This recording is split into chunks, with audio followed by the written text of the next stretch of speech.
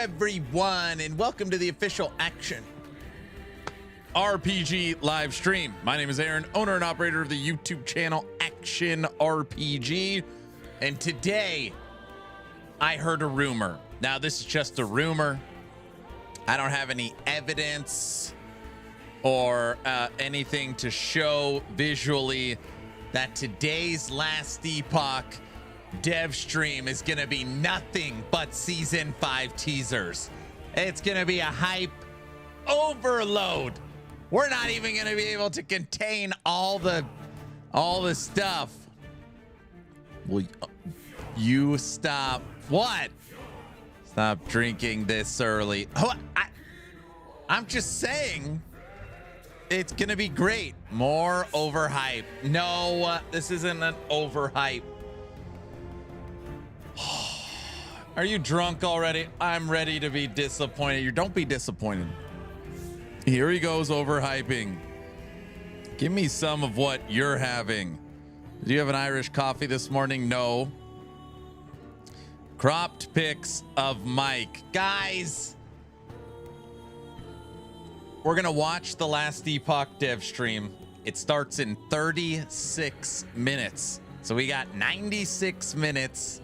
Or no, 36, an hour and 36 minutes. An hour and 36 minutes before it starts. It's going to be one for the record books. It's going to be great. He drank the Kool-Aid. 10-month anniversary, Slider. Thanks for the Prime sub. Seems like yesterday I started watching. I appreciate you. See what I posted in the general chat? Yeah, I saw. Nice research and visuals, sir. Unbelievable!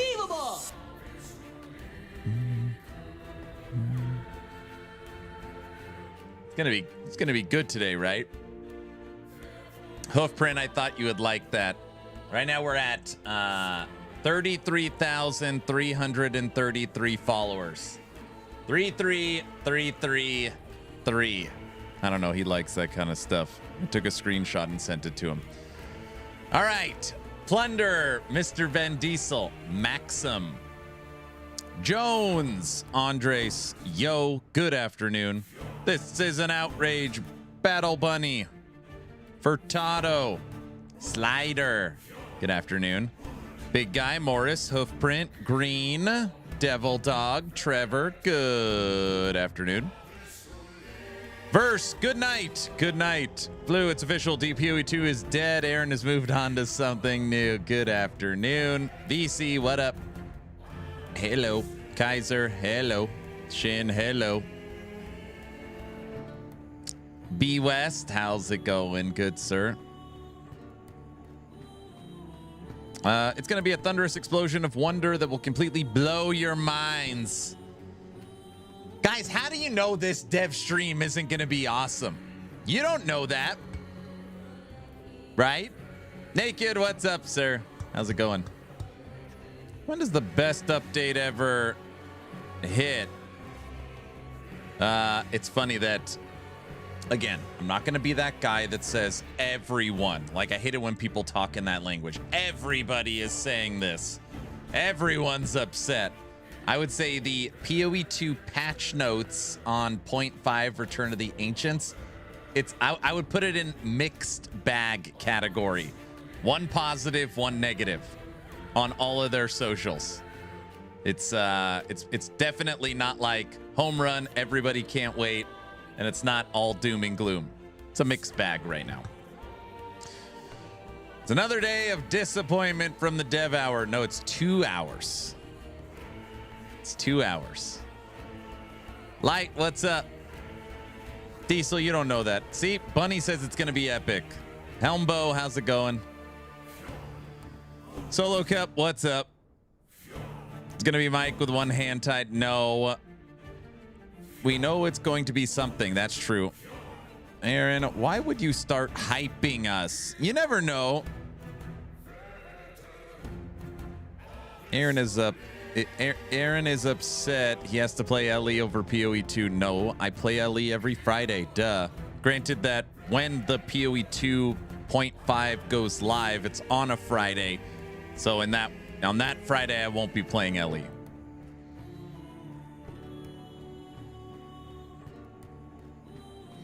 Aaron, since the patch notes came out, Steam comments are 80% positive. There you go. 2 hours. We have to get something big. Exactly. I haven't looked at anything about PoE 2 update, but I've heard the best thing to ever hit gaming. Yes. Payne, what's up? Playing LE today, I guess. Yeah, Fridays are dedicated to Last Epoch, and we have a watch party of the Last Epoch dev stream. I'm having fun with Subnautica 2 right now. Game's amazing. Nice.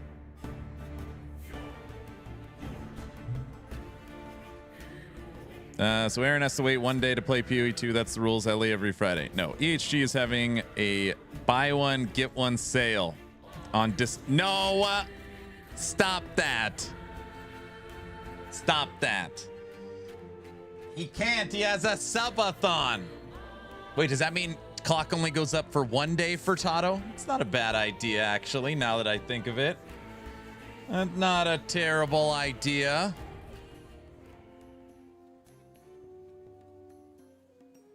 By the way, do you have a fixed time when you stream? Saw you streaming last night when I was at work.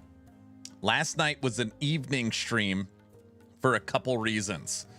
One, it was my kid's last day of school.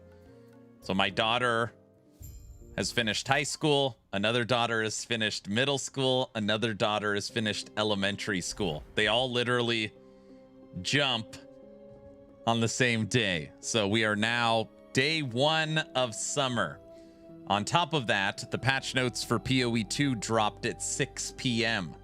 So it was an evening stream because, I mean, it's just dumb luck that I was so busy in the morning time and the patch notes for PoE 2 finished or dropped last night. So that's why it was a later stream. Okay. I had hopes I would have your stream on while I work, so I guess it's not usual. It's not usual unless it's during some kind of event of some kind, which doesn't happen very often, you know.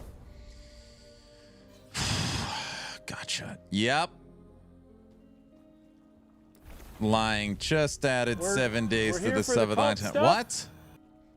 Polka-a-thon that ain't happening in 1 week. It's going to be a very short event. Clock will go up for 2 days, and then that's how long the event will go for. It'll be a nice short, not just, it's going to be like a nothing. 2-3 days. No, it'll be 3 to 5 days is my guess. 3 to 5 days. Challenge accepted. 3 to 5 days. 7 to 9 days. You guys cannot snipe the clock. It's the whole point of the event. Do you understand?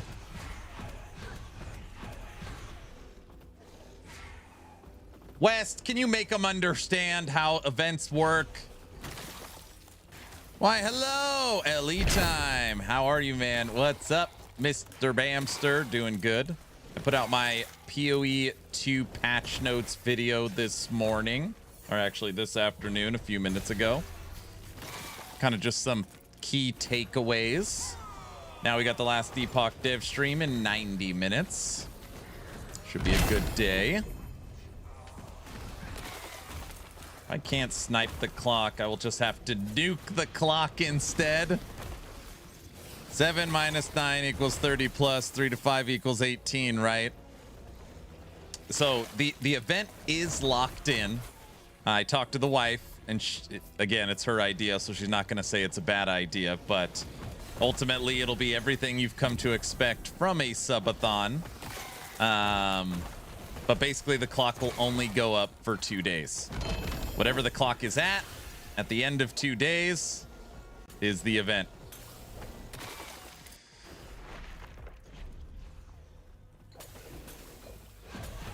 What are we watching for movie night? I don't know. Oh boy. He's cheating. I'm not cheating. We don't do... Oh, forget it. I'm not explaining it 100th time. It's supposed to be a small little event. It was going to be a blurp-a-thon. It was going to be just a 24-hour stream. It's basically a way to make sure it doesn't go insane. I just finished a 31-day subathon 30 days ago. I'm not doing it again. Right? Mike's stream, yep, starts in 1 hour, 28 minutes. We literally just completed a subathon. So 30 days ago was a while ago. That is true. In March, the event started March 26. It ended at the end of April. It just, like, what are you talking about?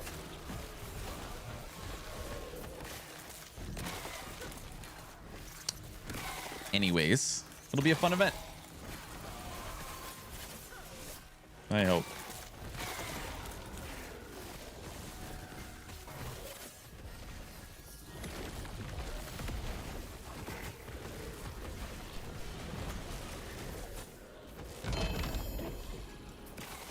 We need a sub goal that if we hit, Diesel flies out to Idaho and wrestles Aaron. Yeah, that sounds like fun.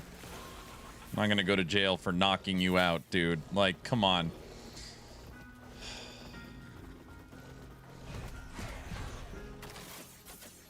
Why are you laughing?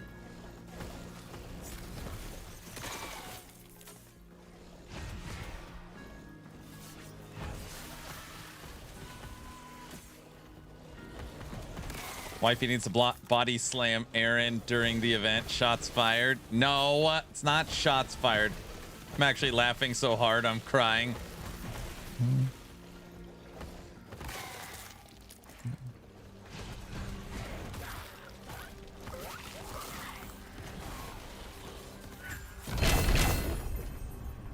He's laughing so hard he's crying.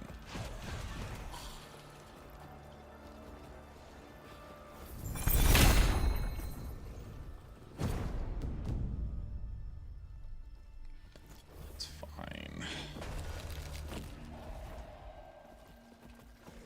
6 points. Oh, yeah.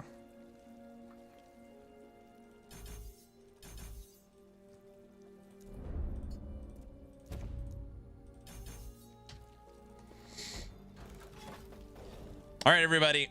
So, Blood Specters, I spec'd out of, and I spec'd back into Golemancer. This is Golemancer V13.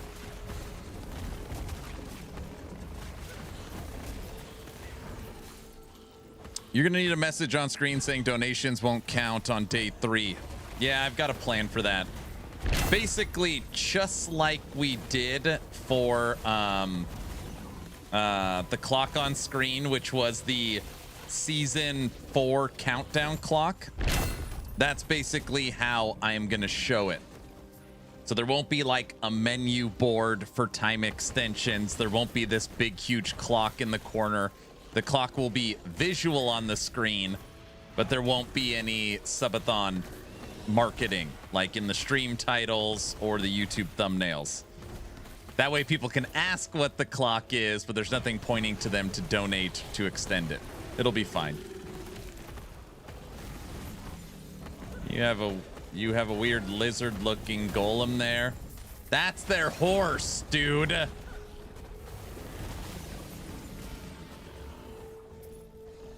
It's their horse.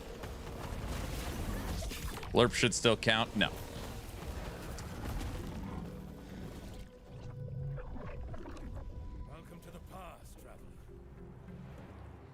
We all fly out to Aaron's house and have a wrestling tournament at the fence.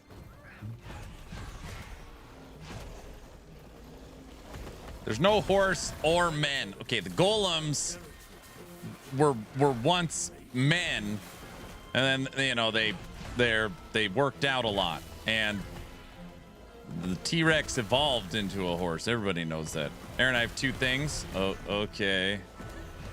Are you sure? I'm kind of sure, I think. I am mother-in-law free. Okay.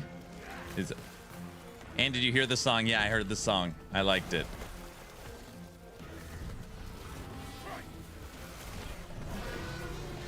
Did you like the song?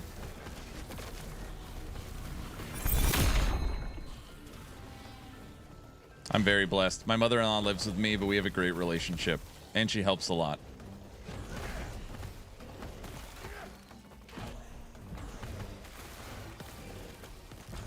Brow has a new song. Yeah, for the new event, we need a new song. Everybody knows that. It's like part of the rules.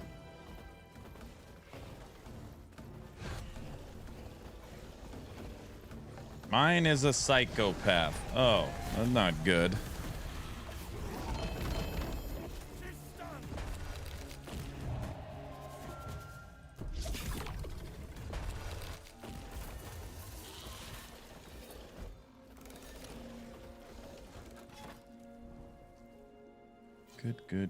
Good. Sweet. All right, let's jump up 737. Is it bad? I've been married for 25 years this year and have only met my mother-in-law once. I mean, there must be a reason for that. I would guess does your wife not have a good relationship with her? Or does she live in another country? Gotta be something there as to why.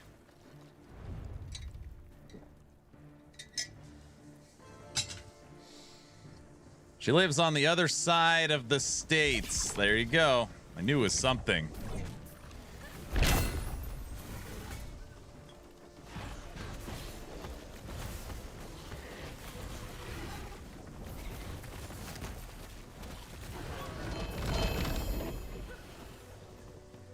Oh my gosh, my brain.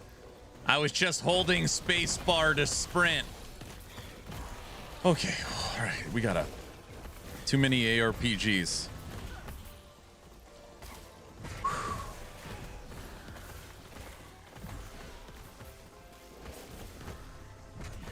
Married 22 years.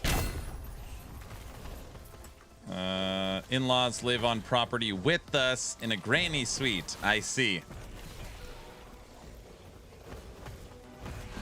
Spacebar to sprint. Aaron is a PoE main now. I played so much PoE 2 recently. It's like, I don't know, muscle memory.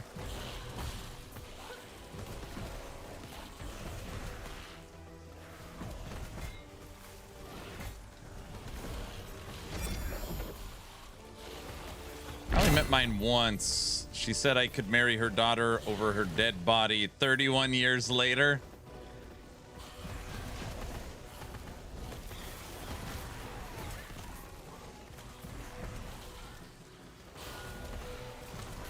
Is there any new things you want to try in LE? I don't think right now. There's nothing I'm like, I want to try this.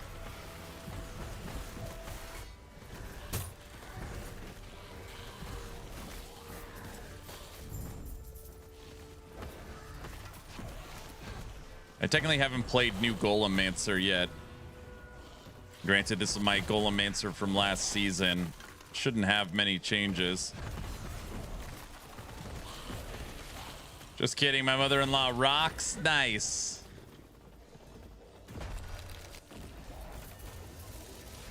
You want to put exclamation point build in there, light? I could do that.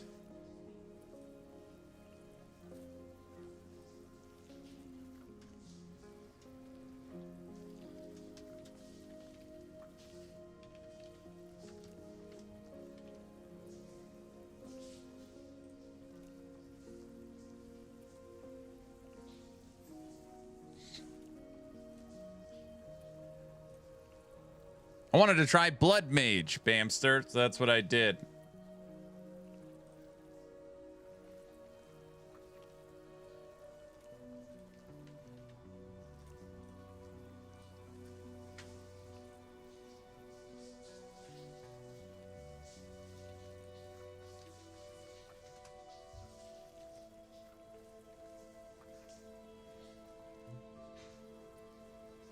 Doke AV confirmed coming 2027. Dude, I swore that thing was canceled.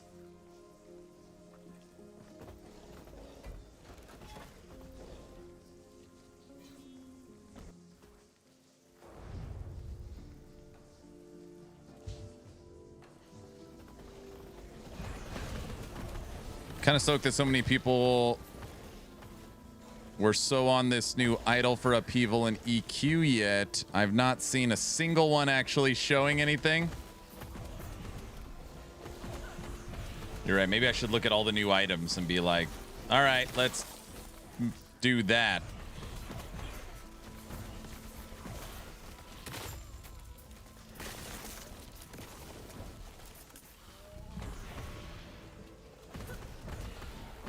Nope. Just had investors meetings or whatever, and they said, it's coming. I see.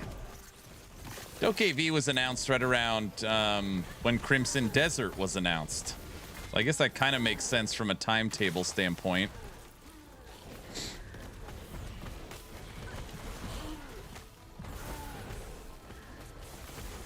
It was a long time ago, probably 5 years ago. Long time ago. All right, everybody. Today I'm messing around with Golemancer V13. Today we've got the last Epoch dev stream. I have no idea what DokeV is. It's a collector. It's like a Pal World Pokemon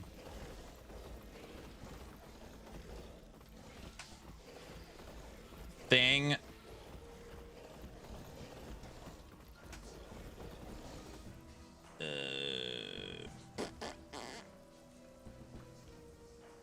It's funny, I made a video on this, I don't know, forever ago.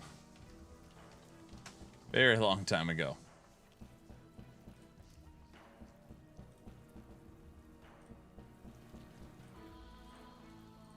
Pearl Abyss.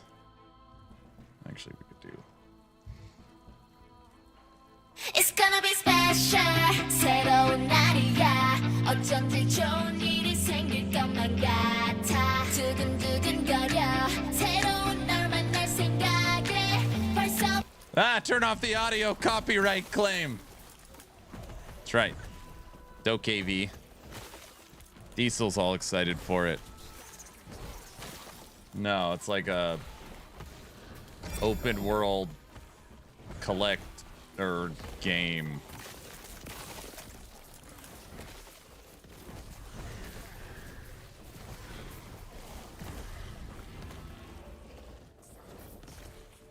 It's funny.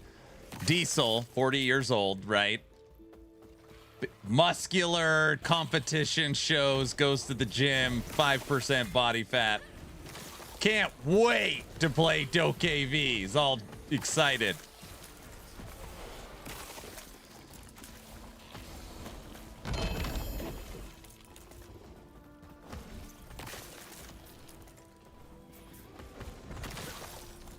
Oh, brother. Combat looks awesome. What do you think, Bunny?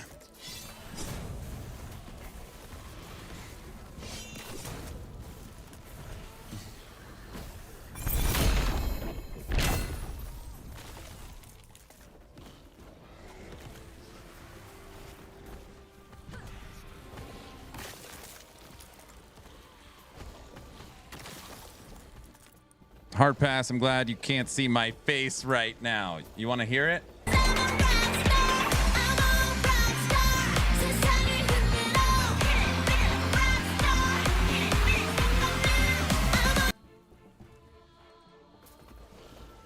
My wife is in the other room and just asked, is this geared for 12-year-old girls?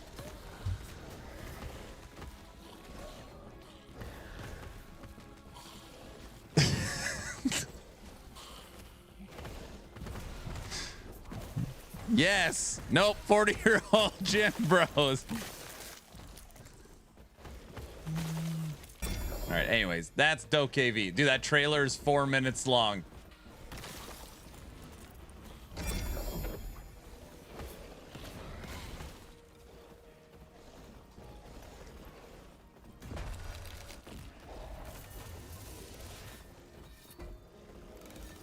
It's longer than all the LE season trailers combined. That's true. 1 hour, 13 minutes till we get the awesome, exuberant last Epoch dev stream. Season 5 teasers galore.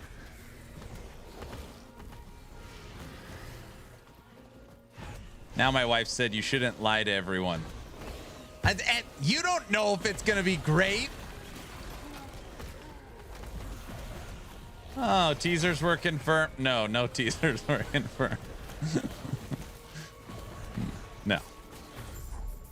If anything, Mike said the next few weeks, meaning this week, that it's going to be very dry. Which might, maybe he didn't mean it. Yeah. Exactly. We don't know.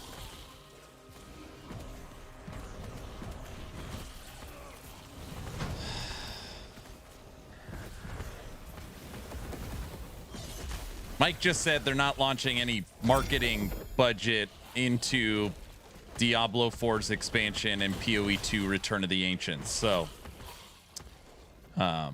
you know, my always response to that is you're streaming on Friday anyways. So, you know, it's not like there's a cost to that. I mean, there is a cost to that, but not like you're already paying it with your time.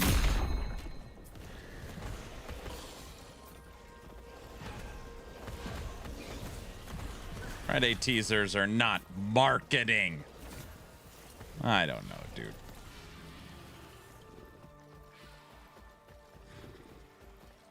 Nihilus.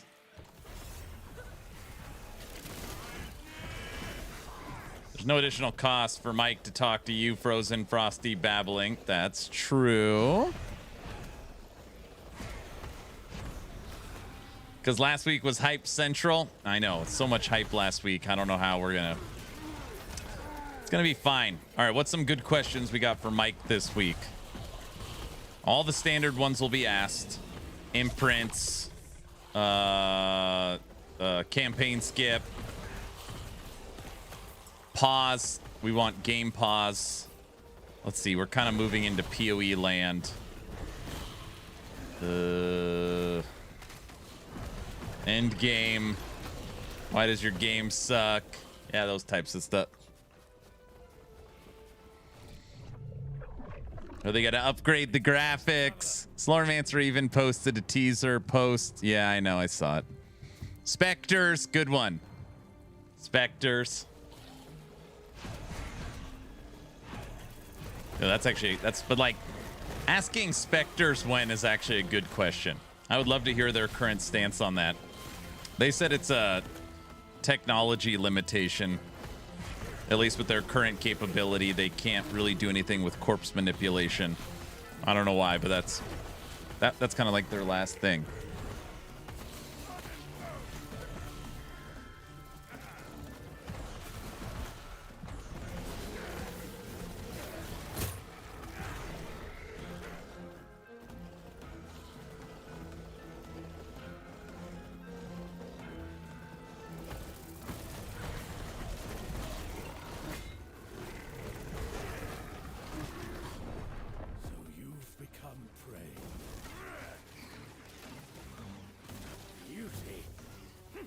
Okay.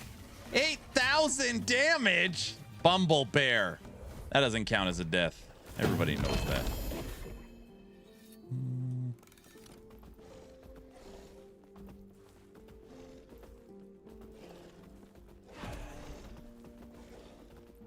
I was talking to my wife. I mute you guys when I'm talking to the wife about the day. Duh.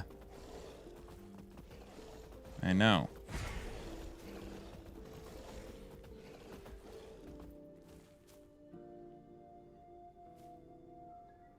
I muted it on purpose. Maybe we want to know about her day. She said her day is insane. First day of summer.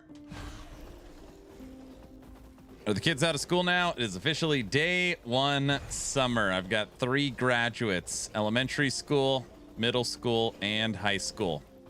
My high school graduate walks at Boise State on May 28th. The day before the PoE 2 event. Calling it the PoE 2 event.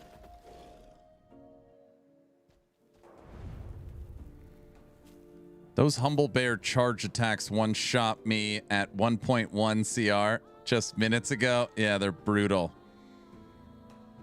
Oh boy, just another month to go here for our kids. You're almost there.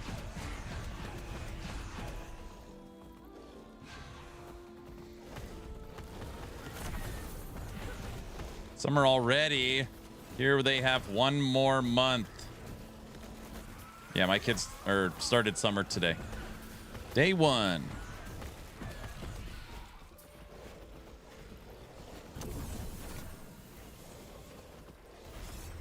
Too bad our Bumble Bear barely does any damage. Damn, dude. Just kidding. Okay.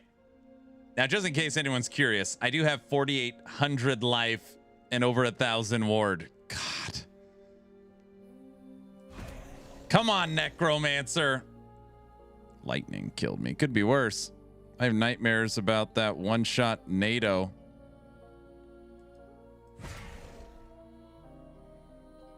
Feels Necro. I know. Don't worry, guys. Necro has this node, though. So, damage redirected to your lowest health minion, 10%. So, you know.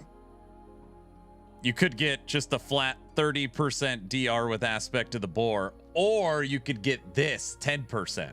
So, at least you have that to think about. Why do they think that's enough? I don't know. I don't know. I think it's pretty simple. You could actually leave it that that's enough. You just got to bring the other one way down to match it. So just like perspective on how you look at it.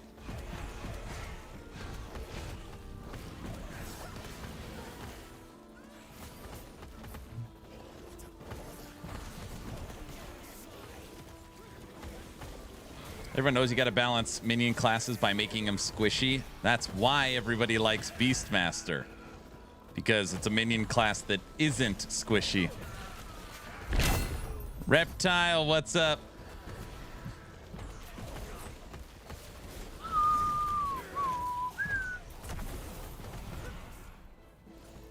You think that fire explosion right there would one-shot me?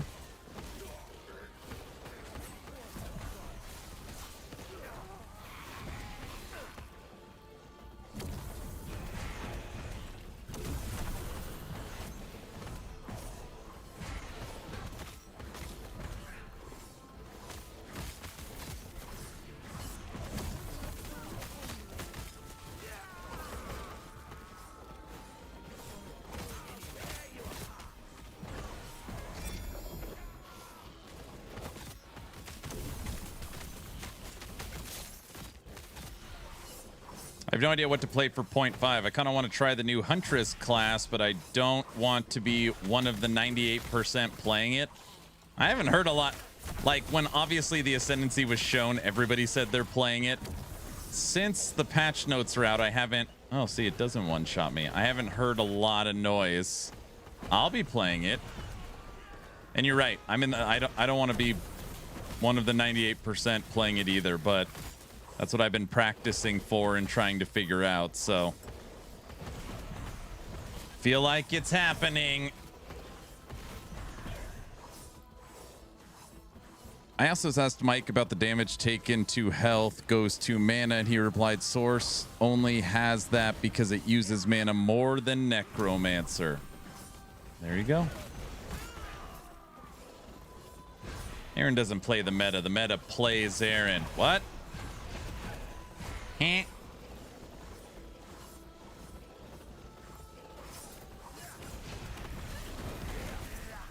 This piano plays me. Making up a song about Coraline. Chronomancer, Gemling, Monk, and Huntress all got changes making them, so I think it will spread out. I hope so. Yeah, Aaron is a meta-analysis. That's right. Wait a minute, this isn't PoE 2. Yeah, they said since it's Friday and I'm playing Last Epoch for the dev stream watch party, I've now abandoned PoE 2.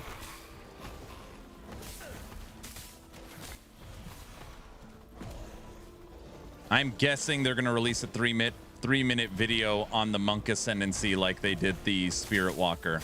A lot of people are like, where is the damn Monk class or whatever it is?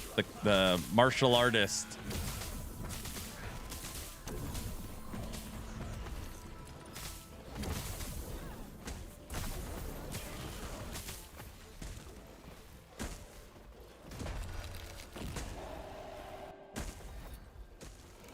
It's abandoned.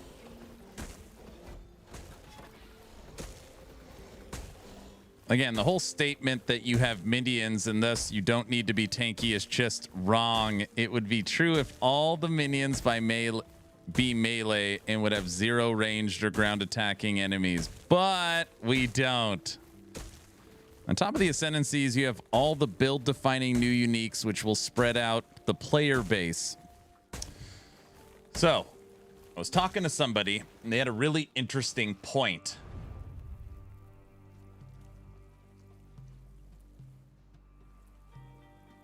I'm honestly surprised that other people are surprised that the monk stuff would be saved for a video.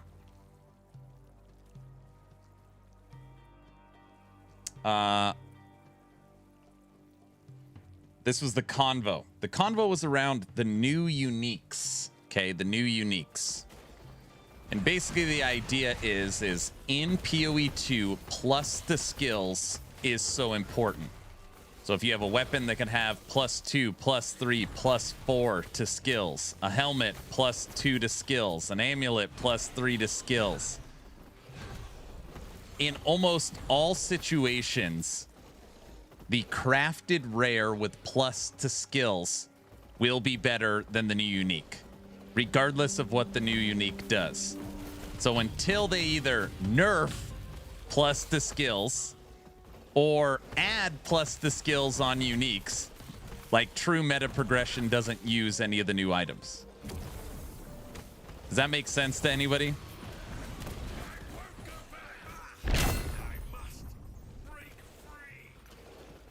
They did nerf plus the skills. I know.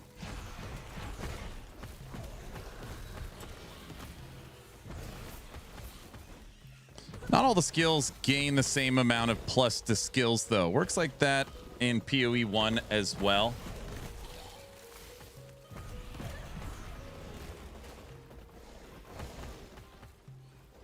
That is true for skill gems, but the weapons, the rest escape with a handful of... Well, I'm reading 2 different lines. It's moving too fast. That is true for skill gems, but these weapons come with skills.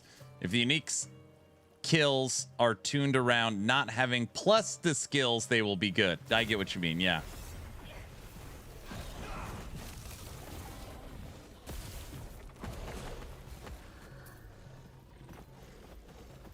Okay, and I did read the patch notes, and I know that plus the skills got nerfed, but from what I understand, it's not as much as people expected.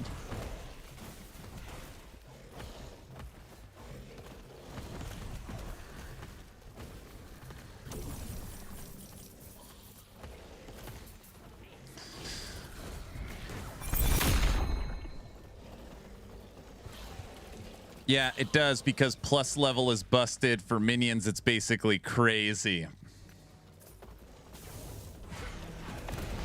65, staying alive. Thanks, Nash. Staying alive, staying alive.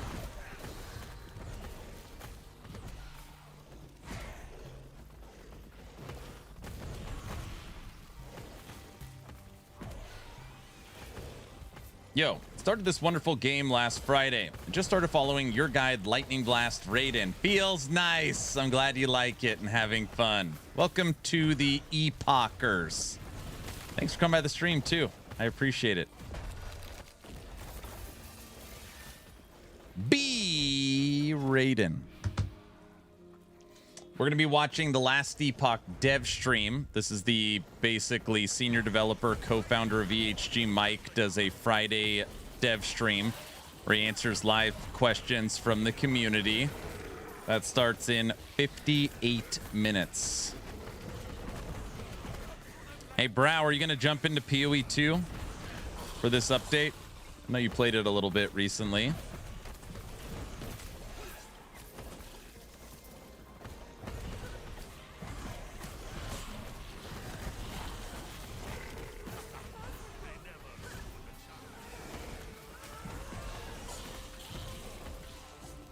Any chance we'll see a fire aura build? Ooh. My fire aura build is around disintegrate. Disintegrate, I don't know. Disintegrate. Bleh. Bleh. Bleh. It's actually funny. I pre-built Fire Aura on my standard account. We have like 1,000 fire. The Bumble Bear has killed me twice. Bamster. Dude, it's just, gosh.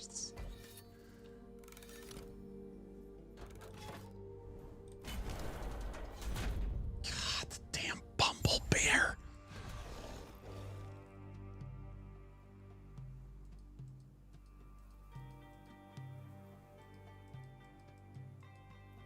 I got your Poison Rogue build to 95. Further, it's gone. I've loved it. Nice. Bumble Bear.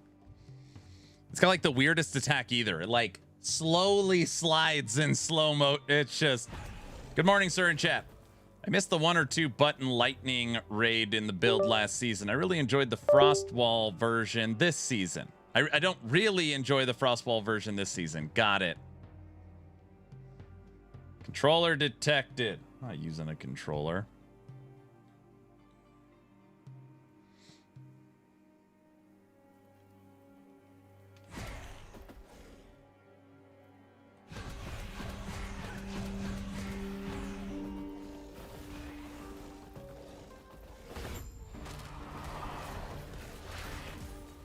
What's wrong with the controller? Nothing. I'm just... My computer says controller detected and it's making sounds.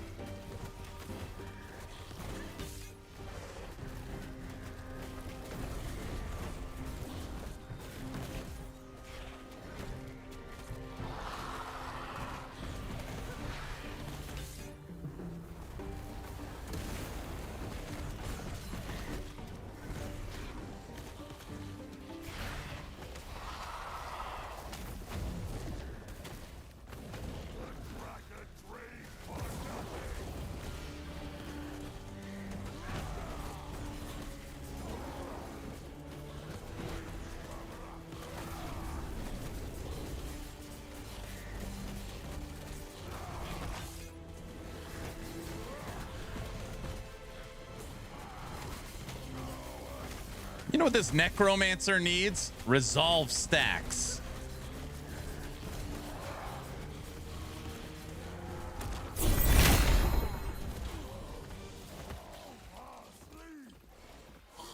$17 to all res. 19 to all res. That's what we wanted. True. That's right. Well, we could kill the 750 corruption Harbinger. You did. Go there. Yeah, I feel that pain. So what you're saying about Fire Aura? Oh, my Fire Aura is played through Runemaster Disintegrate. And Disintegrate isn't my favorite. I thought that was my computer controller player. He's cheating. I was looking around like, WTF, got detected. Same. Thought it was me too. See, it wakes you all up. I'm definitely think PoE 2 needs a more diverse game start. If you want to play bow, I'm basically stuck running lightning arrow for the first 30 levels.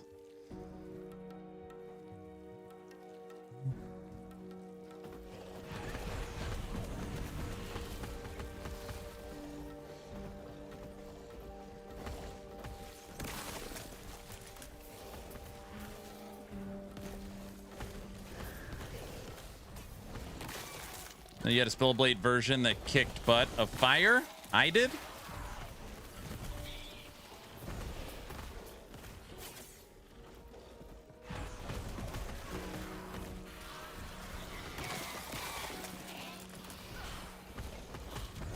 Oh, yes. Lightning.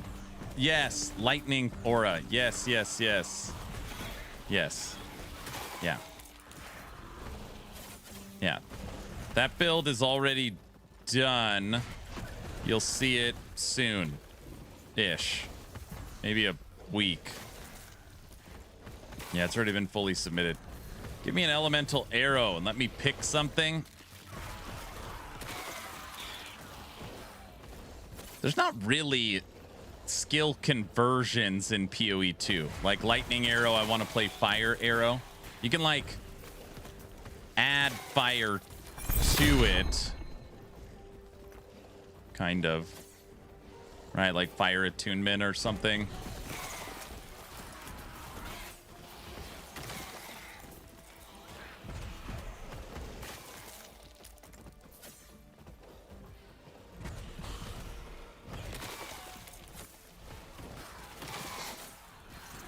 Why is this game struggling to keep players long term? Are they happy with 2,000 daily?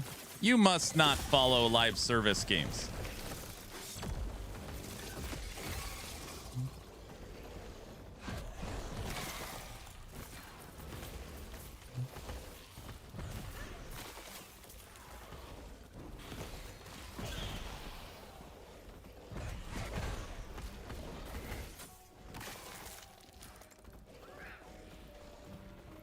Oh, I hate it when it's enter a cemetery.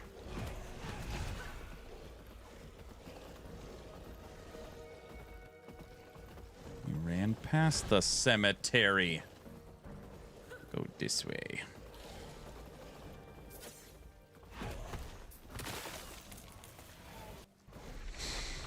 This isn't World of Warcraft. They aren't monthly subs. Well, I'll get that a lot. It'll be like 3 months after a league is done, and it's like, why is nobody playing Last Epoch? And it's like, I don't know if the question's asked like trolling or if they genuinely, just don't follow the genre.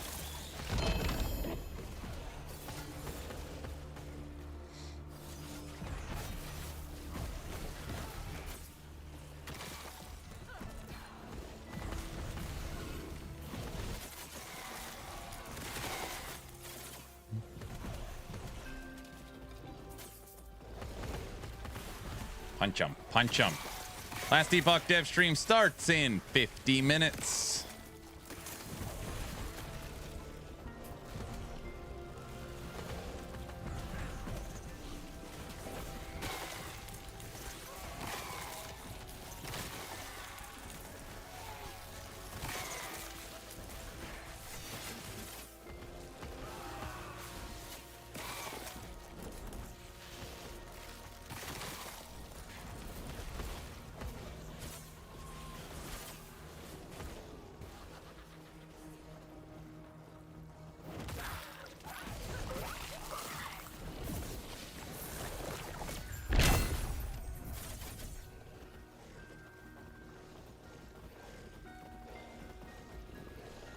Hey, now I'm a noob. I just have terrible drop RNG.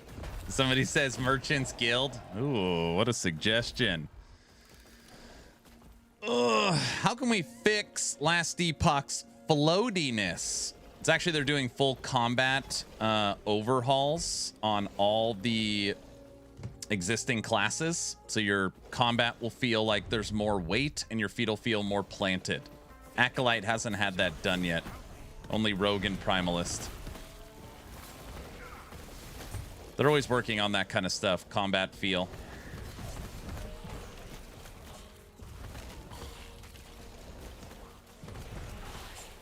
Are the golems still ice skating? Golems normally don't have that problem. The T-Rex has that problem, though.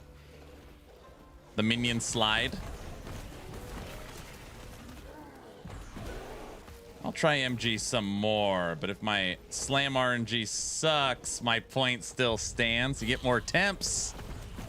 You'll get more temps, though. Lady, you ready for the Last Epoch dev stream?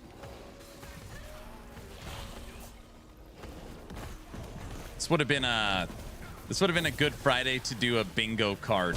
We should have done one. Been a good Friday to do a bingo card. Any giveaways? Yeah, giveaway will be at the end of stream. Yeah. As long as you're following the channel on Twitch or subbed on YouTube, type in !giveaway. It's Friday. Yes, but I might not play the game. What game?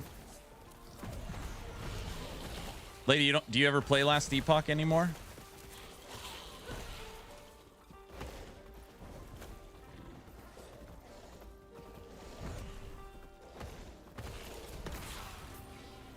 You might not play PoE 2.5. Of course I play LE.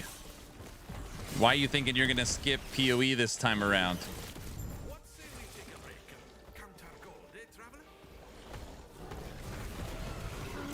Last time we did a bingo card, Mike almost quit dev streams. That wasn't because of me.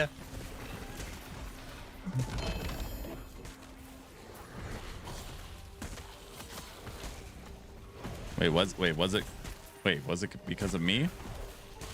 It was. No, it was not. You jinxed it by overhyping it. What? It.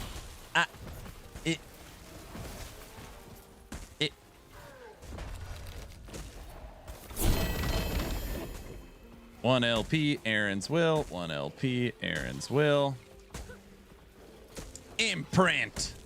Rarest body armor in the game. Double 1 LPs. You go to Turtle Bait.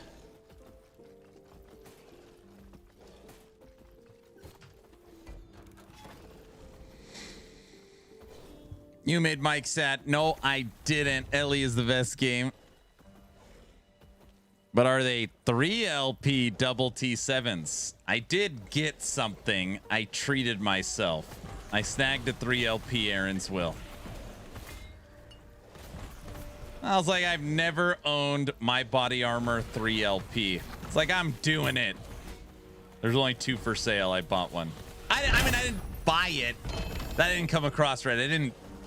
I acquired it through in-game means and grinding the faction rank. So, not like oh, sure. You know what I mean.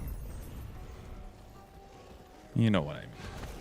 No, not RMT. I would never. Clever mechanics. Unethical. Oh, brother.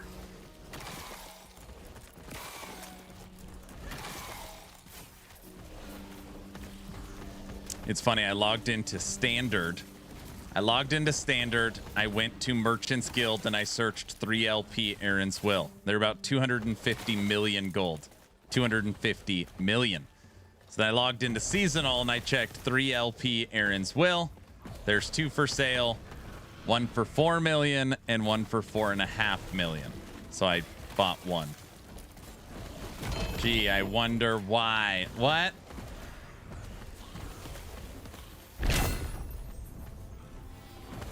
Nice. Now I need a double T7 to slam it. Lady Medusa, I might have missed it. What is your thoughts on 0.5? You're thinking about skipping it? Return to the Ancients? No time, no interest.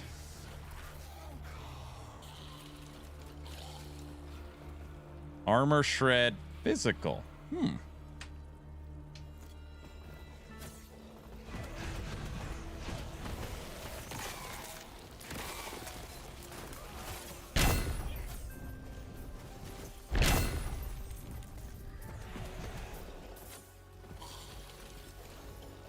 They were basically free. Aaron's Will's never been that expensive an item because it's not based upon a meta build. But, yeah. A 3 LP is rare. I've never owned a 3 LP. It's like, I'm getting one finally. That way I could try and find a match for it. You could throw T7 rates. You could throw double life. Int. You can put +1 to skeletons on it.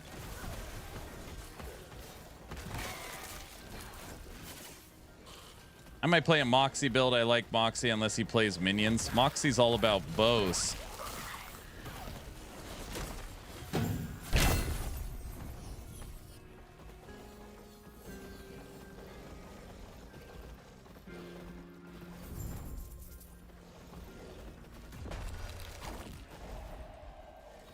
You're going totems?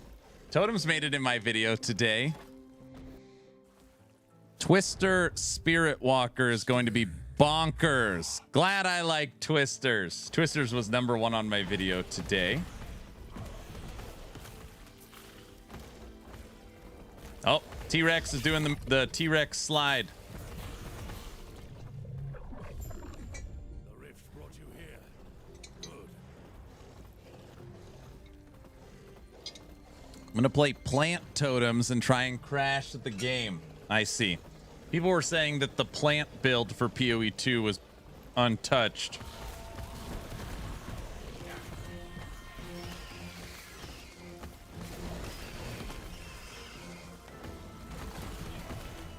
Plant Daddy is gonna pop off. Plant Daddy. Plant still busted. Did it get any nerfs, like reeled in at all, or untouched? Nothing? Untouched, I see.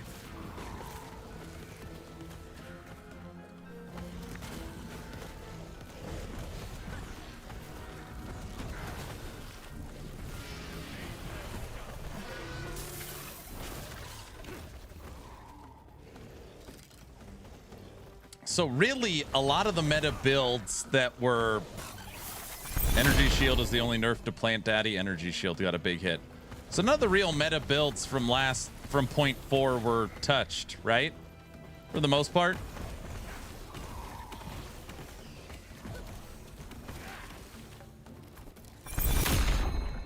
Runa Creation. We got a mirror. Werewolf was...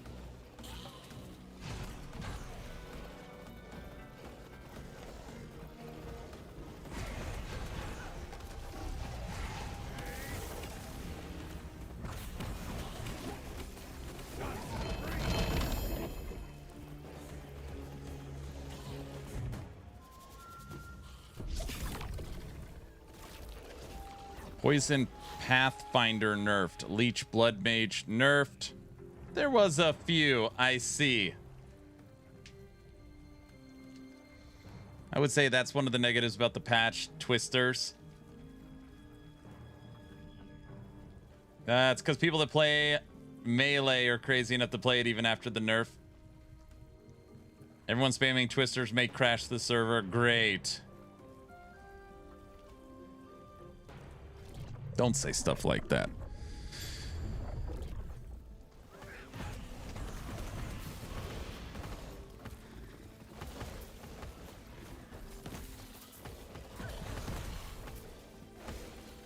Me and Bamster are playing companions.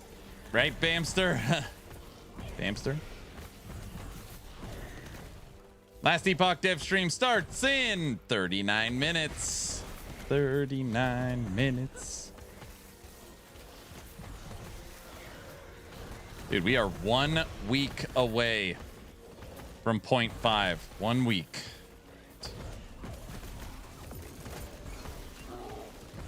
So you didn't scare off Mike today. I don't scare off Mike ever.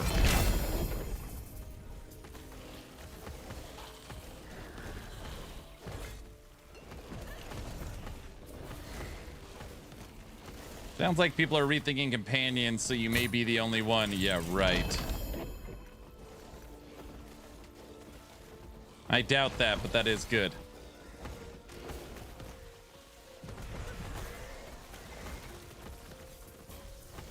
Ever since Guy That Dies video was posted, I'm pretty sure GGG is looking on a way to nerf it. Just don't know if it'll be in time for the launch. To nerf what? Twisters?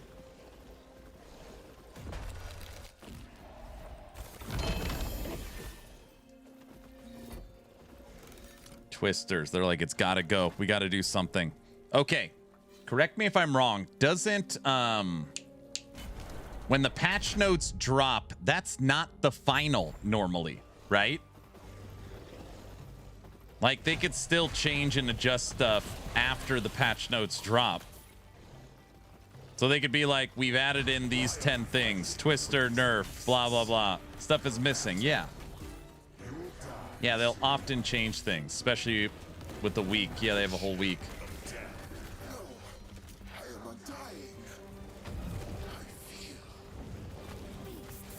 Okay, let me ask you this. Does the community overwhelmingly want Twisters to be nerfed? Feels like they do.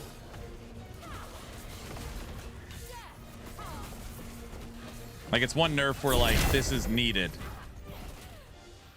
I am one of many.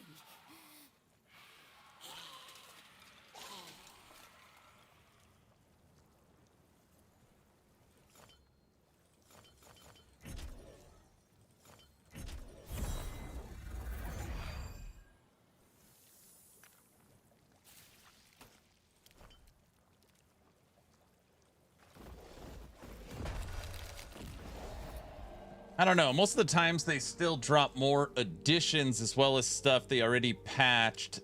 They just simply did not add it on the patch notes themselves. It needs it because it actually got buffed with the new Spirit Walker. I think it's like, why are you letting this fly but leaving other stuff that's awful to get no love?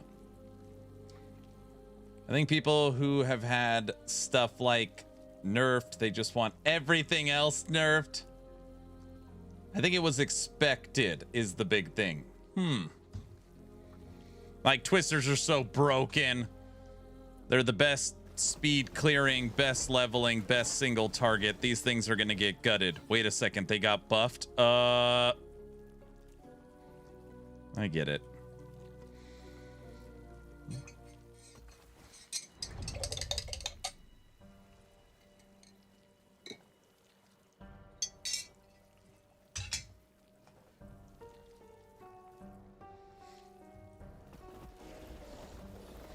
Wait, if they nerf twisters, that means more people might come back and play companions.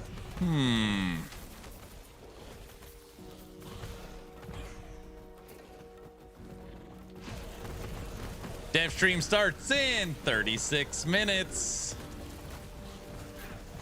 Nobody will play companions. Good.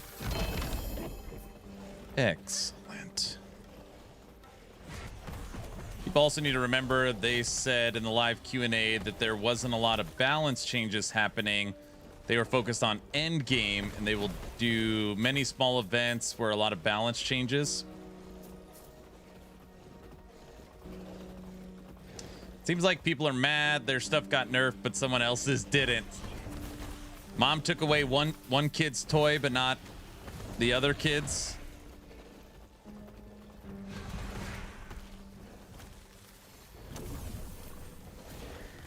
Give me back my toy. I know, right? Well, what I'm currently using in PoE 2 doesn't even exist. Legion 3 minion support is gone. So they're like, yeah, nice try. We're not giving you companion bosses where you could turn them into RFs. They just took the whole gem out of the game and then cut it in half. Brother.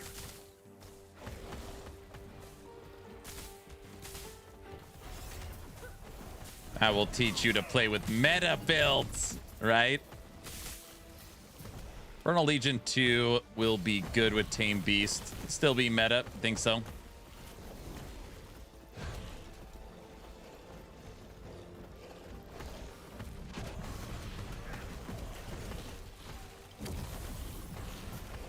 It's basically instead of 30%, it's 10, right? Mom, I want a dagger and a sword. She gives me a plushie instead. Oh, jeez.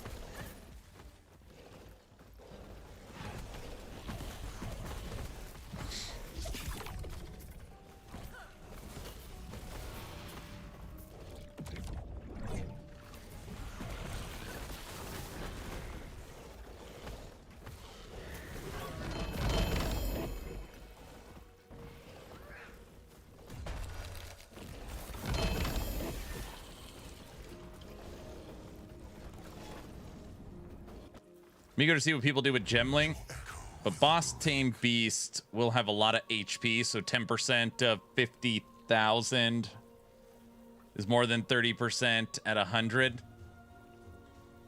Man, you got a plushie, I got a broken stick.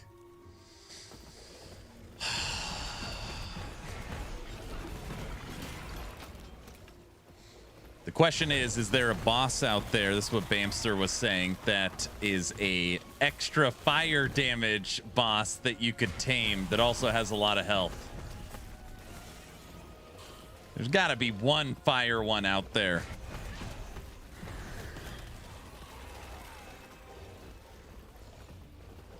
Yeah, but the damage is doubled, so is it really 20%?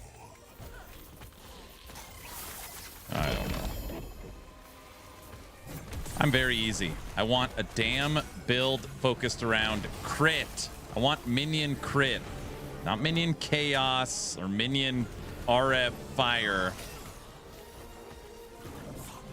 Where's my crit minion builds? And don't say crit sucks, Bamster. Damn it, it sucks.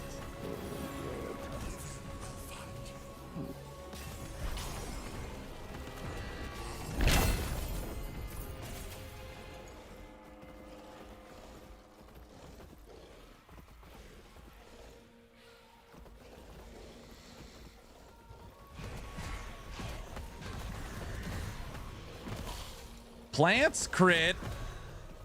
You're saying I need to play Plant Daddy? Necromancer with this weapon skin looks wrong. I don't know why I did it.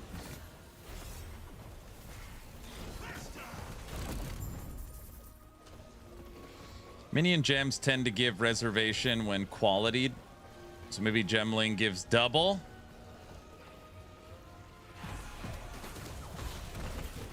Minion crit doesn't suck, but the investment is just absurd. You need so many jewels and stuff to even get to 50% crit. I know. So I was hoping maybe one of the new support gems or something. Crit.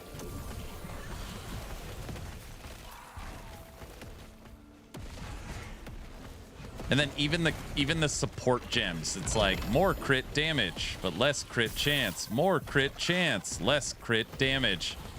Like, oh.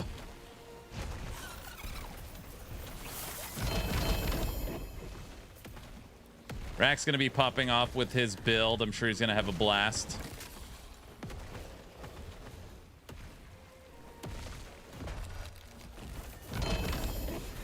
Are you saying that his build is going to plant him in his seat? Get it? Plant. Hit.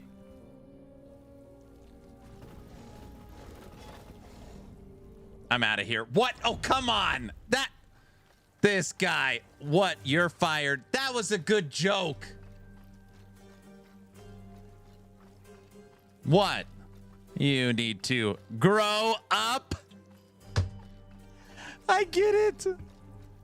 I get it. What? It's starting to grow on me. Dad joke of the year. Oh, brother. Good Lord. Druid plants his seed in the ground. I was calling him a hoe. You should fire your Ghost Rider. Oh, come on. Aaron, don't rake him over the coals with these puns. Hey, Aaron, should I play Diablo? Or is it nowhere near LE? I mean, they're very, very different games. Obviously, they're the same genre. Do you own Diablo? Or are you asking me, should I fork out, the money to try it?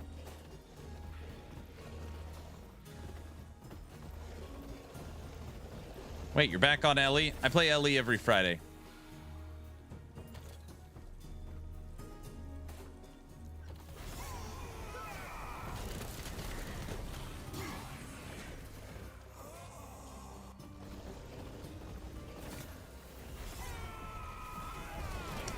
I play LE on Friday, and we watched the last Epoch dev stream to see all the awesome stuff coming in the future.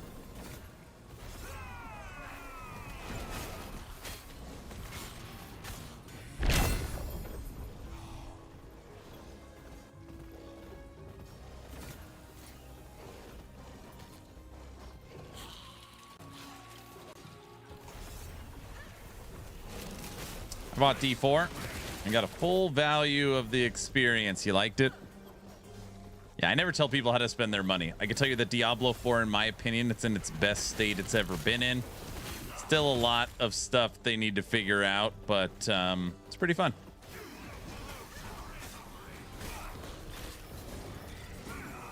but it's not like last Epoch. It's not.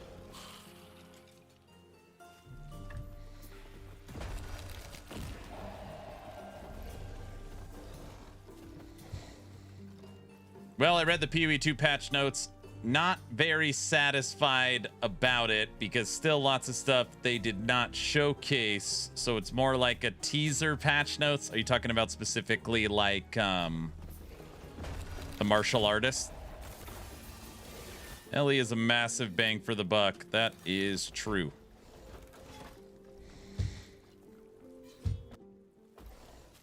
The silence wakes. It will probably leave him feeling prune. You guys, just because I made one bad plant joke doesn't mean you guys could just keep doing plant. You know, we're not. Let's move on.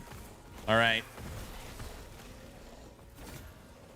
We don't need plant puns all day. No, actual information on the new ascendancies and unique items. I see. It's fine. Leave them alone. Sorry, we have room to grow.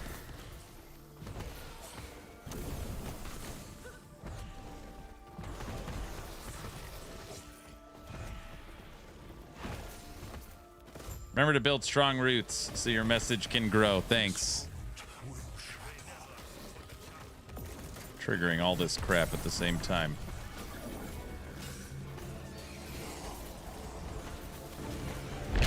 You're the one that planted it in their head.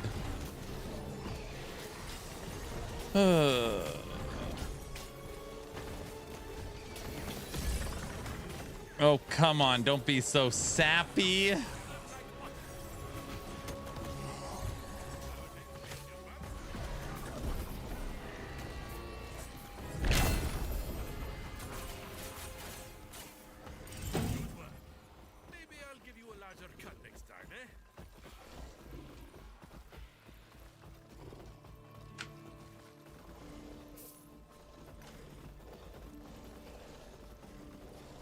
Gotta branch out, bro. You reap what you sow. What have I done?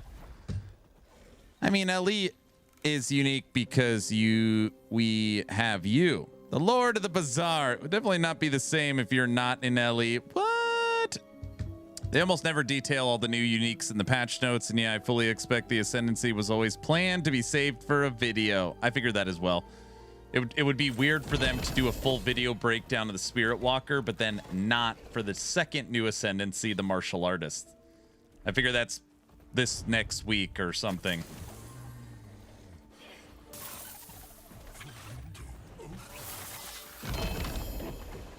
Your jokes need to make like a tree and get out of here. I'm gonna go out on a limb and say that your bark is worse than your bite. Last Epoch dev stream starts in 24 minutes. Mike's ready. I notice EHG does not reveal uniques in patch notes either, right? They do not. Right? Oh, it doesn't matter. We know all the uniques because they're released to all the builders. So I was like, we know all the uniques. Yeah, we know all the uniques and all the sets and everything ahead of time because of all the builders get all the info. So you can fully theory craft the passive skills and items, and everything's solved day one because of the offline injections. Done. Pick your build.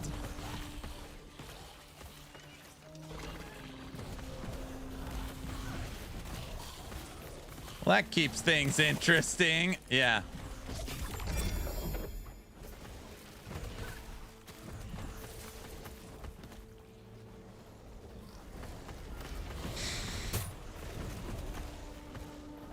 It's almost party time. Bunny, you ready? You think we're gonna get some good stuff from Mike today?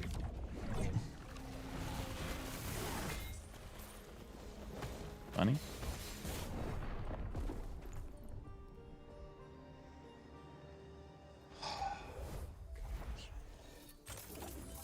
You're pumped.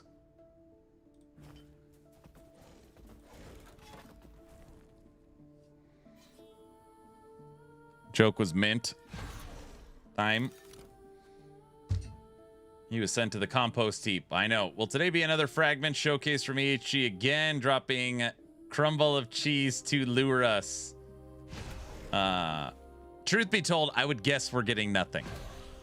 Mike made a very specific statement twice that the next couple of weeks will be pretty dry on the marketing side. They're not investing any marketing time or dollars into in this current season, knowing that PoE 2.5 is doing their thing and Diablo 4's expansion is doing their thing. So yeah, I don't know.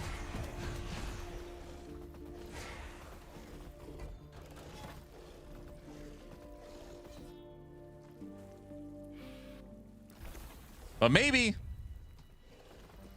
I'm excited for a single picture broken into 4 and shown individually. Dude, I'll take that. I hope they do that again this week. I'll take it.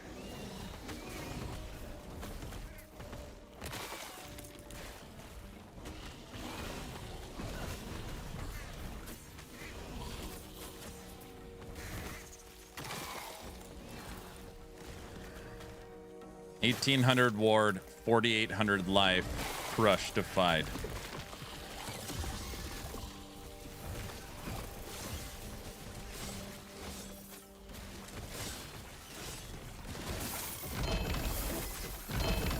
You guys are underestimating Mike. He might show us something ridiculous today.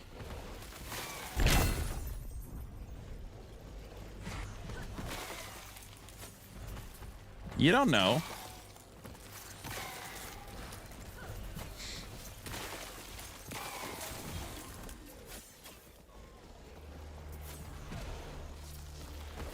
Please don't give me hope. Hope's what we have, bro. Let's not weed out all the possibilities. You're overhyping Mike again. I'm an optimist, dude. I believe I can fly. I believe I can touch. I think about it every night and day. Tony, thanks for the tier 1 sub. Thank you, thank you. I love Mike. I mean no hate towards him. I know it. He's always overhyping us. Keeps cooking the audience. You guys, I'm just simply saying that we don't know what they have planned. Could be something great. That's all I'm saying. Jeez.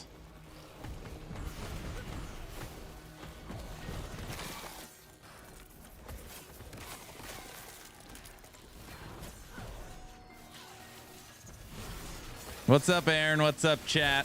We're about to switch over to last Epoch dev stream. Got 19 minutes. No, it's not.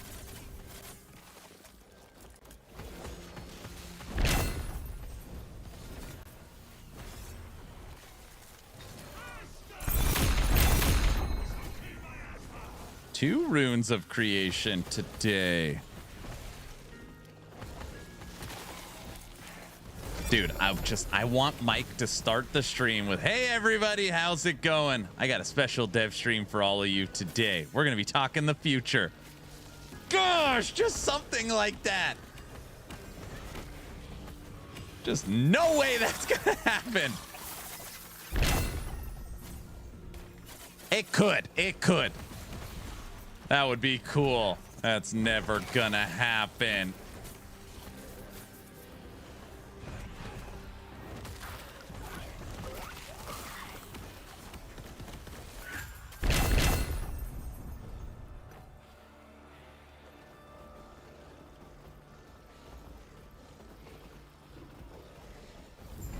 Why do you think Ellie's development is so slow?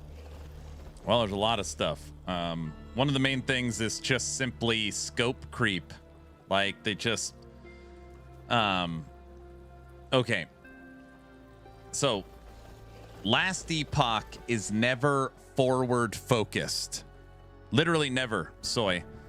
So it's like, we need to finish the campaign. We need to replace all the old passive trees. We need to finish the final skills. We need to replace all the combat animations. We got to replace all the old enemies. We got to fix all the old areas. Like, they're never forward focused. And yeah, as the game has, like, you know, when you sell 3 million copies and you hit 250,000 concurrent players, the studio grows, the scope grows, you start getting in conversations with PoE and Diablo, and it's like they want to try and match that quality, so like everything goes up. And they've been hit with delays, they've been hit with financial issues. It's just, yeah, it's been rough for a pretty long time.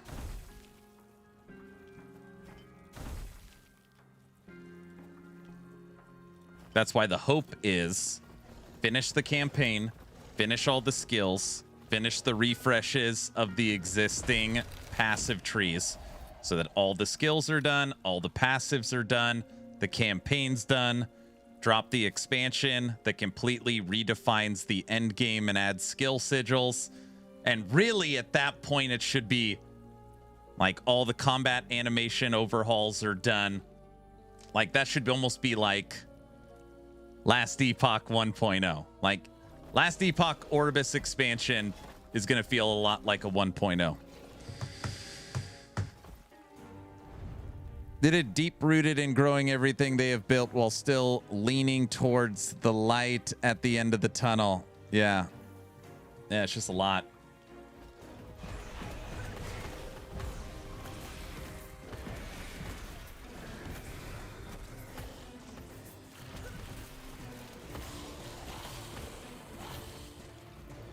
But they now have the financing they need.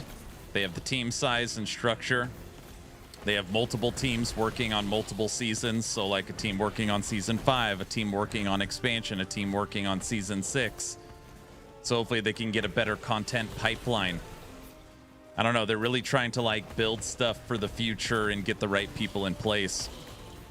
So hopefully after the expansion, things will be more consistent. But you just never know. But it is nice. You know, imagine if you owned a business and every month you had to generate enough revenue to work the next month.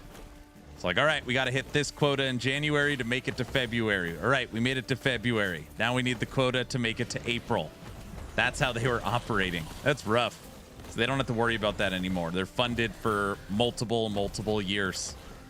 From what I understand, it bare minimum 5 years of full funding, regardless of anything. So when people are like, Last Epoch's not going to make it, this is their last season, it's like you're just lying. You just have no idea what you're talking about. Yeah. Anyways, I don't know if that answers your question.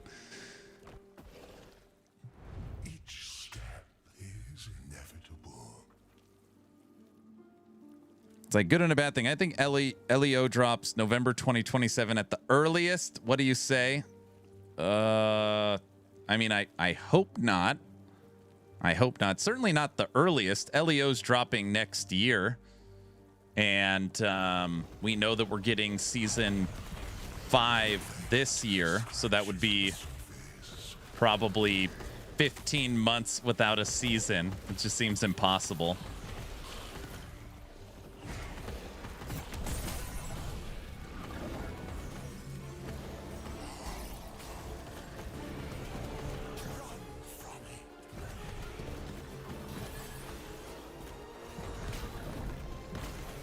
I know for me, it makes more sense for them to do season 5, season 6, and then drop the expansion. Crafton owns them. LE doesn't fund anything. That's what I'm saying. Like they're good. I would expect the DLC to drop around April of next year. Yeah, I would hope something like that.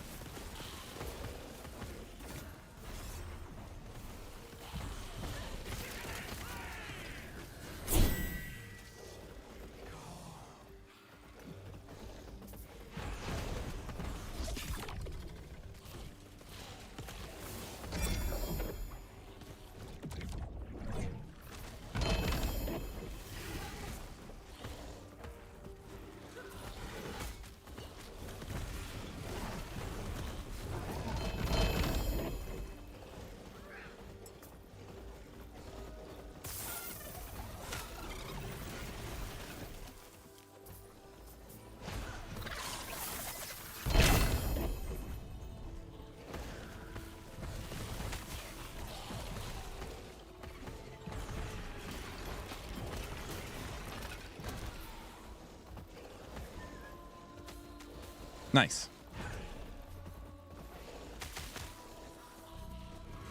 Worst case scenario is LE shuts down. Do you think it is likely or just Reddit fear? I feel like maybe you weren't. Did you just jump into the conversation? I think maybe you didn't hear what I said. I don't read anything on Reddit, so I don't know what that is, but yeah, no, that's not my concern at all. Yeah. And again, and people that say that just have no idea what they're talking about. They're just insinuating. They just have no idea. They're just guessing.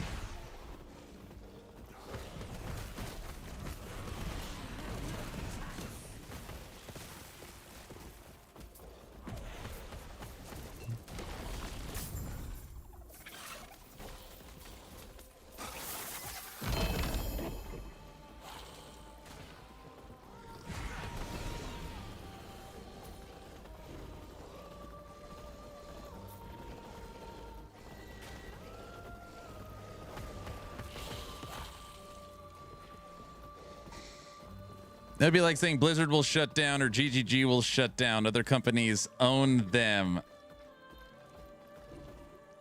Yeah, direction seems to be the issue. I do hope LE stays around. It's my second favorite ARPG. Yes, yeah, it is staying around. It is staying around. At bare minimum, you've got 5 years. So I'll say that one more time just to make sure everyone in the back of the room heard me.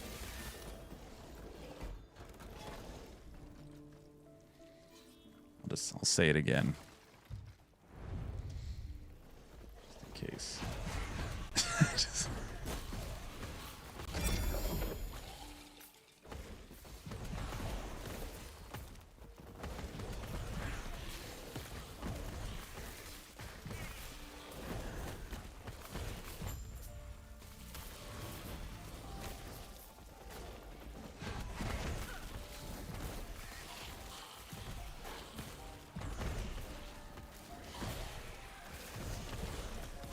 This isn't The Boys Season 5 final episode letdown. It was a letdown. I watched The Boys Season 1. I haven't seen anything since then. What's up, Blue?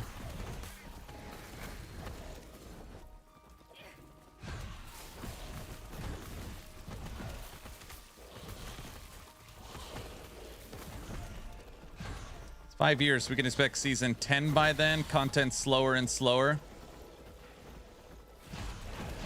Wait, what do you mean? They've already said that Season 5 is coming this year. We had Season 0, 1, 2, 3, 4, and then 5's this year.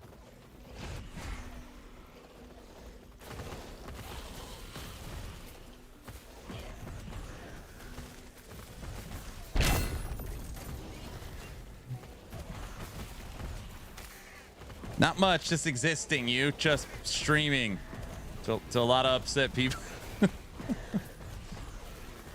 Mike starts in 8 minutes.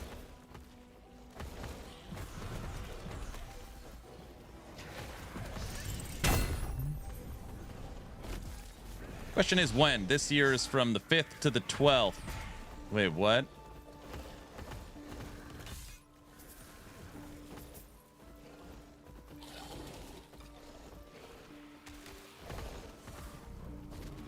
The PoE 2.5 patch notes just makes me sad. I feel like it's hit and miss.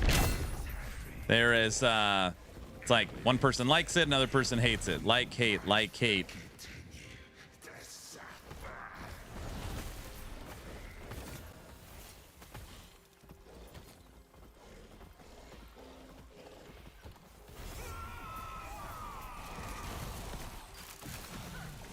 Month of the year. Wait, oh, you're asking me when Season 5 is coming? I don't. How would I know? I don't know.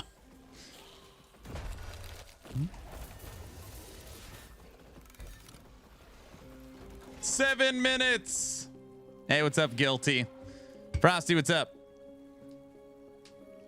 Hey, guys, you know the PoE 2 patch notes are out? You know, just in case you didn't. Oh, thanks. Now I know.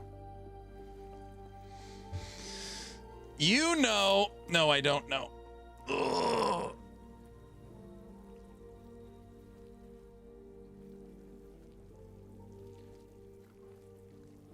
I would bet 10 subs when Aaron's youngest daughter graduates from college. Ellie still wouldn't have made it past 12. Oh yeah, I would take that bet in a second. You would lose. You'd for sure lose. Yeah, you'd get killed.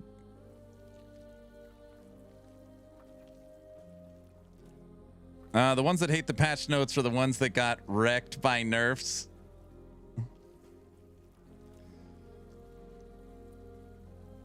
$5 years, man. Thanks for giving me hope. I just, guys, Crafton Entertainment was interested in the IP of Last Epoch. Last Epoch 1, Last Epoch 2, Last Epoch the TV show, Last Epoch the comic book, Last Epoch the lore series, Last Epoch the movie. They bought the IP. It's not like season 4 didn't have a high concurrent player count. All right, go ahead and just write off the $96 million. Dude, they got huge plans for the future. That's why they're literally hiring so many people for the studio. Like, it's hard to have this conversation because a lot of you are just joking around and obviously don't really care. But it's just like anybody that, you know, like, oh, I read this on Reddit that's shutting down. It's like you just have no idea, like, like the stuff they're working on in the future. Like the Sams of the world just don't get it. And it's no big deal, but I'm like trying to tell you guys there's nothing to worry about. Like if years down the road, like nothing has been corrected and it's, you know, then yeah. But right now it's like they just, the ink is still wet on the paper. That is really insightful. I didn't realize it was a full IP. Yes, yes. Yes.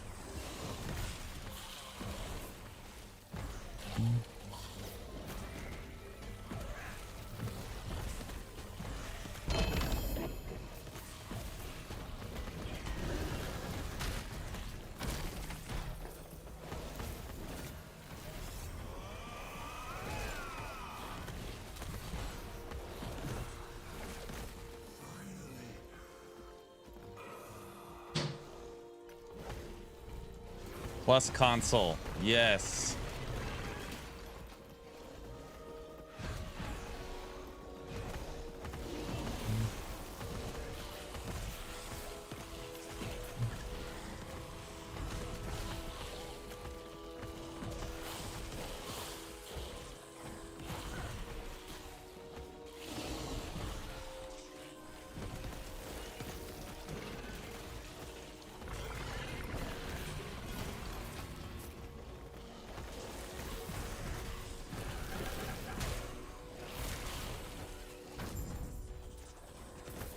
Huey TV show would suck because all the episodes would be out of order. No way to sort them. Oh my gosh.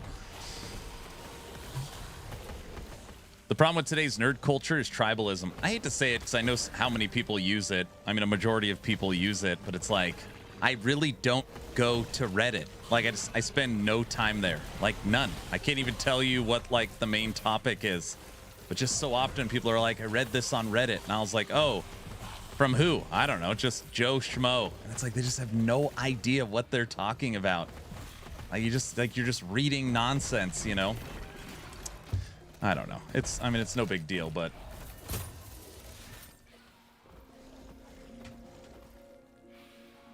All right. Let's get Mike set up and ready.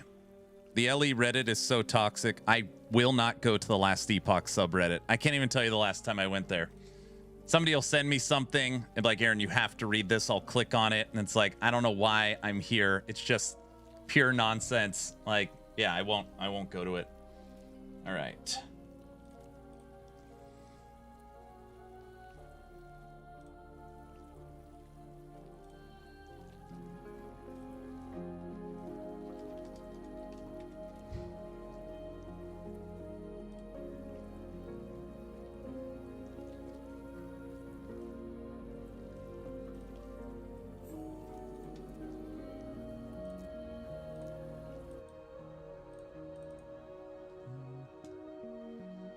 Oh, yeah. It keeps coming up on my feed. It's so annoying. Ugh.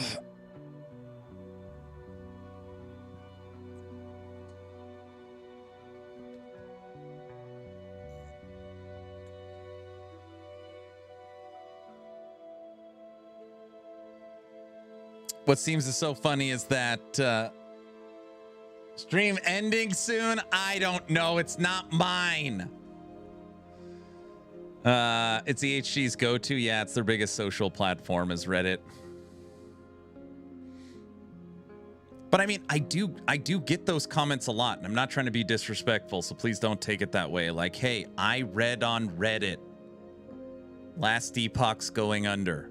Yeah, like, who told you that? Like, I just read it, you know? And it's like, I just don't know. I just don't really know, like, how to respond. The LE Reddit isn't even LE fans, it's PoE fans. Yeah, it's like Sam times 1,000.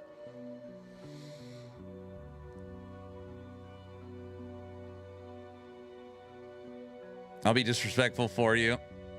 We have a teaser today, Derek told me. Yes!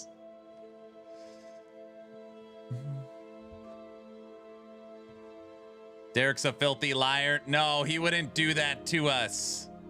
He wouldn't do that to us. Okay, I guess I'll stay and watch. Yes!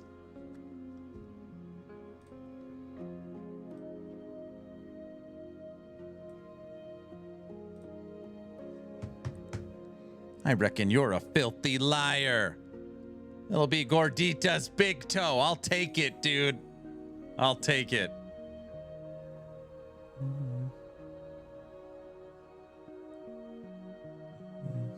Thanks, Hoofprint. Dude, what if it really is another picture, like, of that same picture cropped out, like his head or something? They wouldn't do that, right?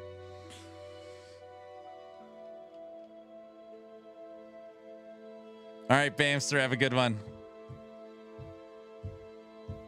I'll lose my mind. No. Enjoy movie night, Bamster.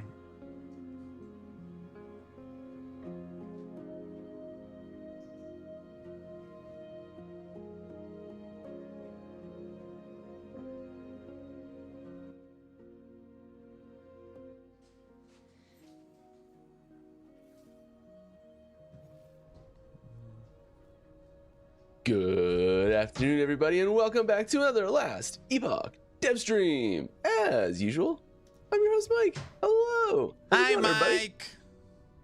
everybody? Welcome. We're here to play some more Last Epoch. Have a good time, hang out, have some fun, relax. It's Friday. What's going on? It's Friday. You ain't got no job. We did a little bit of to do. stream prep, not a ton, but a little bit. We got our corruption up to 311, so we're rolling a bit. We switched over to a new, actually an old pair of boots at this point, but I do have a new one to replace these, prepped to go, that we're gonna slam. We're gonna slam these live at some point. Slammed my relics. I found an extra one. Got max rolls, which is pretty sweet. What else did I do? Oh, I replaced the helmet.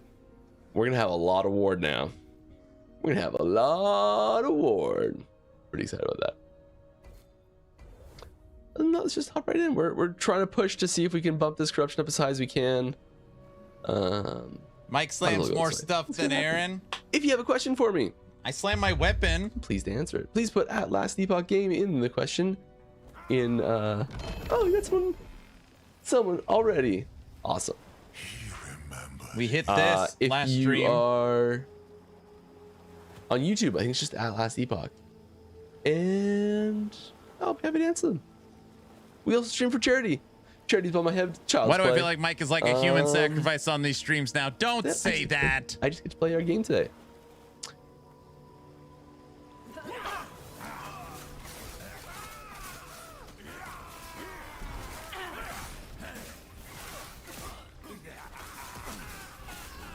Aaron, what's the highest you've seen? But the big takeaway here is our ward is The highest corruption I've seen Mike play at is around 11 or 1200 corruption last season, following max rolls S tier cocaine bear. Our shift is way higher now, unfortunately, and I wanted to get rid of the guile, so it's going to be even higher. Which is frustrating, but I think overall it's better. We're not moving anywhere near as much. I think we're doing a lot more damage with a lot more survivability. That's good. Cool. Just see what would happen if I took it.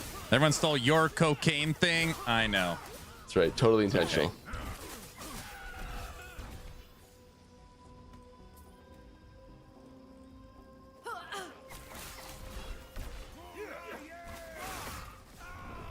Woo. Sound is out of whack. How is the sound out of whack? It's gonna be a rough day for Mike. Please describe the whack 300 of the corruption, sound. smoke defied. I'll be Who trying my best stole to it? fix it? Me saying cocaine bear. Like, Game sound is a bit delayed. Wild. That's happened before.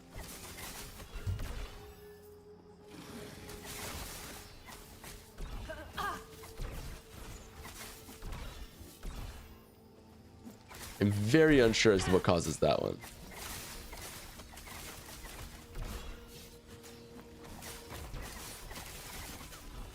Alright, I'm gonna hop into questions. Even sounds like 2 to 3 seconds delayed? That's crazy.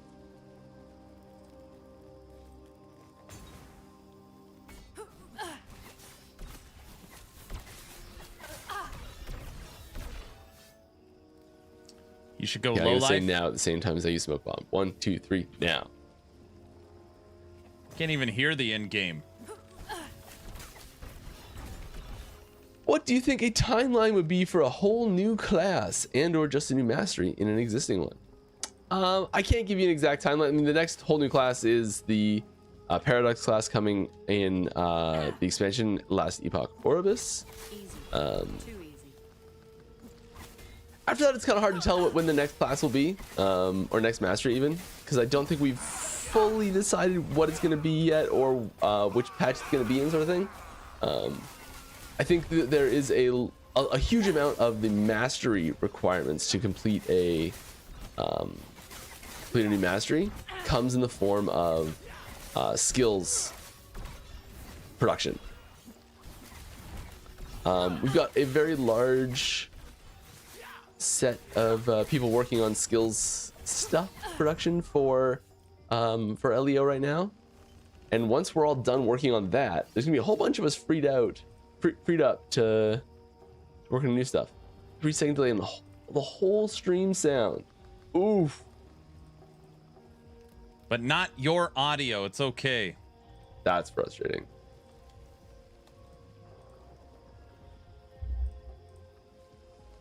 What can I do to fix that? When do we get a barbarian? That's a good one. Is Mike doing a charity stream? Every Friday dev stream for EHG, the subs go to whatever charity's above his head. It's been that way for years.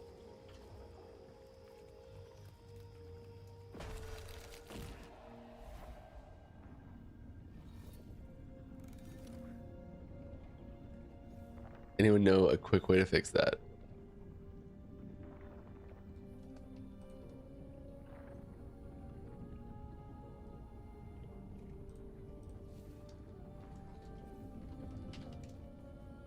Oh no, OBS is responding perfectly in sync with my talking.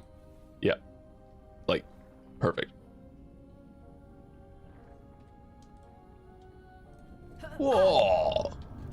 Whoa, I think that's one of the biggest, there we go, 10 in a row. Furtado2623, thank you very much for gifting all those subs to the stream, and congrats to everyone who got one of those. Wow. Furtado, you're so nice. That's 10 subs in a row. That is awesome. Thank you. We will get some children playing. Not specific ones, just the charity, you know. I'm hearing the drop sound that it's getting me. Each time one of them triggers. Like, oh, something dropped. Oh my god, yes! My brain is just trained to register that sound as very positive.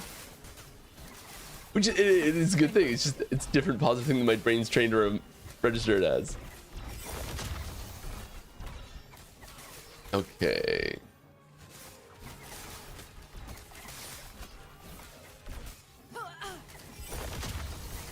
And Master of Puppos, Master of Puppos. Thank you very much for the sub. That was close. I'm gonna say puppers at first.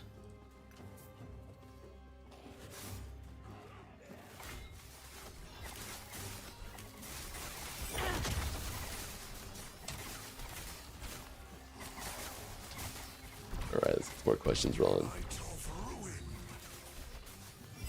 Sound being delayed is probably frustrating. I don't know if there's anything I can do about it right now. If someone knows a way to fix it, I'd appreciate that.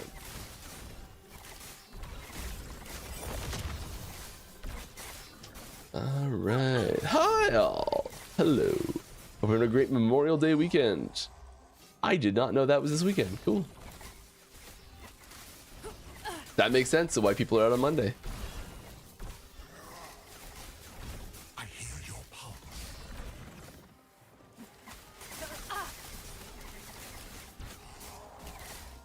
You can always play weaponless Falconer. That's right. Falcon Punch. All right. Was wondering if you saw the most recent Chris Wilson video on surveys. I did. I even replied many times to the Reddit thread about it. I got stuff to talk about it. I think it's a great video. Wanted to talk to you about that strategy going forward, or if that made you think about how you receive feedback in the future. I mean, yeah. So I think that, here's part of the problem. Is this what I said in on the Reddit thread, and you know, I got a little disagreement from people about it, which is totally fair. I don't think so. The Reddit thread was kind of like implying that it was like specifically targeted at us, sort of thing. I don't think that's what it was. I could be wrong. I don't know. I don't talk to Chris frequently, so who knows really. But I don't think it was like, hey, last Epoch just put out a survey, I'm gonna make this video. I don't think that's what it was. I think he's just talking in general. I also think that the specific types of surveys that we've been doing and generally try to do actually follow the guidelines that he put forth in attempting to solicit feedback from your player base, in that you're asking for something specific as a problem and not looking for them to suggest solutions, which I think is what our surveys are generally trying to do.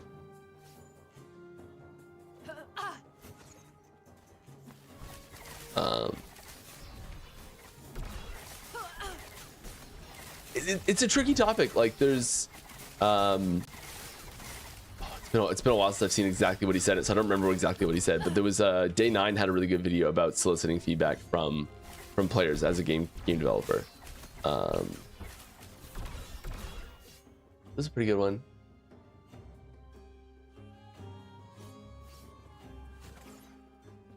Wish I remember what he said.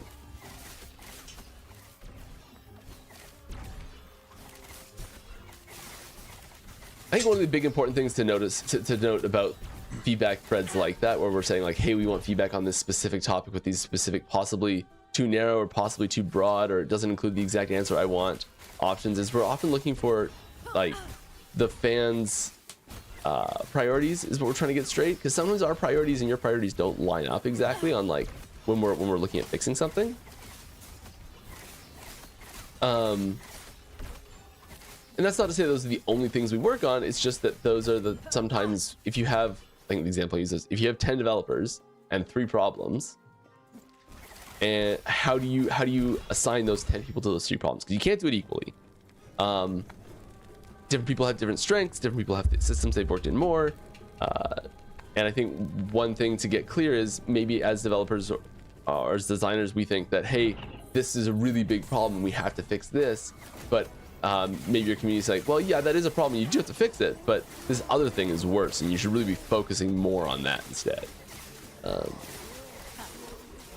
And so it's less about getting a clear, like, this is the answer of what we're going to do next, and more of just giving players a seat at the table in our discussions internally.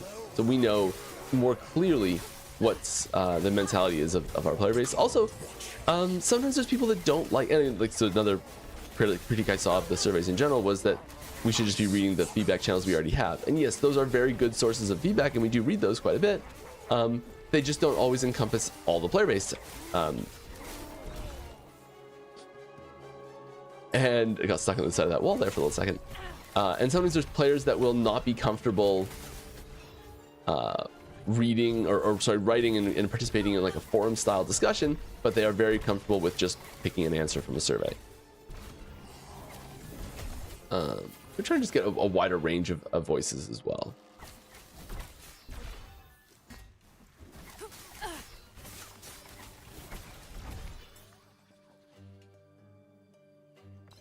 Kind of like the CT hey, Mike, program you asked. can we get the Dreadshade MTX effect as a better visual effect on the skill directly without requiring to buy the MTX?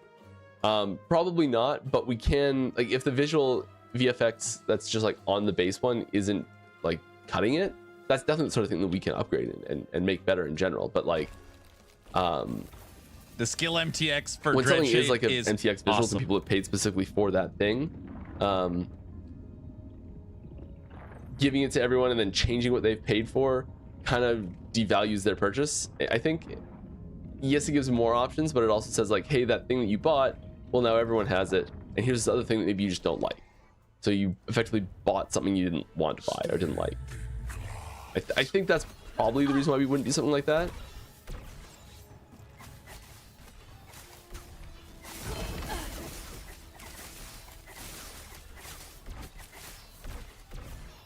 I could be wrong about that one. That's a Mike speculation moment.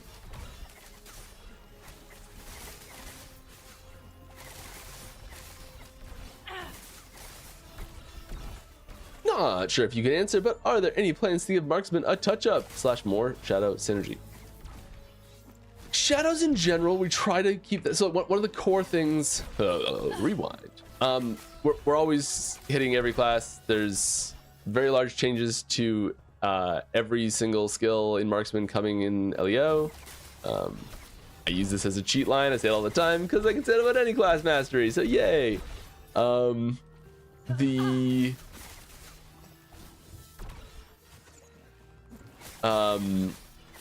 shadow synergy specifically is something that we generally try to, you know, like have secondary support for outside of Blade Dancer, because that's sort of Blade Dancer's thing. It's like melee and the shadows, and like shadows have definitely shifted more towards a general rogue thing as opposed to a Blade Dancer thing. But you'll notice most of the bonuses for it are in Blade Dancer, and that is intentional and probably will stay that way for the most part.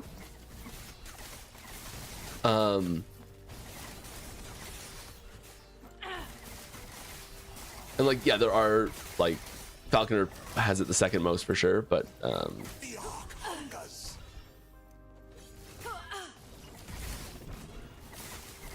yeah. When are you guys finally gonna add light radius to brick my slams? That's what we need. What is going on? That was weird. I like stunned or something.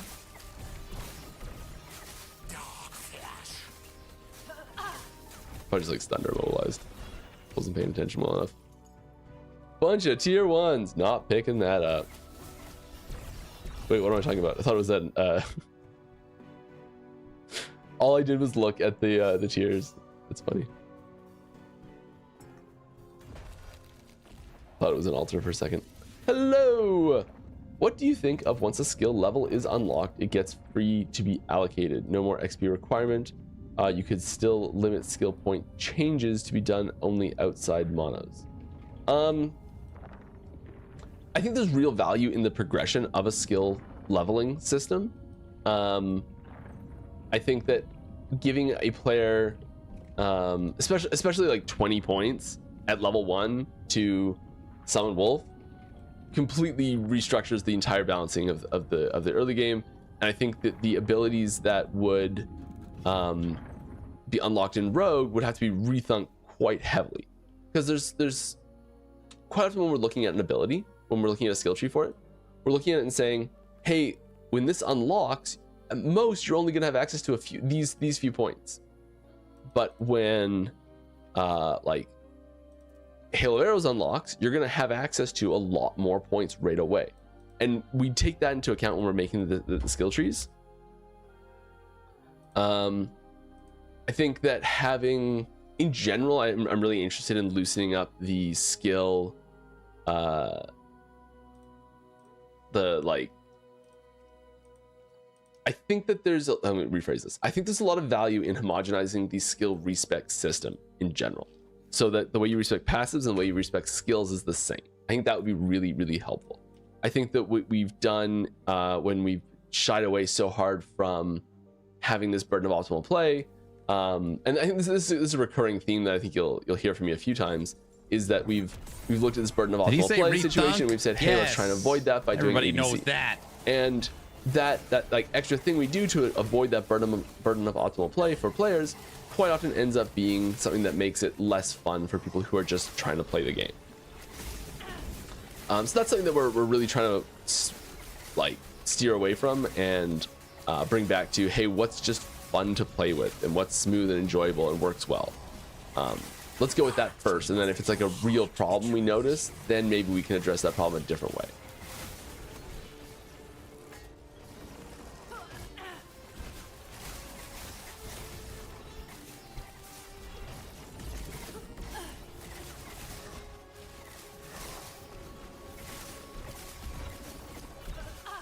Your heart betrays you.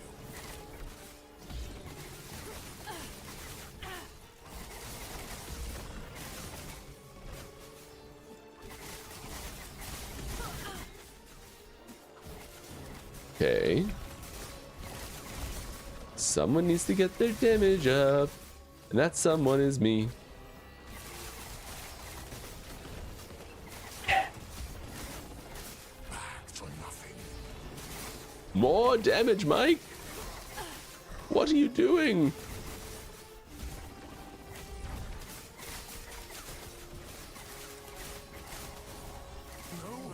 The future conversation's gonna start soon. Everyone, just hang on. Okay. So yeah, we are looking at like shifting skill. Sorry, I was like blank. That was answering a question in the middle. Lex was trying not to die here. Shifting the. Oh, should have just kept my mouth shut. Ah. Yeah, our resistances are garbage. Should probably just like fix these from doing damage and actually just make them Still overhyping in the middle of the stream. No, the stream just started. Hey, 2 LP Harbinger. That's pretty cool.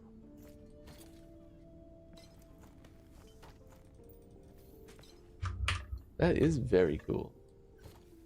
Oh yeah, I was gonna craft this on stream. That's the thing. So I've still got a bunch of forging potential, but we got stuff to do on it. We got work. It's got work to do. Okay. I think the first thing is we don't actually need the crit avoidance on this because we've got crit avoidance sorted elsewhere. We're way overcapped on crit avoidance. This ward gained when you use game on use with smoke bomb. We need to get rid of that, but we don't have any of that node of that to chaos away. So I think the first thing I actually have to do is I want to get this to the T7 and I want to chaos this away.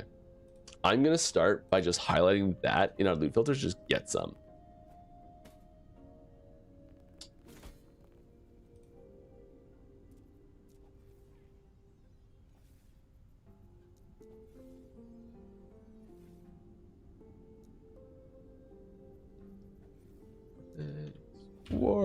Ward. Smoke bomb, right? Horn gain and use a smoke bomb. Just anything with that on it. Okay. We're gonna do something else in the meantime. We'll come back to that. Yeah, so I know something else we're that's looking at changing garbage. how the skill respec system works because it doesn't encourage early experimentation enough.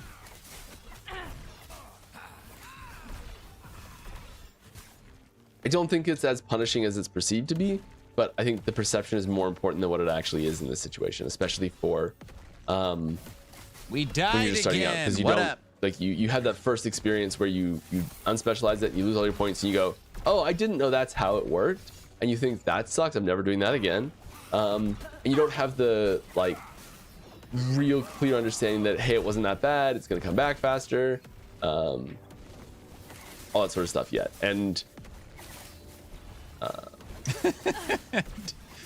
Diesel, it's gonna be great, dude. yes, we've been actively very much talking about this.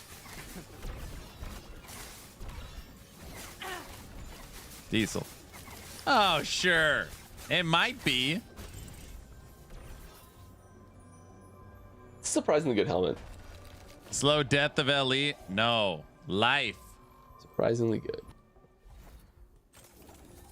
You're looking at it backwards. Outside of the game, is there anything on the back end of EHG where you're allowed to share? Maybe an aspect of what you could use more work, or something you particularly proud of that you want to shine some light on? You think Chris Wilson was talking about LE in his latest video? No. Not yet.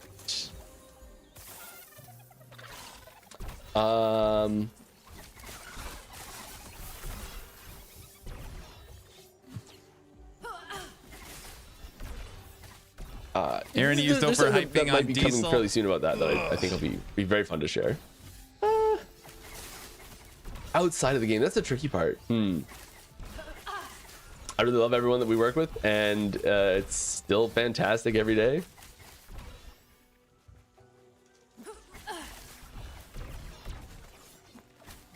Easy. Too easy.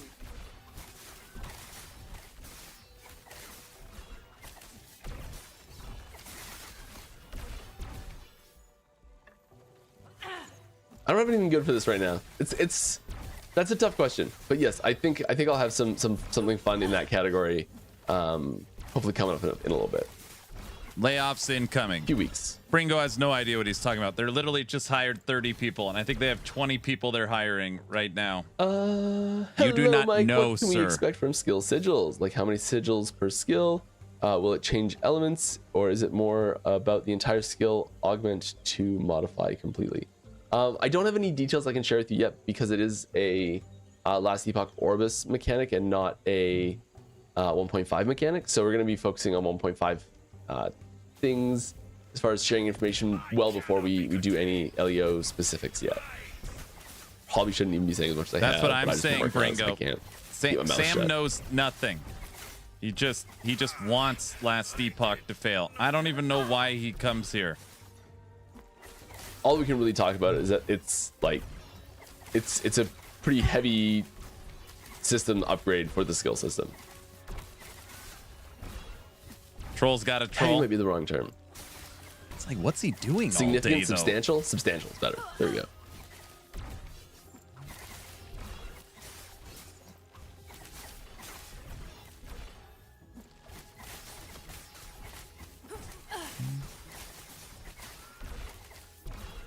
Oh, what do you think about lowering the maximum fortune potential loss on crafts? Like maybe 20-30%. Love the RNG, but we have layered more RNG over RNG, making it even harder. Yeah. He hates Ellie so much and he sucked.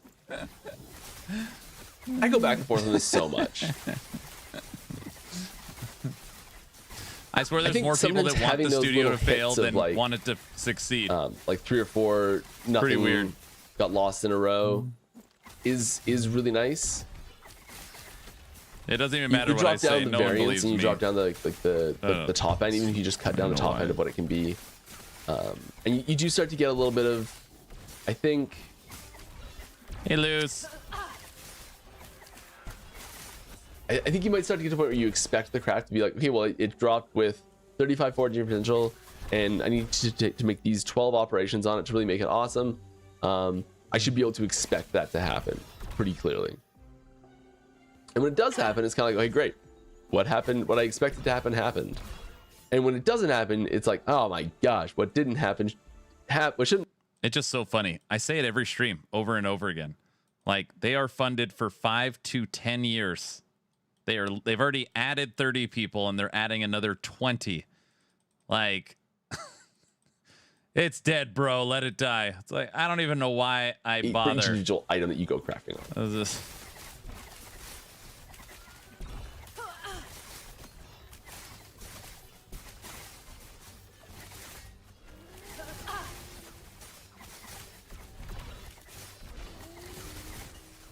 that was close. I need to get this ward per shadow node on my chest as well. I'm pretty sure it can be there in the chest.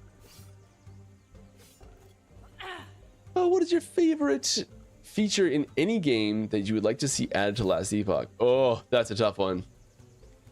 I mean, no, it's not a weapon swap. Just got weapon home swap. from breakfast. Nice. What'd you have for breakfast? Probably actually like serious answers only mode. Probably procedural generation for echoes. Would probably be the thing that I'd want. I'm a really big fan of it, and I know it's not for everyone, and not everyone likes it, and all that sort of stuff. It's just like a personal. That's my favorite. Omelet Italian sausage with mushrooms. That sounds yummy. And I really like learning patterns for different zones as well. So like, I don't know if you ever played like a ton of, I played a ton of Diablo 2, and so like, last season, like new season's just starting, right? New ladder, sorry, and where's it going? 'Cause we're going corruption here. We're going corruption hunting, and like the terror zones were happening, and I could get like I think I had 35 in a single half-hour stretch. Was my fastest number of like Andy kills in a half hour in a terror zone.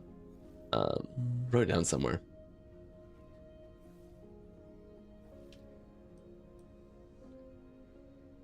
Bring goes on one today. I'll write it down. My.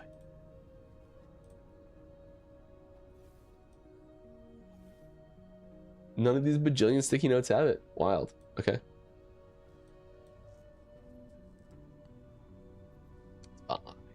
It's fine.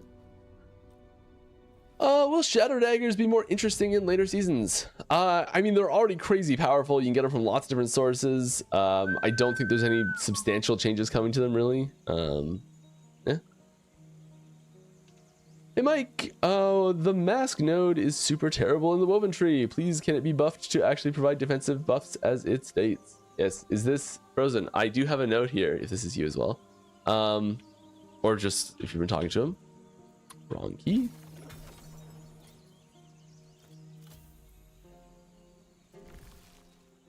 We got it. That oh, good golly. Because I used the open the portal, so I started a Draggro. Is this an arena? No.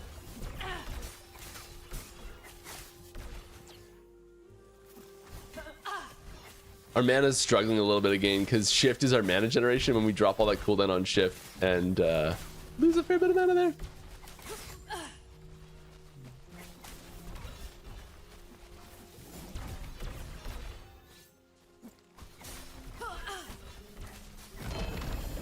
Can I open that, please?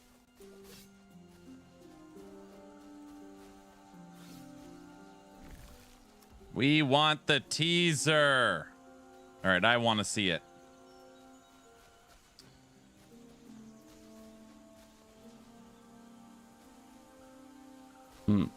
Yeah. So I got asked to figure out what that actually does. If anyone's listening that can check what that actually does, give it a shot. I do have that on my to-do list today. I think part of the problem is we don't want to provide really dramatic power boosts from those things, so that you're not like, okay, I'm gonna roll until I get it. We don't want like pushing to be required for it on a specific build. I think that would suck.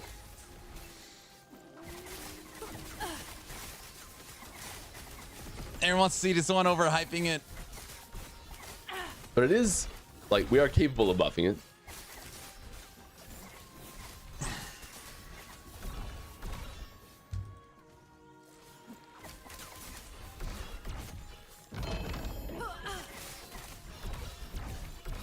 Oh, why can't we move around with the passive skill window open? Can you make toggle for that?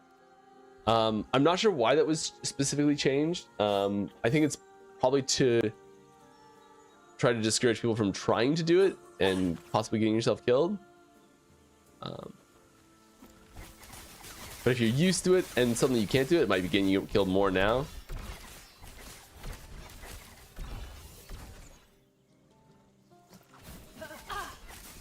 We're really trying to avoid putting a bajillion toggles in the skills panel, or in the options panel, because there's already way too many of them.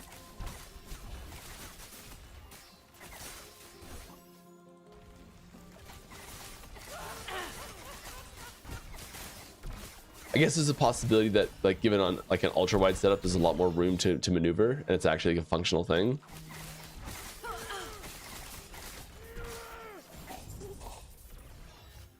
I know that might be the reason why it was turned off. Actually, I'd be pretty surprised on that one.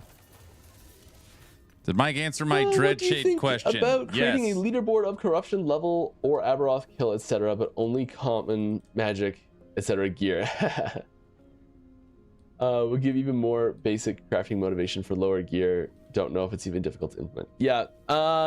Mouse cursor bigger would be great. It's been asked about forever. I think they'll be they tricky, say but not YOLO mouse. Terrible to do. He said no. I think having these like really niche build challenge ladders is fun and interesting. I don't know if it's really great to put it into formalize it, because I think it causes this expectation that it's like a mode we're supporting.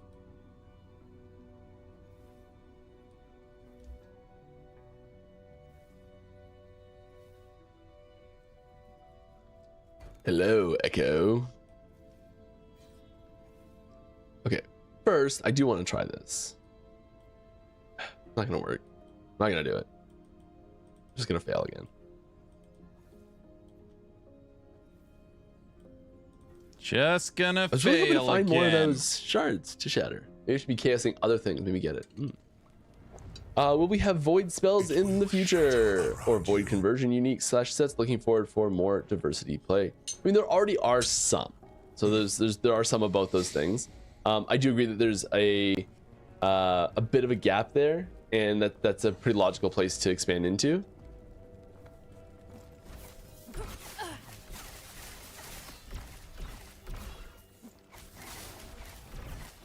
Void Knight does have things that are just like void spells, right? And there's void conversions from items on Mage versus void spells for sure. But you know, Warlock. It's not there yet. Like a void caster is not really an archetype that's, I guess, fully supported. Are you gonna keep the endgame as it is? Both my friends and I always swap away from this game to other RPGs because the endgame is confusing and not rewarding enough, even though we like the core feel of the gameplay. Yeah, like every season comes with updates to the end game. We're gonna keep doing that. We're gonna keep updating it every season. Your game blows, bro. Yeah. I think the core progression of like how in-game functions, we're making that distilling that process a little bit, I think, down, so it'll be better. Now a real question. Was it a real question before? Do you think a musical class like Bard, Minstrel, or Skald could eventually fit into? Why does he answer these questions? They're sent to him. They're curated like a by very EHG. tentative yes, hesitant yes. I think it could. It is possible.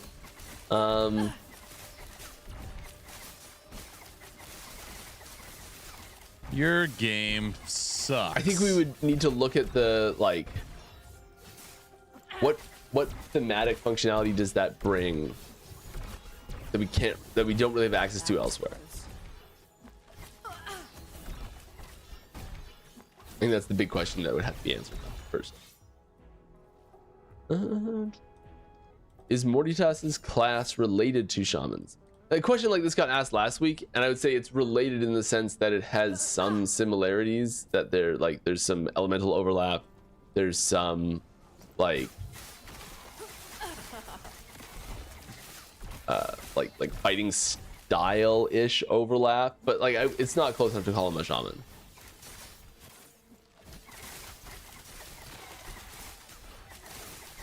Exactly, Iron Force.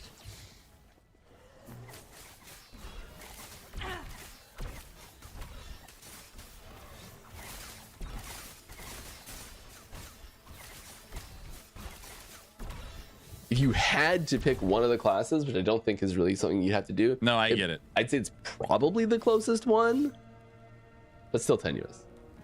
For Endgame, what about if you complete a number of specific echoes and chains and get a specific individual boss, which would cost develop time? Sure. Cost development time for sure. But with specific reward title, pet equal would give an addition, focus, endgame motivation. But with a specific reward title or pet, I think. You've got it sounds like you've got an idea here. I'm having a tough time parsing it from this. Like this sounds like a good thing to put in a suggestions channel. You can read it properly.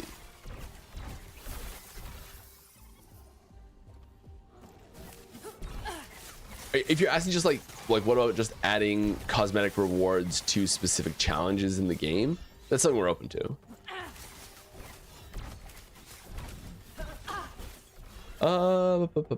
Love this game. Thanks.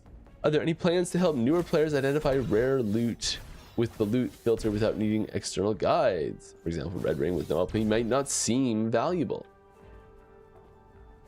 So if we're talking about so I think that as soon as you get to the point where you're finding gear that's like really valuable, Easy. almost every single time you've played long enough where you're probably able to understand that pretty well. Having said that, if you're playing Merchant's Guild, there's a lot of things that might sell well that don't necessarily directly appear as, hey, this is good to sell. So that's a process that we were really interested in improving, and you can look forward to hearing more information about that from us in the semi-near future.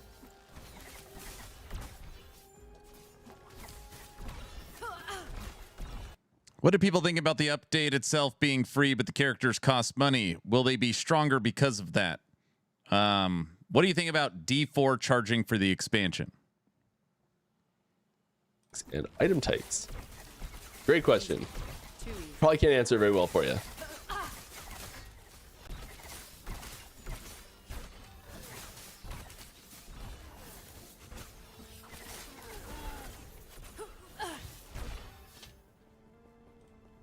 It feels like early on you were more keen on giving every piece of content its own tailored COF bonus, but not so much nowadays. An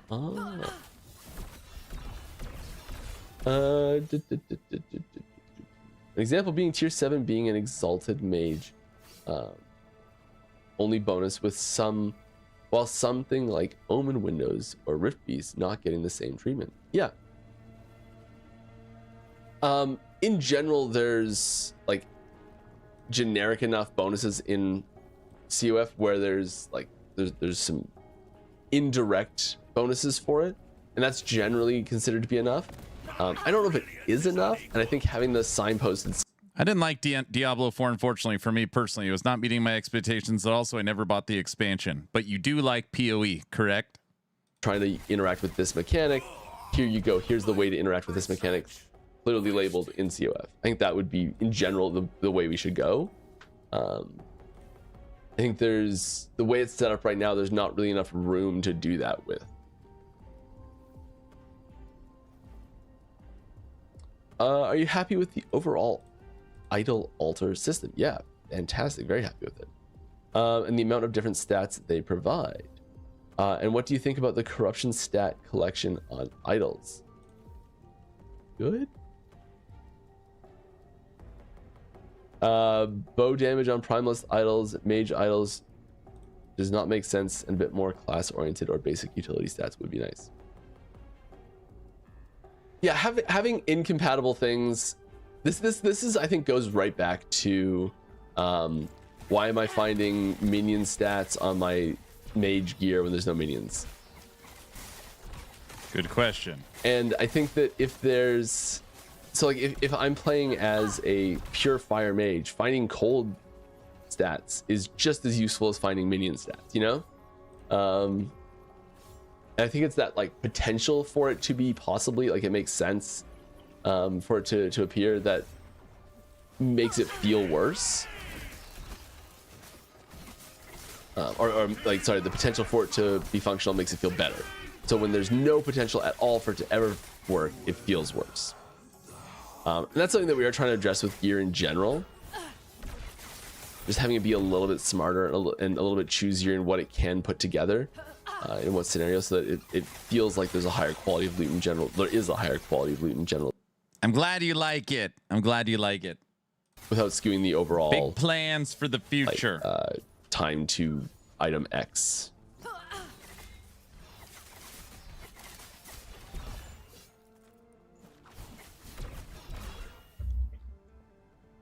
Mike, why isn't there a node that turns multi-shot into a shotgun style? I could have sworn there was. There is.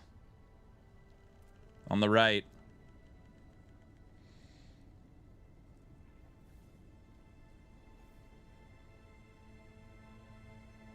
It's not like cuts the projectiles. You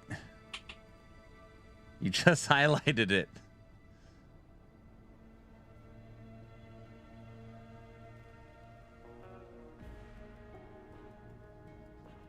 And all the way on the left, there we go. It's based upon how close Right you there. are. I'm using it. Maybe I shouldn't be using it. Nah, I probably should be using it.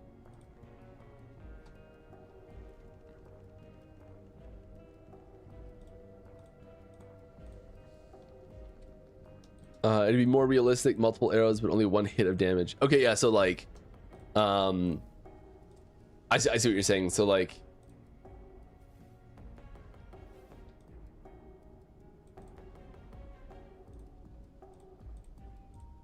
this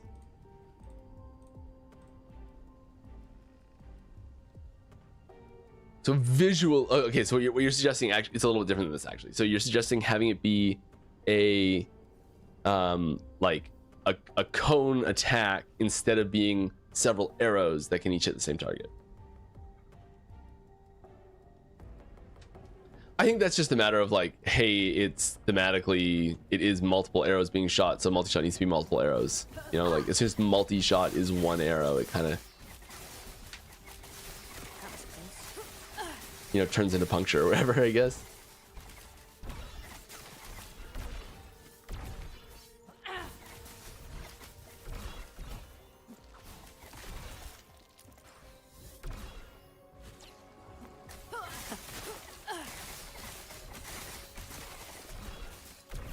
Are we getting an overhaul on game balance? We're always doing things to change, you know, game balance in general. I don't know, like a specific targeted overhaul in the entire game's balance is really appropriate. Wait to say it. Like, there's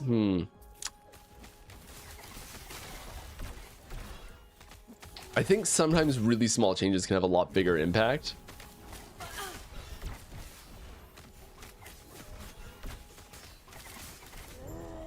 Than they might seem initially. I'm gonna say no to this question, but we are always like doing pretty big changes to balance in general. So I think that if there's, I think the one thing that can maybe seem like we're not here we go.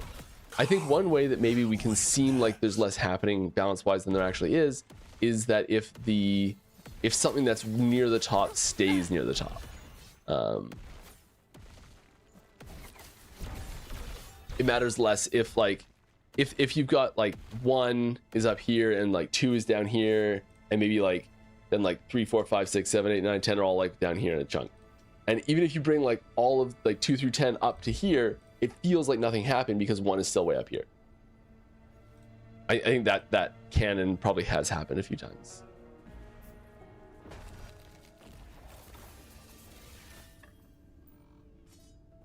Okay, we're in the boss first. We have a lot of gaze, so we don't actually need more right now. You get more. This is something I'm excited to get rid of too. Gaze is solving a problem that I am pleased that we.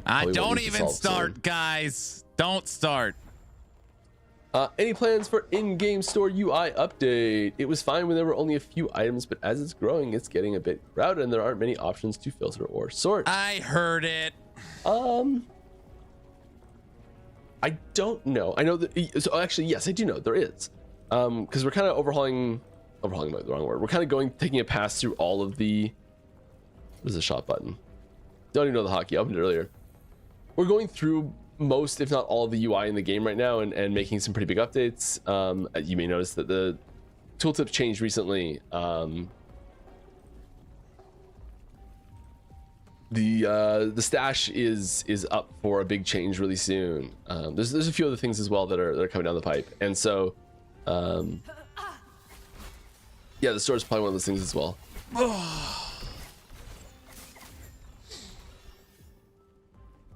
Love the challenge with the veterans boots, but still would love to have it just like hardcore as an option to switch. Still no plans for that.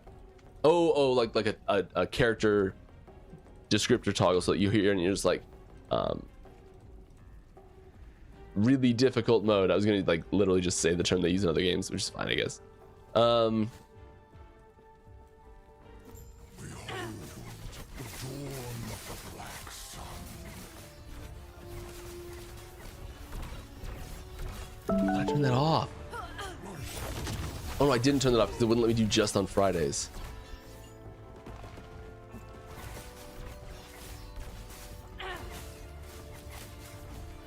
Pathetic.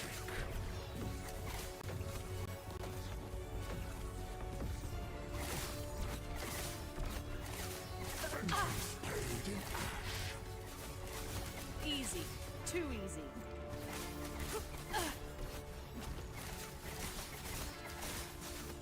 This world earned its ruin. Good golly.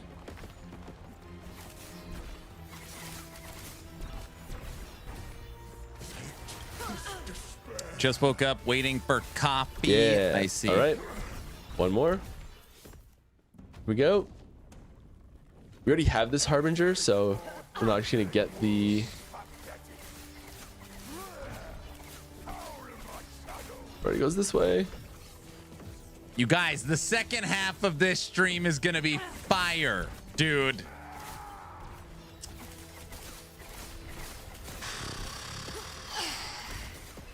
No teasers yet, Brian. Real soon. Be careful, Mike. Don't die. They say they got one for us. Oh, brother. I'm done. warn Don't. It's fine.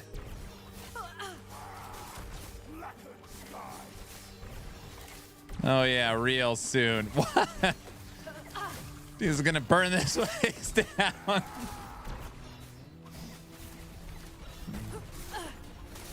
Okay, I will go back to answering questions as soon as I'm in the boss fight, I promise. I just am not as good and strong as I would like to be. Focusing is hard, apparently. Warhammer Survivors demo is out. I need something to play on Sunday. I don't know if I want to play PoE Sunday, Monday, Tuesday, Wednesday, Thursday. I don't know. There we go. We just did All a full right. campaign. I just did a full Well, that's character or one character. The tiniest of and then another downgrades. The tiniest of downgrades. On the forging potential issue, what about a hard process? For example, 100 corruption woven echo to get 1 forging potential from 0 forging potential, so we could roll. Nope. So Hard when rule. it rolls currency or Never curry, you happening. can still salvage that unlucky -12 that bricked your item. So this has Nope. this has the same issue of like if you've been following along to the other suggestions that have come up about this sort of thing recently, this has the same issue as most of those. So the anything in this category would need to cause the item to only be able to have this happen to at one time, and have the item but not have it be corrupted. So it can't be actually corrupted. It's like partially corrupted. It's like corrupt. Because it would need to not be tradable. Actually, it doesn't matter if it's tradable or not, but it can't be corruptible. It can only happen once. And because it would have to go through the trade system because of this, it would need to be it would create a new category in the trade system and would change the item serialization. So yeah, it needs to not be able to do this more than one time on the item. They're not And doing that's it. the key thing, is that because it has to do it, because it's a one-time limit to each individual item. That's where the problem is. As soon as you get something that says like it can only happen on this item once, that's the issue. If Mike gives us a zoomed in picture of something, I'm gonna absolutely lose my mind. No, you're not. Bro, he's probably about to drop the season 5 trailer. Okay, that was a joke. Any That's chance not for Swarm really to get some love in the future? Love the That's not what it is. transformation, but it feels a bit outdated, especially with the endgame builds. I think this will be concentrating a giant tornado covering my character, or casting. I don't know, creating something like that. I think there's, I think there's a lot of room for cool things to happen in Swarmblade. I think it has the disadvantage of not being a really well-established archetype. Insect already. army, bro. Which is like a good thing and a bad thing for it, because it has this like freedom that it can kind of do what it wants as a transform, but it also has that lack of, hey, I'm gonna be a bear. Dang it. This is the void res problem that we're having. I just want void res though. Give me my void res. Gimme. All right.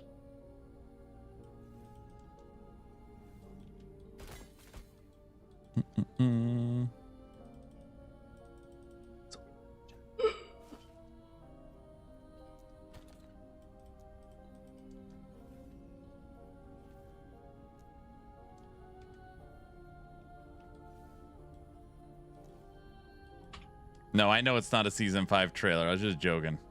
Just joking, bro. No health regen, but flat health is fine. I'm not joking. Wait, what? I'm still like overcapped on lightning, yeah. Let's go. One more try. You and I are bound by the same chains, traveler. It's a zoomed in picture or something. He is gonna go insane. It's not gonna be that, dude. I mean, I don't, could be, but I don't, It's actually good. This is the lightning one. That void attack we need to watch out for.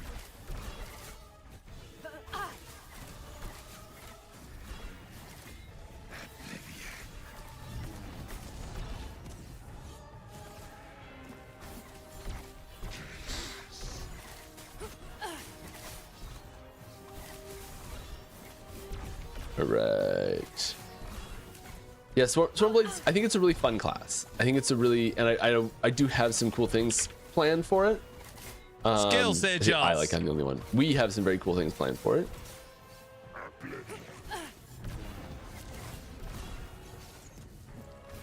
I really want to encourage in general, not just specifically for Swarmblade. I do want to encourage more variety in shapeshifting.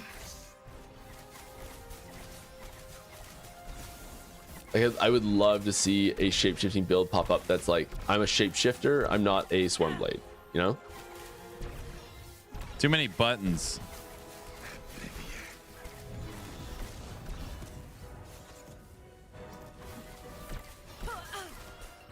There we go. More Primalist. Druid needs love. Mainly its passive tree needs love. Good, it is dropping that.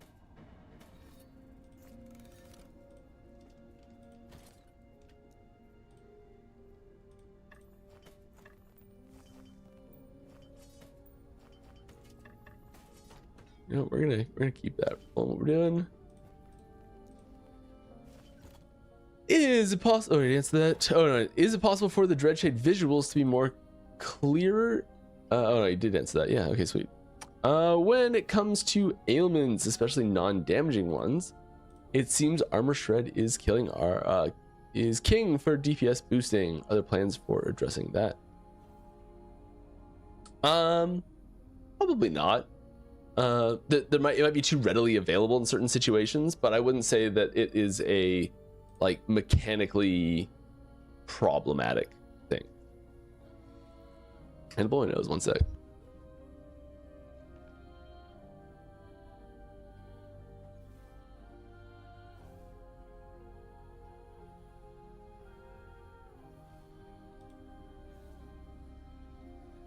Much better. I can breathe again. 365. We're getting up there. We're pushing.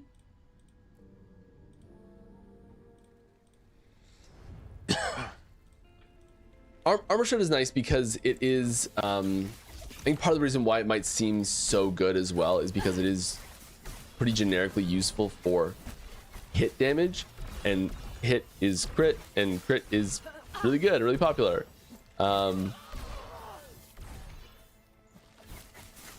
It translates into party play really well.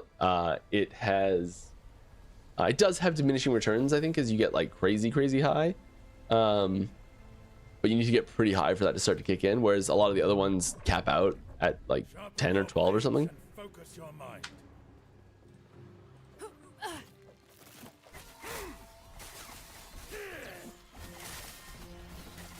But, you know, I'd argue there's probably some that are like pretty similarly important, even if they're less prioritized because they're easier to cap out. So things. These dev streams are brutal, man. What?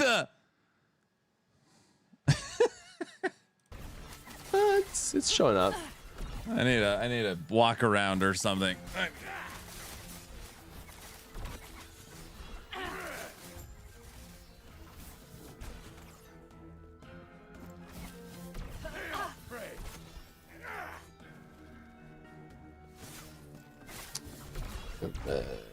Do you have any plans to make divergent uniques that have one or more stat changed from the original design? I mean, yeah, we've done that a few times where there's like two uniques that are basically the same except they've got like a twist, like an element is different. Or there's 3 amulets where they interact with each a different curse, but they're the same otherwise.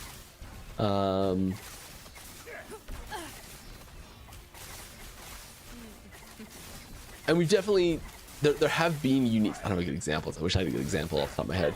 But there are uniques where we've started with one unique and gone like, I wish this would interact with this skill this way, or I wish this would be slightly different and do this thing. But if we just change it, it's not gonna be like it's gonna lose out on the thing that it's doing now that's really good as well. And so there's some uniques, and usually we'll change other stats on them as well to like make them feel more interesting as like a base change or synergize with the new stats better. That's been a starting point a few times. My wife made scones. I grabbed a scone. I just glanced the chat. Audi, you did not get banished to the Shadow Realm. I see you typing I'm in gonna chat. eat my feelings, Diesel. Wild and free. This guy, what?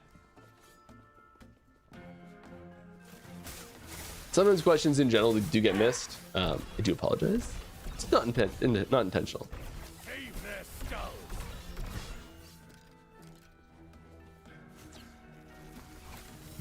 Already getting angry.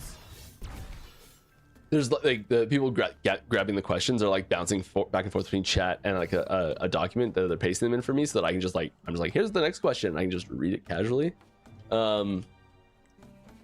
Instead of having to like parse through each question in chat. So sometimes questions might get like, Busta! What's up, asked sir? while they're looking away or something.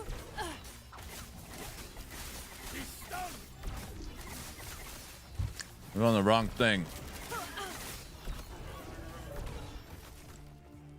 Monk video's up, not a drill. I believe you.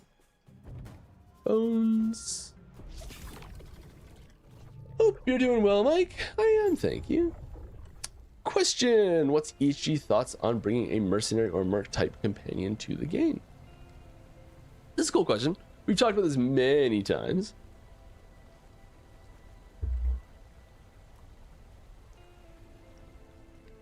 TLDR is we're not really interested in doing it. Controller player!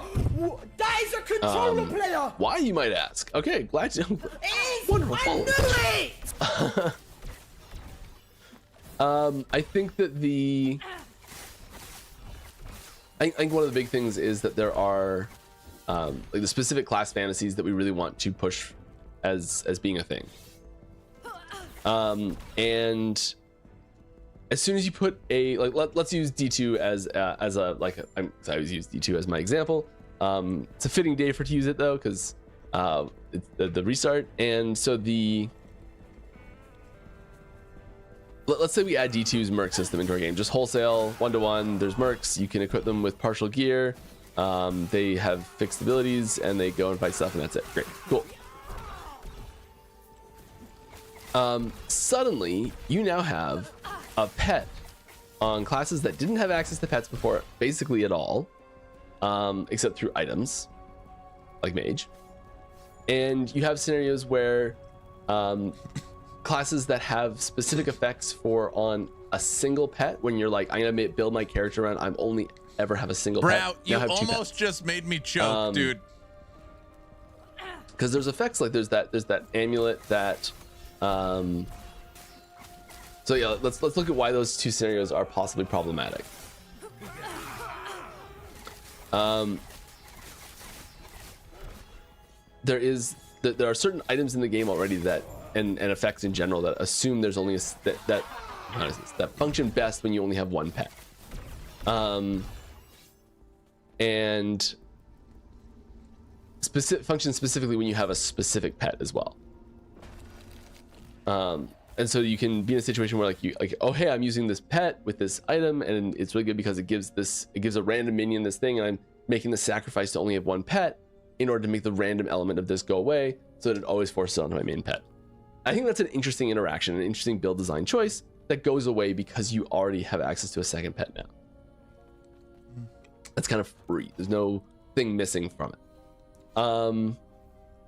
I don't think it adds a lot of depth, but it does add complexity. So you've got another character to gear and everything like that, but I don't necessarily think it adds a ton of mechanical depth, really, unless we go like really hard on it, sort of thing. I'm gonna say as well. Oh yeah, classes that just don't have them. There's actually a third thing as well. Classes that don't have them. So there's classes that we're specifically designing as, hey, this class functions best with no pets. It's not designed to have any pets. The pet granting items don't thematically fit with it. They don't mechanically fit with it very well.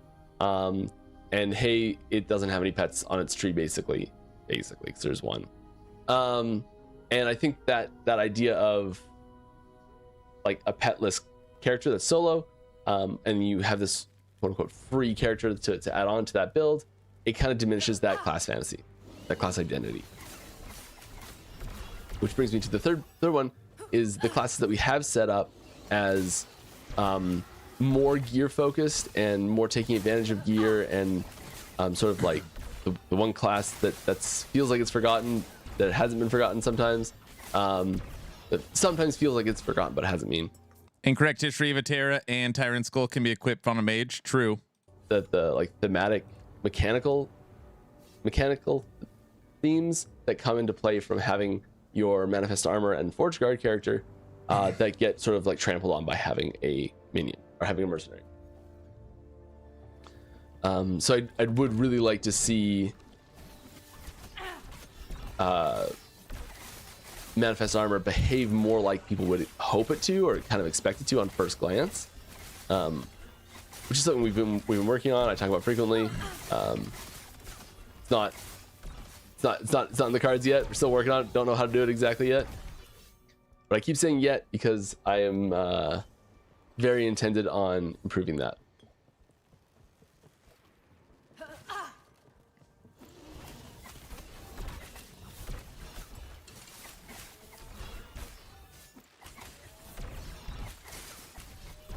Ooh, come off it.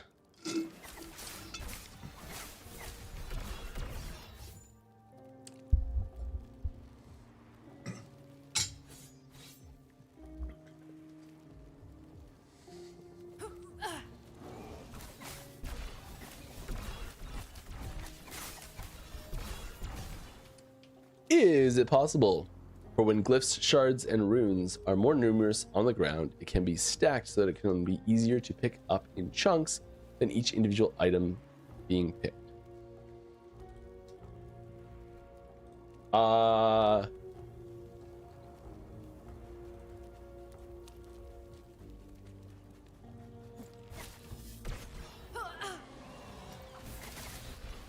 I missing something? I don't think I'm understanding the question probably because I think it does this already. Maybe there's like a setting that you possibly have accidentally turned off. Look in the settings.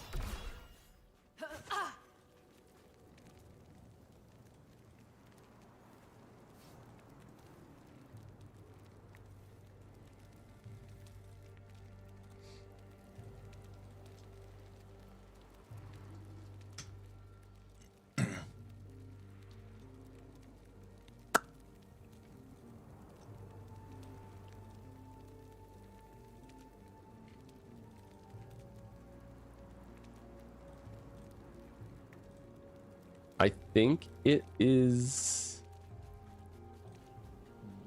not a setting. I think it's just automatically there. So like when there's two items that are like glyphs, shards, runes, and other what's the term? Fungible rewards like this. Here's a great example. So there's three of them like this. I don't have to pick up each individual item. He's probably close enough I can do that too. I only have to pick up one and it picks them all up. So if yours is not doing that, something's wrong.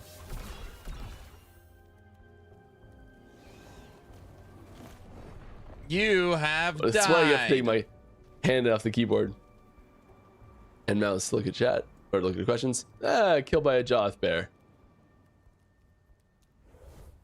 You know what it seems like a good time for? Here we go. We do have a little teaser we do today. Here we go. Ready? Buckle up, boys. This is some art, some concept art, some 2D concept art for something that is coming next season. Hey, it's not a toe. It's diesel. This is diesel. Like a little scale thing here because this is scale's pretty big. Scale's bigger than it seems. It's a thing. If there's a person in there, that person's a big person.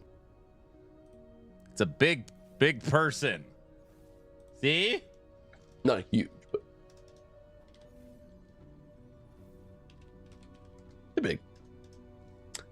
Will there be more ways to empower your friends in co-op? That's what I feel like right now.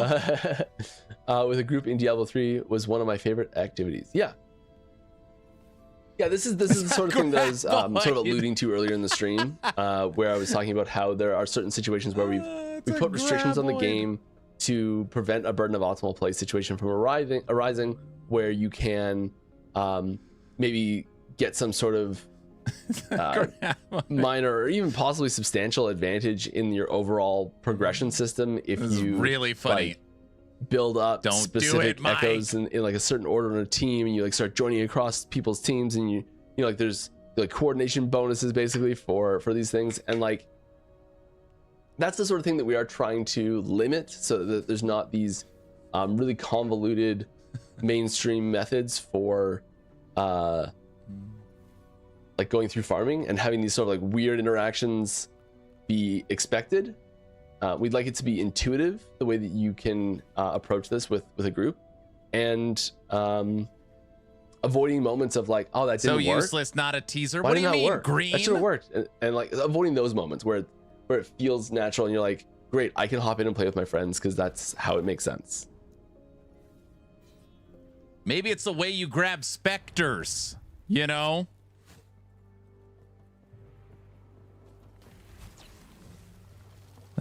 It's an utter disappointment. I'll see you next Friday. Come on. I'm gonna rush through this a little bit. I wasn't planning on playing season 5, but after seeing the concept I'm in, he's gonna leave it in the center of the screen too.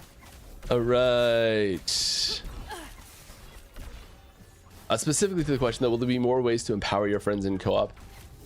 Yes, like we are adding more. I don't want to say like no, like huge changes to that sort of thing, but yeah, like there's more skills that have synergies. There's more things that have party buffs. There's more things that have enemy debuffs. You know, like all those things do that to some degree.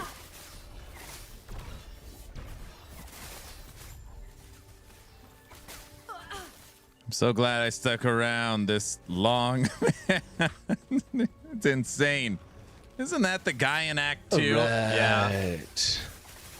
Thoughts on making Rune of Creation not needing foraging potential, but obviously still only be able to use once per item. Oh my goodness, I'm doing what I always do. I'm so sorry. I'm an idiot.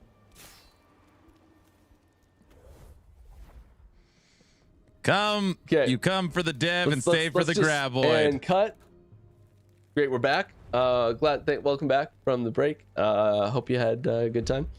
Thoughts on making Rune of Creation not needing fortune potential, but obviously still only being able to be used once per item. This is the same issue we were talking about before about adding fortune potential to items and having it require having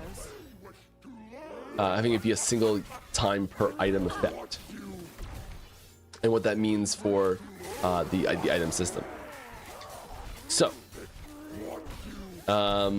this is the kind of stuff I will never understand. Why can't Mike tell us what this is? Just truth be told, what would happen? Hey guys, this is a new blah that you're gonna see in season 5. I've already tested it. It's gonna be a lot of fun. Or this, like what? It's like you're not spoiling anything.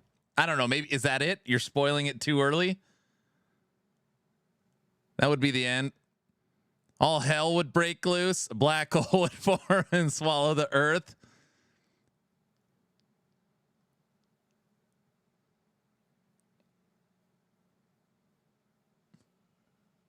I just don't get it. Any other indie / AAA ARPG dev would tell you what it is.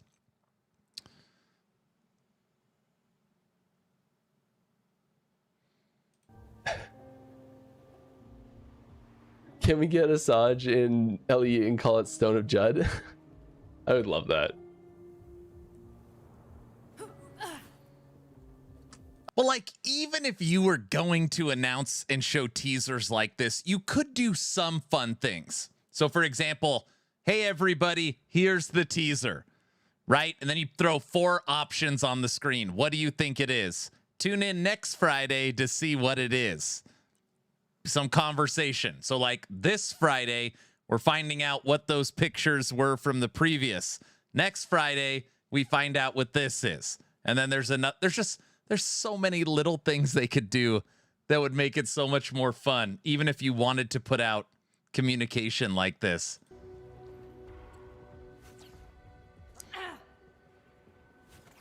Like there's lots of things he's put in the game, but I don't know about references to him as like just him in particular. Whoa, golly Miss Molly. That was a big drop sound and nothing dropped, so that means I'm learning. Someone subbed a while ago and I missed it. No, I missed a big one. I'm the worst. Well, thank you very much for gifting a sub, Light Kingdom. Congrats, Jeffadir. The monk videos make me want to play monk. Half an hour ago, my goodness. I can't watch the monk video. I might miss something here. We'll watch it after. Don't comment on what I just said. Why, thank you. Incredible. Bro, that's not funny. Keeping the stream rolling. Don't say anything. Just be quiet. How's that back? Gotta be hurting by now. Carrying so hard.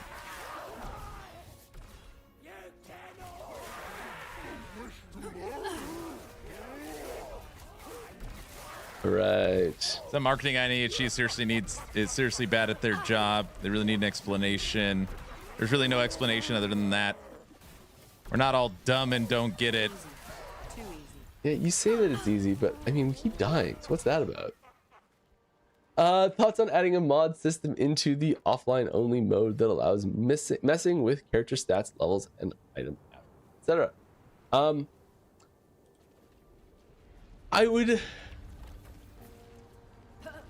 Have you ever gotten to point in a game, like into a single player RPG experience, maybe one you've played a few times, let's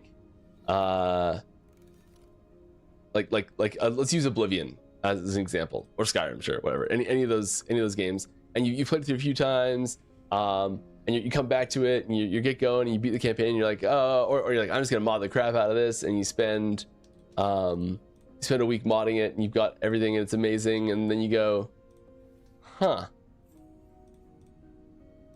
and you move on. I think that if you're using a tool like that for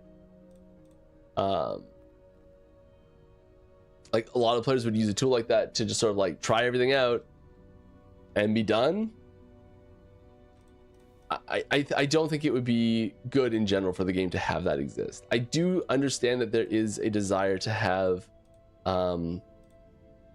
that's not really where it's coming from as a desire. Probably it's probably coming from, and I could be wrong about where it's coming from, but usually I think questions like this are coming from, hey, I'm trying to create Ellie is the best game I'm for trying me. to theorycraft a build and I want to test it to make sure it works, and that's the intent behind it, but it doesn't always end up translating into the effect that it has on the game as being positive, I don't think. Okay, so real talk is he can't tell us what it is because it's too early and things might change, right? Like either that or they don't want to spoil it, right? Are there plans to give all timelines a bit more meaning? After getting all blessings you want for your build and don't need any boss loot, they feel Aaron, don't pretty go much down the that same. path. Yeah, there's a lot of sameness there. There is like the types of like which individual map can show up on each timeline is different. Like there's overlap as well, but like so each map is designated into about a quarter to 3/4 of the different timelines that it can show up in, somewhere in that range.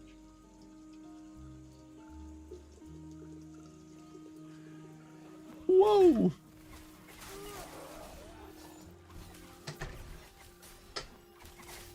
And therefore also certain enemies don't show up in certain timelines, things like that. So like there are some differences, but yeah, I can see how it doesn't feel super different. And certain rewards are specific, but again, I can see how that doesn't feel super specific, super different. It feels really the most important thing, even if it is different.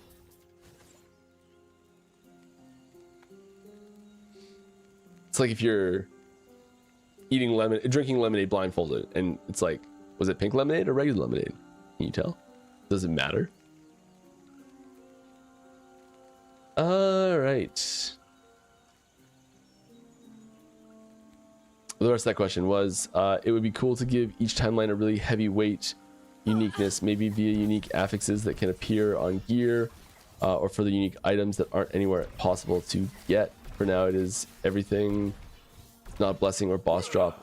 You can get it everywhere. Yeah. I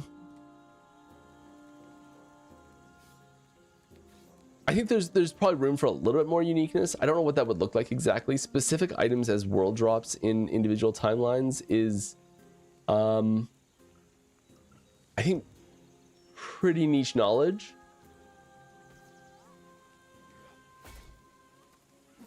I don't know if that helps or not. It might.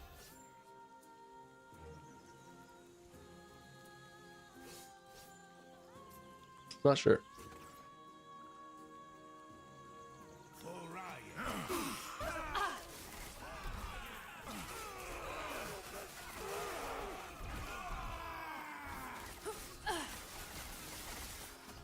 That was close. About Forge Guard manifest armor. Do you have the passive and attack stance where you can direct it with A? Yes, but would love is for it to stay more fixed in position where I direct it to. So maybe a longer time it. So maybe longer time it, or also two versions.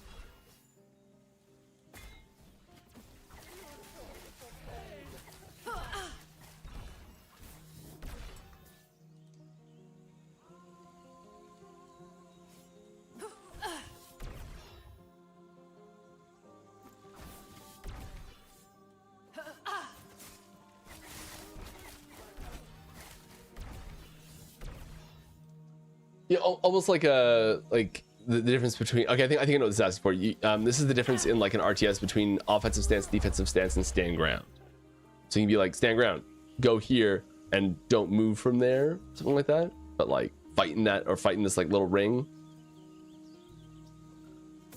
I think that's the sort of thing that we'd probably want to put in with like a mechanical thing, like the battle standard mode in Javelin causes your Forge Guard to, or your Manifest Armor. Is Javelin? Those are not mutually exclusive. Like, It must be hard to watch this because it's bringing down your hype for the monk, right? Because this is you know what? Never mind. or like near the players and near the player's target or something. Oh, brother, what? So maybe we could do similar things with that. No? We're going to watch the video after this. Everybody knows that. This guy. What? Mice? What, monk? I'm hooked on this. In the future, will there be new minion skills for Beastmaster and new totem skills for Shaman? I really like minion and totem builds.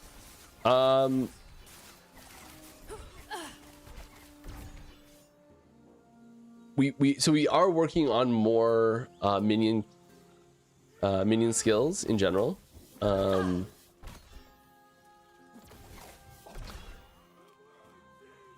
Where those are exactly going to go and how they're going to look exactly, I too early to say exactly.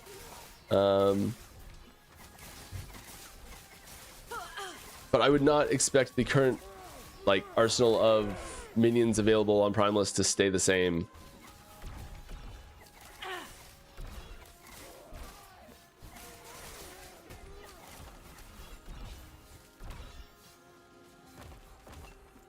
Every one of these streams gets me more hype for PoE 2.5.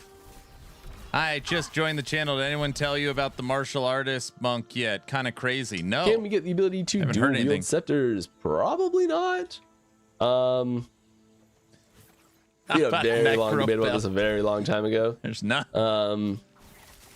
Discussion might be a better word for it. We talked about which weapons would be dual wieldable in which slots and all that sort of stuff. I could see that being the sort of thing that we might revisit at some point.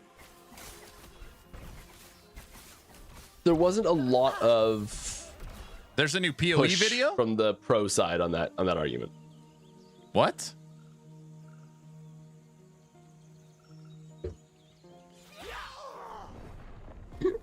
I need to stop letting go of my character. Mike's getting killed, defied.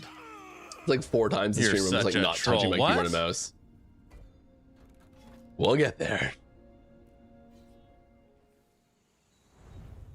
You just need to focus, Mike, and actually play instead of doing your job. All right, I'll check out this, whatever this thing is you guys are talking about after the dev stream.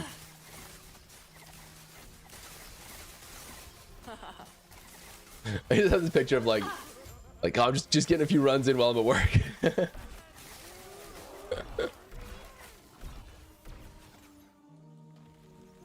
Oh, Kyle, I can't hop in voice. Sorry, I'm still actually at work. Just get some runs in. Let's go.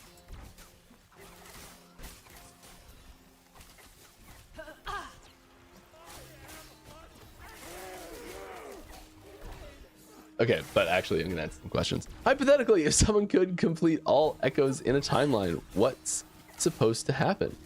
Yes, someone is trying that. Yeah. It will run out of available echoes to complete. You'll have to fight Shade. You will have to. We'll force you to fight Shade. Eventually, the only options will be a. Eventually, the only options will be a whatchamacallit? A Shade.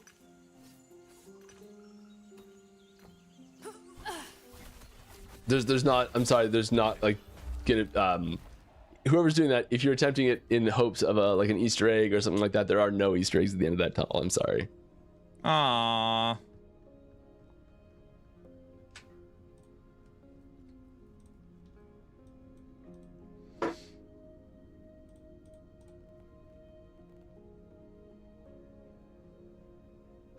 We've actually done that before. I knew I had drinks like lined up. Yeah. Good old high quality H2O.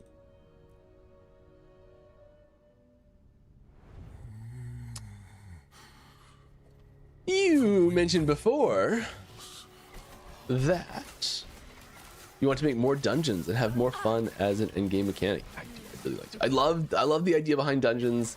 I love the extra ability that it gives you and the play there. I think that's really fun. I think that's the sort of thing that I'll read the rest of the question in a minute, I promise. I think that's the sort of thing when those frequently we get requests of like new things to do at endgame, and how like new mechanics that show up in the monolith doesn't necessarily translate exactly to a new thing to do at endgame. And I think that dungeons are a different thing to do, which is kind of one of the reasons why I really like them. But they're not. I don't think that they're fun. I don't think they're enough fun yet. Is the problem. So the rest of that question. But how do you plan on solving the issue where both dungeons and monoliths complement each other, or complement each other for the player's time rather than competing for it? Solve the issue. I think it's supposed to be like solve the issue where they are competing for each other's time and not complementing that. So the way we try and solve that now is by putting like unique rewards in the dungeon that you can't get in the monolith, and putting the keys for accessing the dungeon in the monolith. So it's the monolith is the main thing, and you want to go do a dungeon, but in order to go do a dungeon, you have to do the monolith. And like there's different rewards from each, and I think you could also put I think the other half of that would be really good too as well. So if you put a thing in the dungeon that says, hey, by doing this dungeon you're going to be able to like put like temporal keystones or some equivalent in the as the dungeon reward, so that you could say like, okay, by doing a dungeon I'm actually getting progress in my monolith as well. I think you give rewards for the other mechanics in each of them. And that comes in the form of like these charms as well, so portal charms and scale charms. Like this makes dungeon, like you doing dungeons better because you're either jumping to the end faster or you're getting more stuff along the way.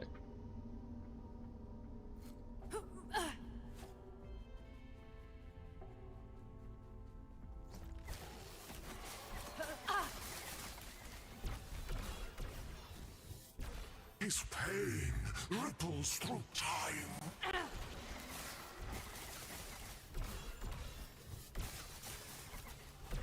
All right.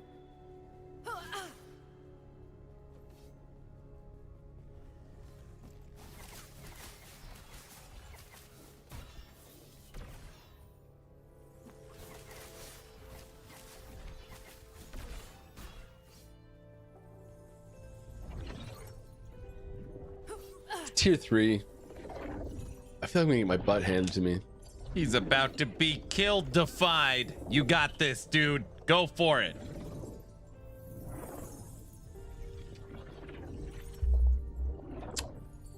I need to keep pushing. I don't think I can complete it right now. So I'm right on the edge of what corruption I can do.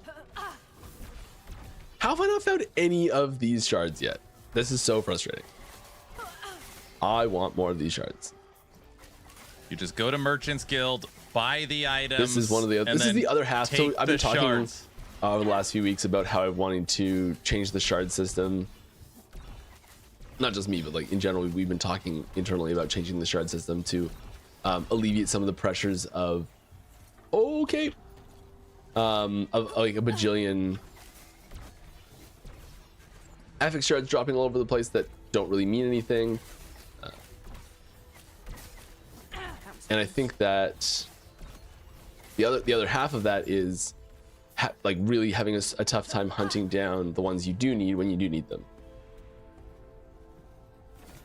You're in Merchant's Guild. You have access to unlimited shards of anything you want. Come on, Mike.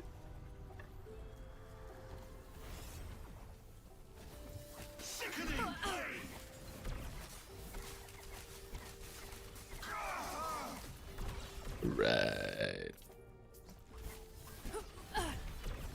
Is EHG happy with the current state of Runemaster? Most, if not all, invocations aren't used at the top level, which is a shame, to be fair. Yeah, happy, yes. Satisfied, no.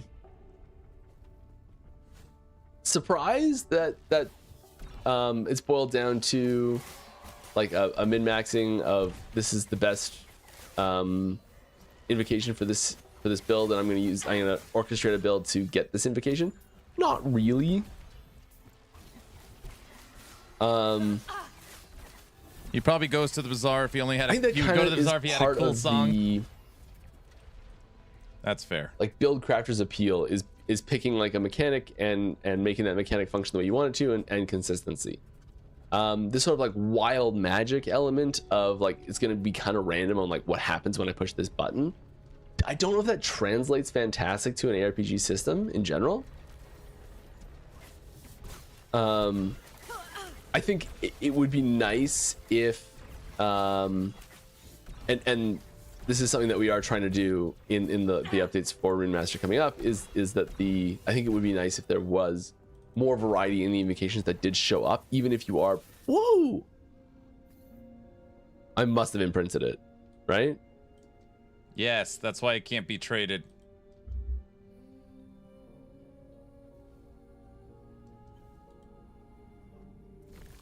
Yeah, I did. Sweet. Okay, well, lovely. Lovely.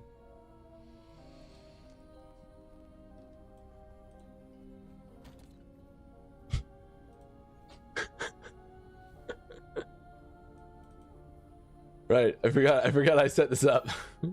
I bought some stuff to craft on. Craft on? Oh, goodness me. I guess I found my starter class, the monk. You don't even know what it is yet. How can you? They didn't even put anything in the patch notes for the martial artist. Well, speaking of,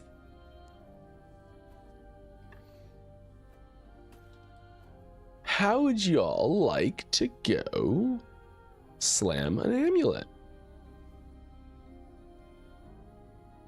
Right, this is what I was doing here.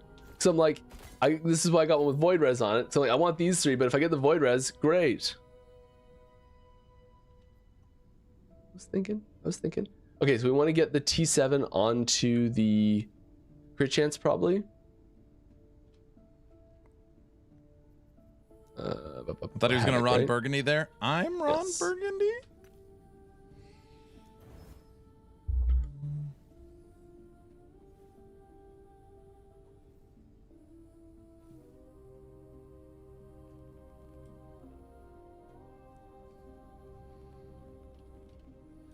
Wonder what that does to our crit chance for our shadows. 'Cause that's the important thing, is our shadow crit chance is like +9 already. Here in this image, I'm sure is a frozen root warden that protects the lance. 5. It's the warden who is in frozen. Health. 116's our cap. So you're saying it's just like a campaign visual update? Don't say that. You're gonna get me so upset. Don't. That's not what it is. It's low something health roll. else. Low crit multi roll. I am certain it is. Somebody needs to log into the game, run the campaign, and go get a side by side for me. A Void Res roll is minimum. Oh, do I keep going?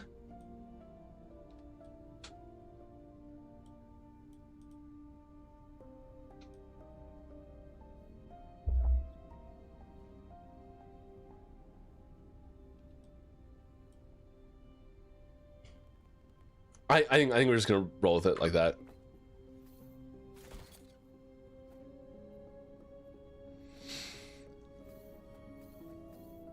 Remember Bulwark of the Abyss visual upgrade? Yeah, this is the one I was going to corrupt.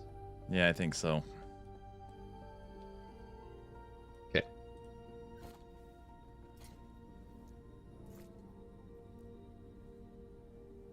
Rune of Creation. Is it good enough to creation?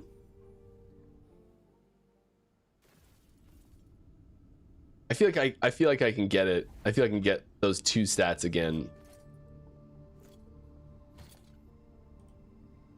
Is that good enough to does that warrant a creation for slamming? It's only a single T7. I don't think it does. I thought the expectation is double T7s are rare. What level is this? 61. Gotta do this one, I think, right? It's like 65. We can do the easy one. Easy.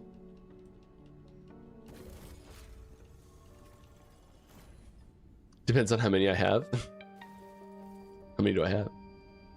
Probably not many. 1. Not worth. I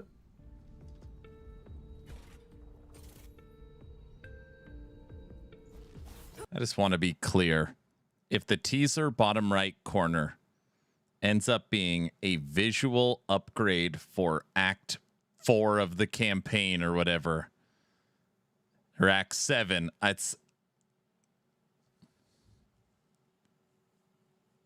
no, I can't accept it. Nope. It's a new Endgame overhaul. I'll get back to thing. answering questions, I swear, in a minute. Sorry. I know there's some questions languishing in the queue. I apologize. I'm just getting absorbed in the game for a moment. This is such a like, let fate decide. Okay, so we don't really want the void res. That's what we're like. We need void res, so it's not the end of the world if we get it. But I think health's better in general.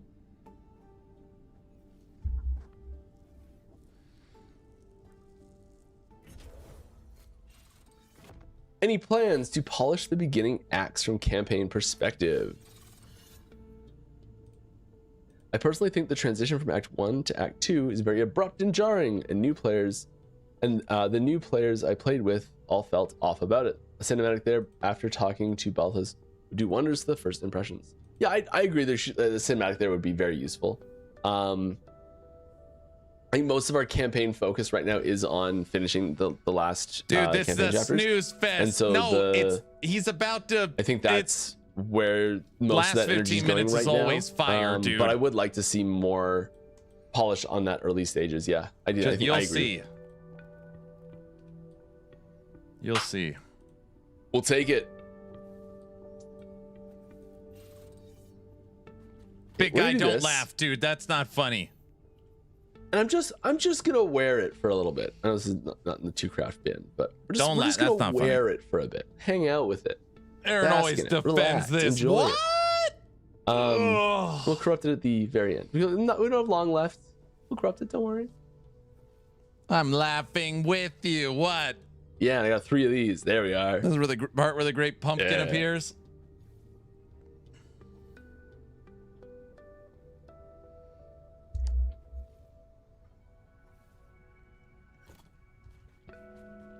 So we're looking for bows too. Should we slam this on?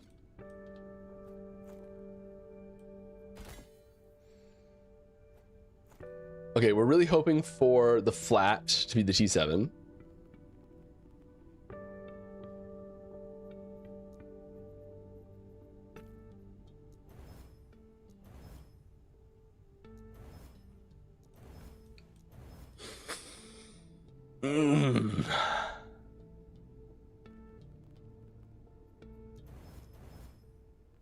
Okay.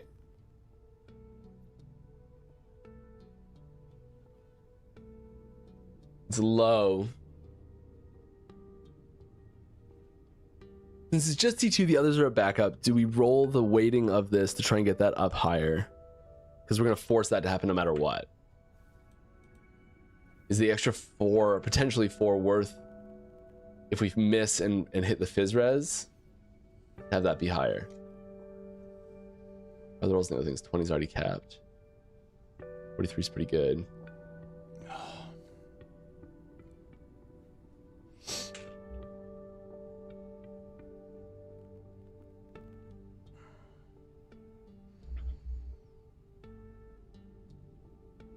We died again. This is the part. It's about to just Well, catch that answers fire. that question.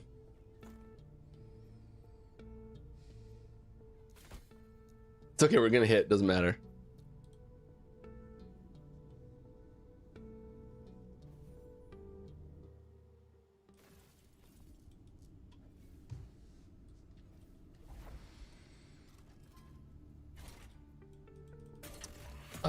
What level is this? 68. So we do have to do the tier 3. A little bit tougher. It's okay, we can do it. Hello, Mike. Are you interested in ever adding an in-game item wiki akin to last Epoch tools? Is there something speaking against it from a game design standpoint, in your opinion? Yes. Like a full detailed every possible item that could happen. I think there's a bit of a risk in it can take away some of the discovery element. Like let's take it from I know this is not how we do a lot of things, and there's a lot of things that already break this rule, but let's look at it from like a diegetic perspective of this character. How does it know that like some specific item even exists in the world, right? I'll just stay behind option there.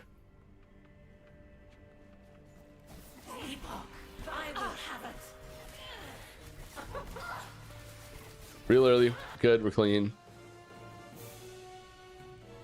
Escape is impossible. Sapphire water. Easy. Too easy. Shan, this was a rougher week, man.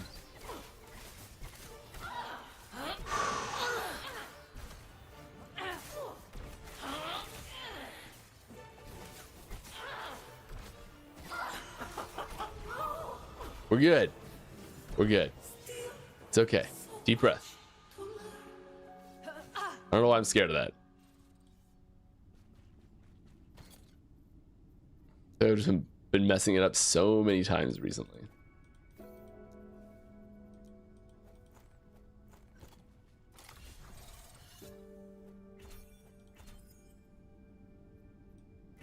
Okay.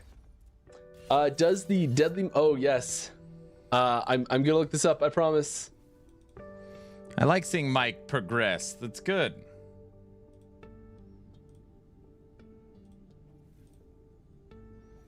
Someone asked about this recently. I said I was gonna look it up. I'm I am gonna look it up, losing I it in promise. I have it written chat. down to look up. Does the deadly modifier enemies deal 2 times damage until damaged apply to omens while they are invulnerable? I think the answer is yes, but I don't know.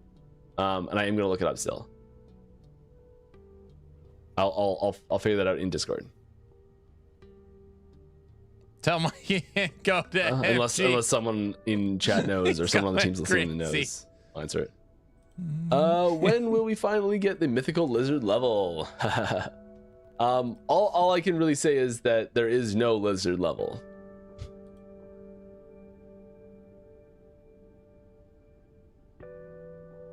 Lore-wise, what's your opinion on adding gender or race to playable classes? Can't see what emoji that is. It's crossed out. To playable classes, for example, an Osprix Sentinel or Wingari Acolyte, etc. As an added menu or character creation. I would love to. We've talked about this a few times. There's some technical hurdles to make it even possible. There's some lore implications that would need to have some retconning happen, sort of thing. I think the biggest question is that, let's say hypothetically we do nothing mechanical with that and we just do it as like a flavor thing.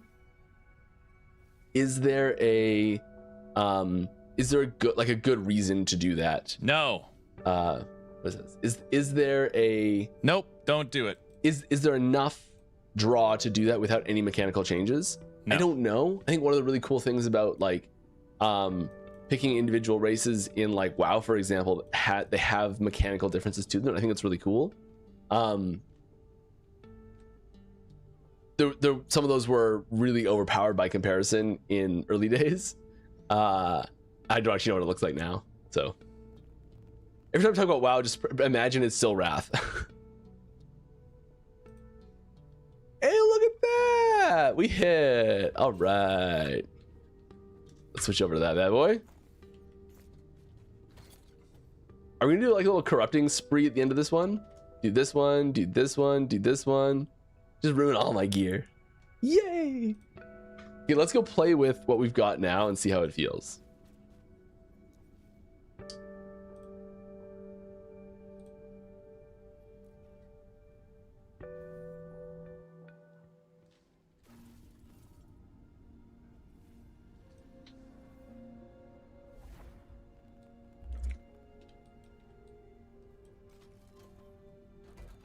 Let's go see how we do.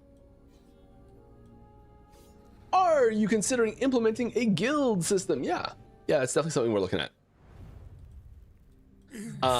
Possibility. Yeah, I don't know if it's just like immediate confirmation bias, but it feels like we just bumped up our power quite a bit. Oh, I thought he was going to talk about guilds. No.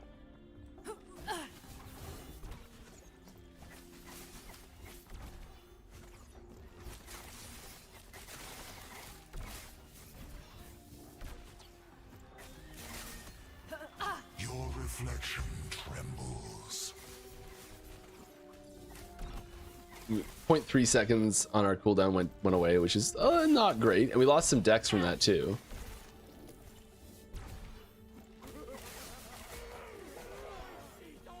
We have dodge again,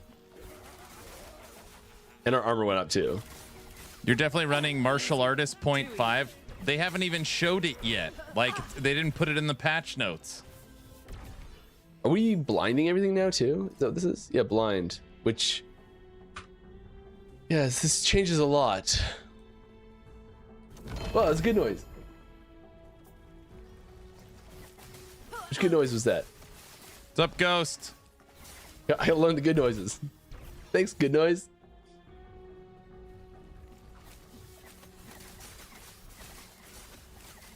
VC, you're just guessing. You need to get me a side-by-side picture.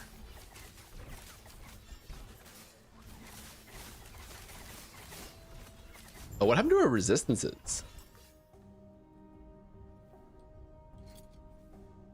Like, didn't actually get any from that, did we? Right.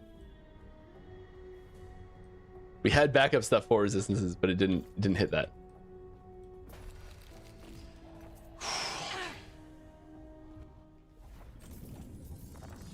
Have you guys added a playstyle similar to Spectral Throw from PoE, but not for the rogue yet?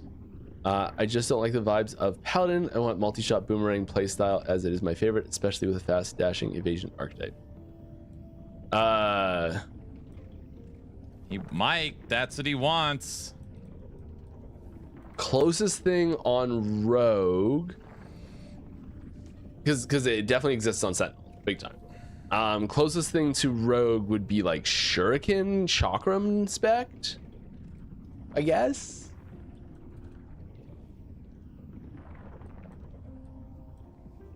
Bladestorm.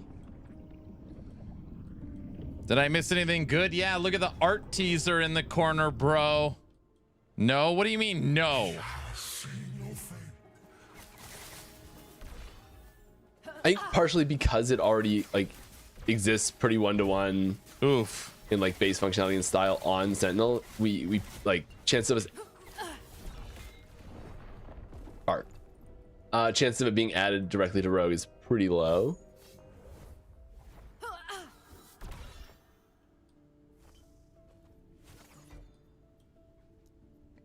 Here we go, Aaron. Make it like PoE.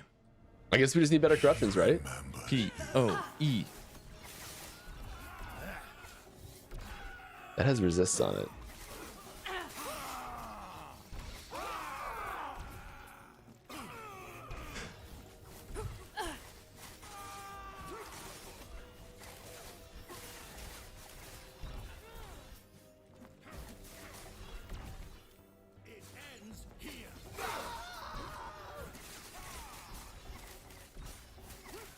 I'm gonna find some of those shards for my helmet to chaos off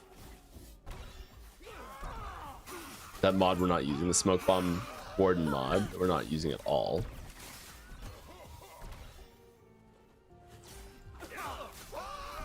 Guilty. I'm losing So my next mind. stream we can fix that. Throughout the stream, Mike is hunting for specific shards that he doesn't have enough of while being max rank in Merchant's Guild. And it's like I'm screaming through the microphone. You have infinite shards of whatever you need. I know. He's like, we didn't find the shards. This is what we're trying to fix so that to alleviate these types of problems. And I'm just like sinking in my chair. Stance on Obsidian Resonance. Yeah, this is another one Go of buy those and remove. things that we're Correct. looking at again. Shards must be found in the wild. Everyone knows that. Still way too rare. The time I can trade items to a friend I play so much time with is too rare. You get flooded with golden resonances, but the obsidian ones can be easily be tripled in frequency or removed altogether and just play with the golden ones. Yeah, I think there's Not everyone's living at the bazaar. like almost in the time it takes to Brother. find an obsidian resonance. But by the time you found one, like your character just like doesn't care about items that fall in the category for golden ones like at all. Would you witness fate? And like the rarity of items that fit in the categories of golden ones are like so low that you've like you just there's no need to trade for them because you can just find them, sort of thing. Or share them, I guess I should say, not trade them.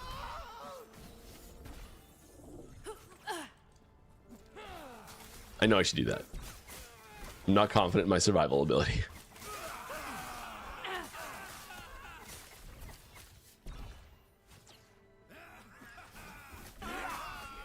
Guilty. I treated myself to something I've wanted for a long time. Okay. Yeah, so I think that the this is the sort of thing that we've been talking about in general, about this whole like preventing burn of optimal play, causing like play patterns, like bad play patterns, sort of thing. I've also, during this mic stream, I've re-rolled it like 12 times. Spent like 7 million gold in season. Perfect 24% health, perfect 4% chance to gain ward, 5% implicit.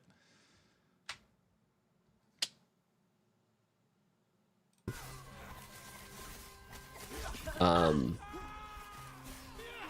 you've not been paying But we really attention, want to I focus have on been. this is something I'm really interested in focusing on going forward, is just having the average player fun experience and like have that be smooth. And you know, I think that it's another moment of like, oh, I got this item that lets me like trade with my friend and like help him out and give this item to him that I found, and like that's awesome. But hey, it is Turtle like, gamble it to doesn't 4 work with LP that easy. one. You're insane. Right. Turtle gamble. You could gamble it a million times that 4 LP isn't And it's that popping disappointment moment that's frustrating.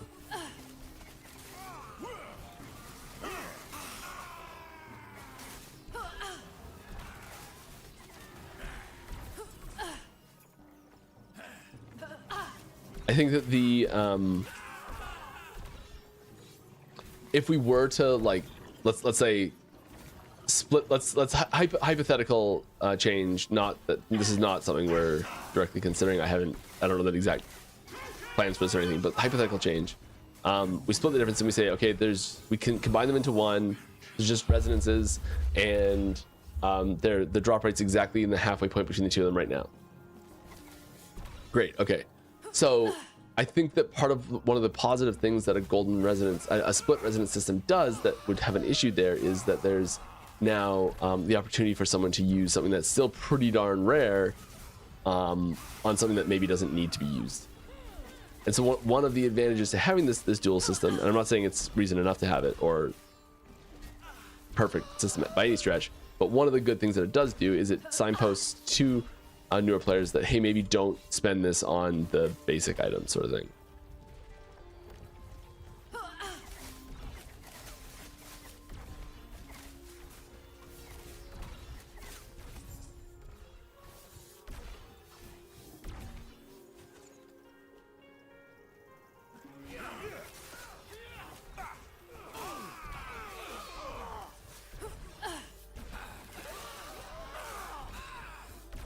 I'd almost like to see like drop the. So here's something I hadn't thought of. Monk, like they didn't drop put it the in the golden patch resonance notes. rate. How do you know it's cool? Drop, let's say like cut both of their, or double both of their drop rates. I just picking numbers out of the air. But cap the number of golden resonances or either residence. They that put you out a can, video? Wait, are you at one serious? time. So you can only have 5 of them or something like that.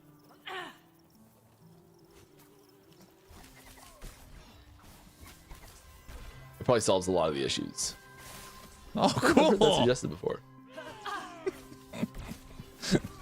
This guy.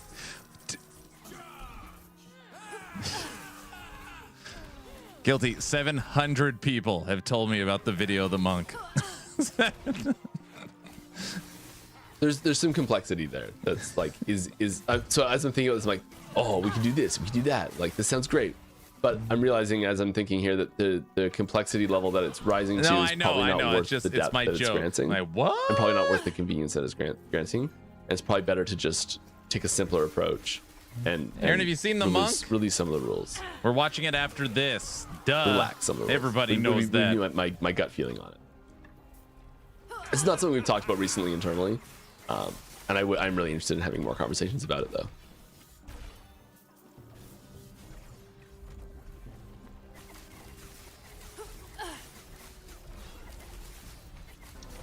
I'm never talking to you again. Temporal keystones, we take them. All right, we have come to the end of the stream. And hopefully you know what that means.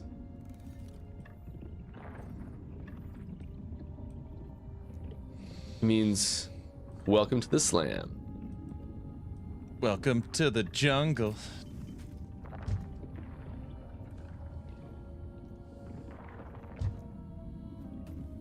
We've got 3 that we're slamming. Do you still have to do each monolith 30 times to get to Endgame? Each monolith? Wait, what do you mean? Monolith is Endgame. It's like saying, do I need to do T5 maps to get to mapping? Yes. I would accept 3 just, it's corrupted, nothing happened, great. What do I want? I hope they all get some form of resistances. It's probably not the best thing they can get. This is actually my plus skills on, but like, I'd be happy with resistances. T1 throwing. Excellent. Better than nothing. Very marginally better than nothing. We do throwing damage. It's okay, we do throwing damage here. Sure. We're past the hard one. That was the hard one. That was the one that we cared the most about because we didn't really have a fantastic replacement. We had the old one, but this one's better. Oh. Item ruin. Back to square one with Item ruined. Oh no. I'm sorry, Matt.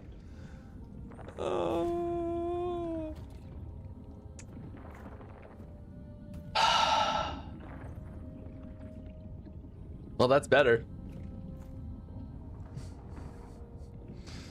The bricking will continue. We got one upgrade in the stream. 2 items lost, but he added a tier 1 throwing. All right. There you go. Last question before we roll out of here. Do you guys have any plans to rework Acid Flask as it's one of the weakest trees in the game? The only good spec is fire. On the right, you nerfed its synergy with explosive traps. Poison in LE seems very weak as it is. It would be cool if there was a way, if there were more like poison concoction in PoE 2.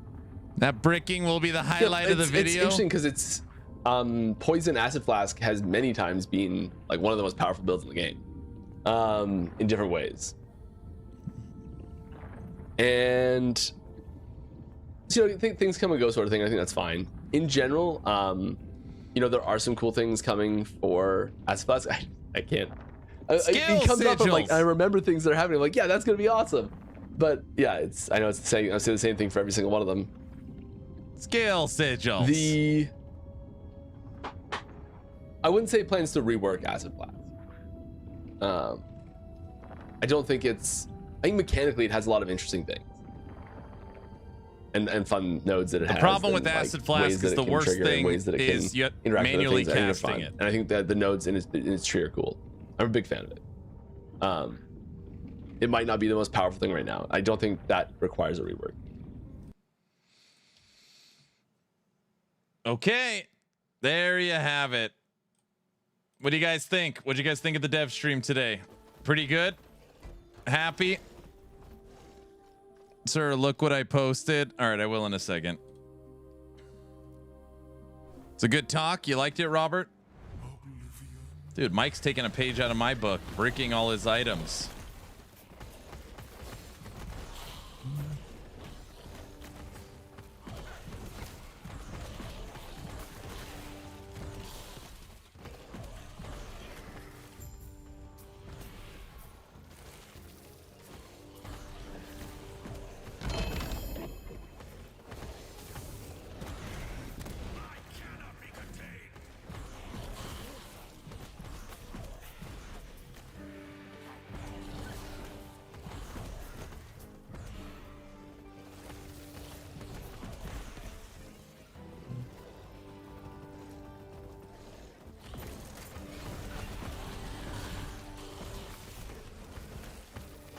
No light Raiders, I'm disappointed. Guilty. Now the problem comes, how do I slam that 3 LP, right? All right, so I got a very not perfect, a very high rolled 3 LP Aaron's Will. The best I could find, technically the best I could craft, was this. Perfectly rolled T7 health. Perfectly rolled T6 Wraith, and then Vitality and Armor. So there's really no bad roll. Even if I missed Wraith, I'd get the Vitality, Armor, and Health. But T6 Wraith would be cool. It's pretty good. Merchant's Guild has nothing double T7. Literally nothing.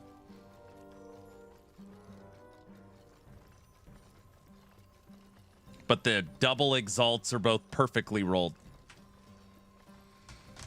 Anyone playing Martial Artist on Friday? We got to wait until they drop a video or give us some info on the Martial Artist before we can pick, you know, like patch notes didn't have anything on it, so we got to wait and see.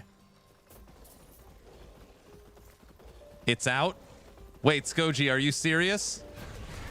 It's already... Wait, where? Did they add it to the patch notes?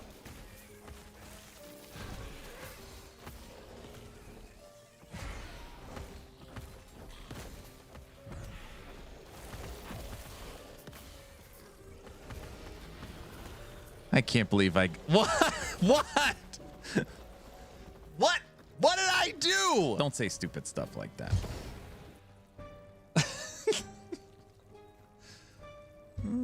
All right, let's watch this stupid thing. All right. Do you see the guy in the LE chat wanted real money trading? Utterly deranged. He's doing the dad thing. Okay. Wait, I say all the stupid stuff. That's messed, bro. You better fix that Oh, right do we have the now. space launch today, too? Oh, 20 minutes. There, we got that today as well. I can't believe I got. Showed me. Whoa.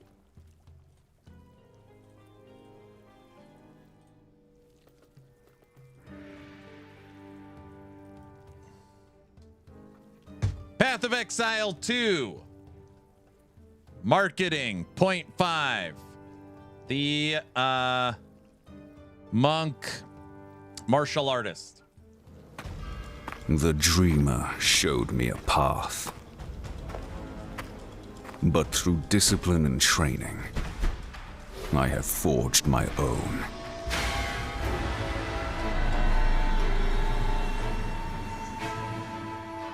In Return of the Ancients, we're adding the third Ascendancy class for the Monk, the Martial Artist. The Martial Artist took his training into his own hands and has spent decades mastering his proficiency of hollow techniques, building his body into the ultimate weapon. The Monk may still walk the Dreamer's path, but the Martial Artist redefines how. mostly by punching things very hard. Let's take a look at what he has to offer, starting with his exclusive skills. Hollow Focus rings a death knell for your foes. Ethereal bells constantly appear around you, and hitting them causes them to shatter with a powerful shockwave. These bells can always be killed and are always primed for stun, so using them with Killing Palm and Staggering Palm is ultra useful. These bells are also always critically hit. Why does that last bit matter? Well, Hollow Resonance thrives on critical hits. The final step for the bell-centric part of the martial artist is strapping a bell to your back, which will ring out whenever you critically hit an enemy, delivering damage around you.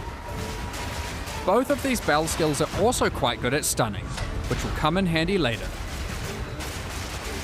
If you prefer keeping your distance from the fray, Hollow Form lets your astral projections do the dirty work for you. While channeling, you constantly spawn clones of yourself that attack with skills of your choice. You can also spend power charges to spawn triple the clones, for maximum damage and maximum ruckus. And for the three of you who are thinking, but what about shapeshifting? Enjoy your meditating wolf. Of course, the martial artist has plenty to offer besides new skills, such as taking pride in his Ezomite training by tattooing runes into his flesh. Runic Meridians gives you 5 extra rune sockets to play with. Perfect for all the new runes you can find in the Runes of Elder League. If you want to focus on chaining together attacks, Martial Adept and Martial Master are tailor-made for you, generating massive amounts of combo to spend on things like these, and protecting you while you do it. Remember how I mentioned being good at stunning might come in handy? Way of the Mountain covers you in a stony carapace when you immobilize enemies.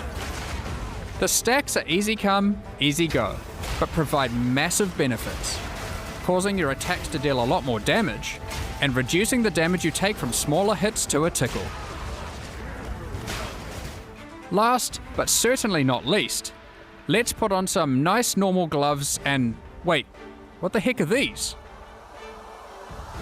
Way of the Stone Fist transforms any gloves you equip into fists of stone until you take them off. These gloves grant truckloads of evasion and energy shield, but more importantly, they transform the explicit modifiers on the gloves you equip, and yes, it works on everything. This, that, and yep, even these. Needless to say, there's a lot to discover about this one. So that's what the class can do, but how does it come together in practice? We've got a couple of endgame builds to show you to demonstrate the might of the martial artist. First up, the snowbound executioner wields a big staff, bells, and a very well-toned body to ice out his foes. Now, before we finish this video, I want you guys to think, what gets you more hyped, this or the teaser we saw from you know what, forget, never mind. Shattering Palm and Herald of Ice mow down packs of enemies and continuously trigger the shockwaves of both our bell skills. Because we're constantly freezing enemies, we're generating lots of Mountain's teaching stacks to keep the damage flowing and protect us while clearing. And we're also taking full advantage of Way of the Stone Fist with this monstrous pair of gloves. Against tougher targets, we switch to Ice Strike and deploy even more bells per second with a Temper spell. Our cooldown reduction also allows Hollow Resonance to trigger as frequently as possible for even more damage. If you'd rather a little more fisticuffs, we've got a banger of a Hollow Palm technique build for you here. If you didn't know, Hollow Palm technique is a keystone on the regular passive tree that turns your fists into weapons in their own right, so it's perfect for martial artist. This particular build uses Staggering Palm's avalanche of projectiles to power up its whirling assault, and also gets great use out of Way of the Mountain thanks to how much it stuns enemies. But the centerpiece of the build is Hollow Form, and the huge benefits it gets from power charges. While clearing, we can rely on Killing Palm's inbuilt power charge generation. But what to do about bosses? Well, we've made sure Killing Palm can handle those too. With Culmination and Aelith's Chimes providing a power charge engine, and Martial Adept cranking it into overdrive. Which means, when a boss crosses your path, you can just do this. It is clear to see the martial artist is a well-disciplined powerhouse. So, which path will you choose? Decide for yourself on May 29th when Return of the Ancients launches. Thanks for watching, and see you then.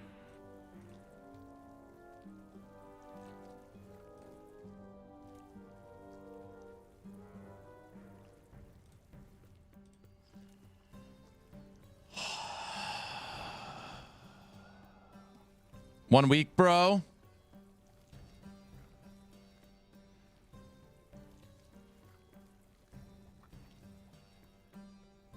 They finally put a video out for my league start.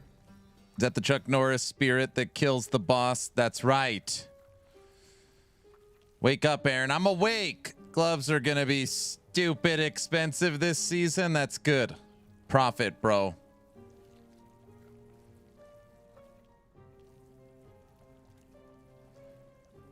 I just can't get behind bells. Ding, ding, you're dead. You don't like bells?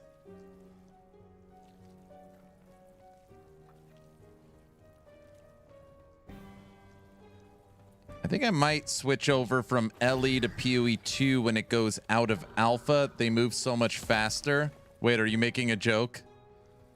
Oh, no, wait, I don't know if you're joking or not. I can't tell through text.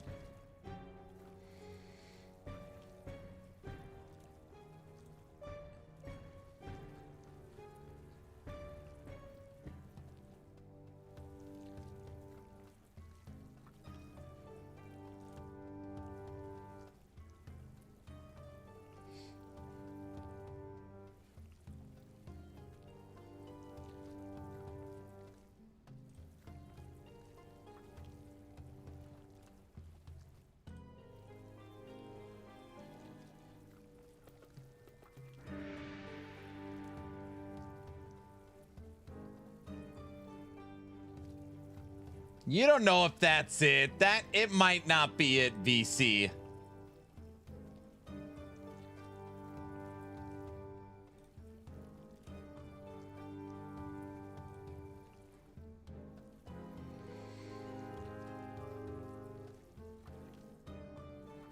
Yeah, well, obviously, why not play both? Duh, you don't have to give up one to play another, but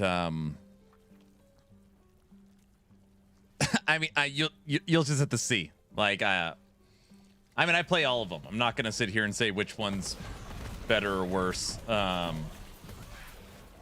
I've never heard somebody say I want to play PoE 2 because it's so much faster than last Epoch. I've never heard that before.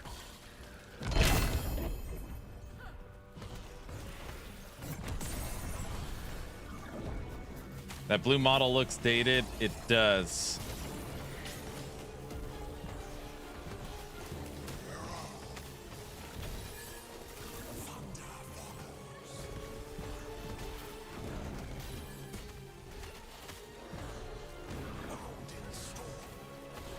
Yeah.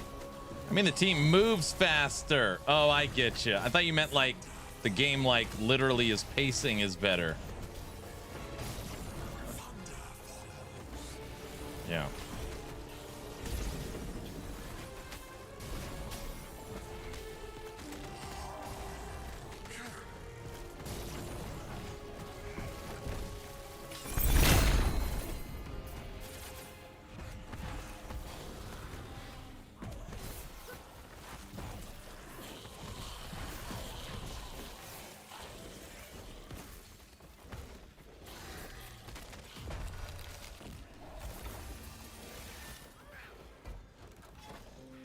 Okay, now that I've read the patch notes, now that the teasers are all out, for sure, 100% we're playing Spirit Walker Huntress. Devil Dog, thanks for the Prime sub, 100%.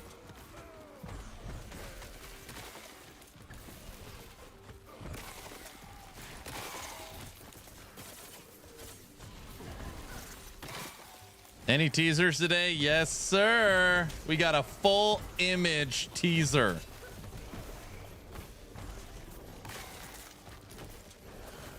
Just the graboid.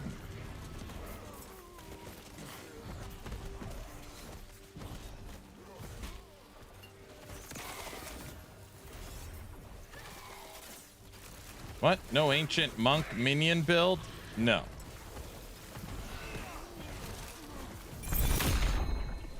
Ancient monk? No. No thanks.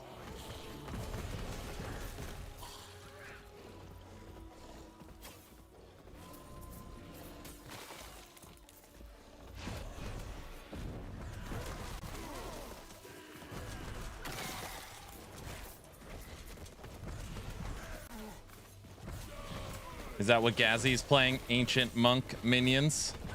Is that why you're asking me?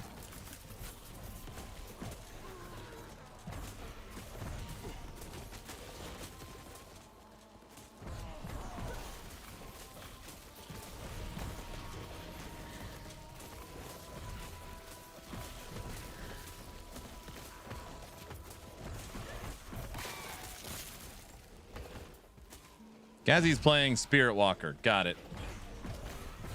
Yes.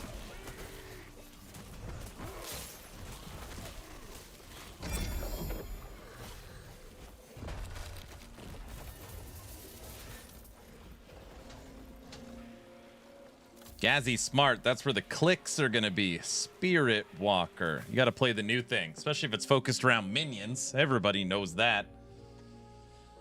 Okay. Uh-oh, did I break it? No, I don't want to go to the bazaar.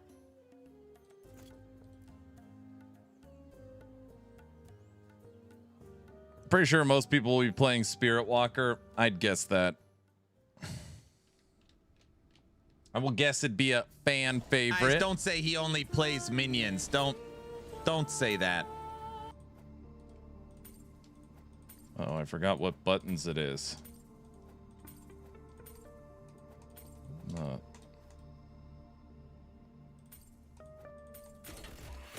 There it is.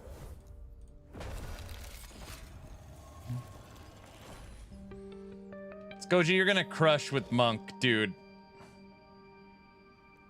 Aaron in chat, hope everything's going well. Good. Frontier, did you see they dropped a Monk teaser? I don't know if you've heard about it yet.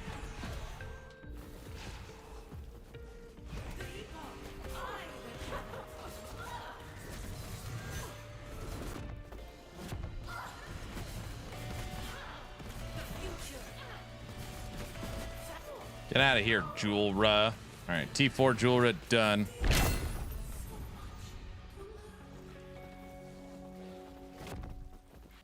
I just woke up. What's new? They dropped the 6-minute teaser on the martial artist ascendancy.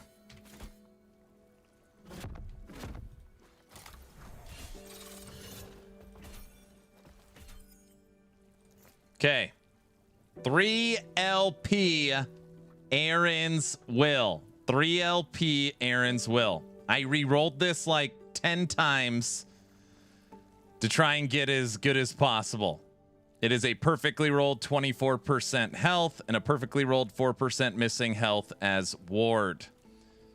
What we're going to do is we're going to try and hit the double exalt. We're going to try and hit this double exalt. We're going to automatically get the 39% to health. And then vitality and armor we don't care about. We need to hit +3 to Wraith. Both of the exalts are perfectly rolled. 120 and 39.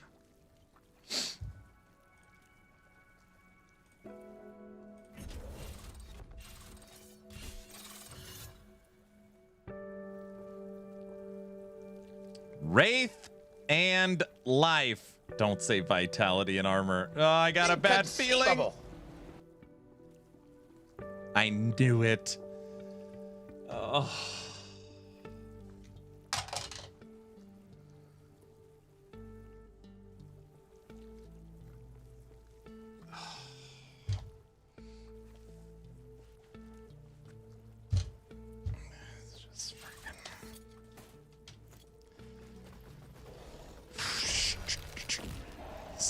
10 million gold, 3 days, brick. Well, that's fun. All right. Corrupt it? You're right. I mean, I'm not going to use it, so.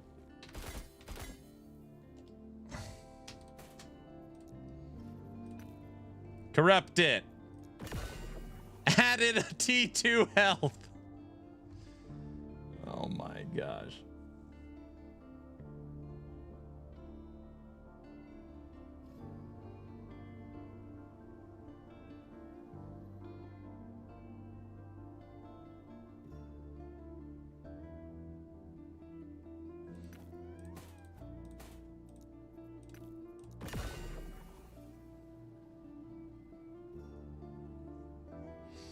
The one I was using added 1 to skills.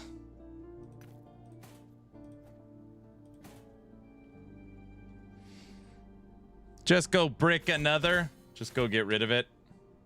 That's a cool one. Yeah.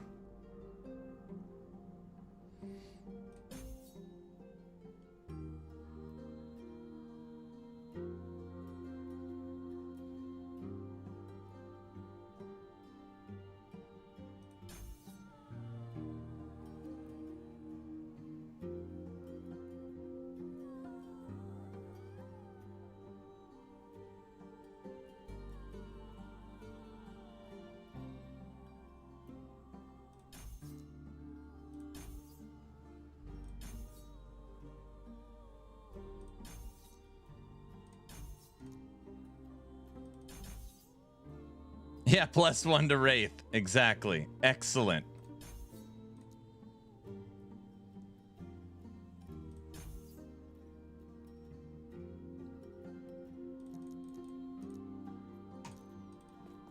All right.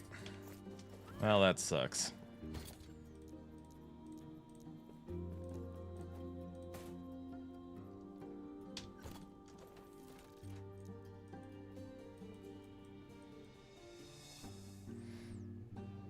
Mike also forgot to go to MG. Well, he doesn't play MG very often, so I could see how that's like, it's easy to forget.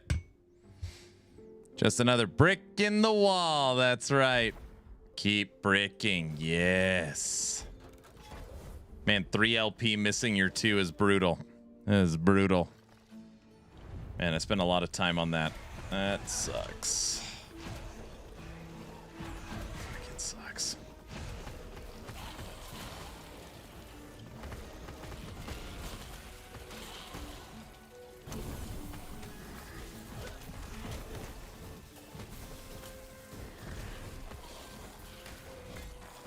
That dev stream was amazing.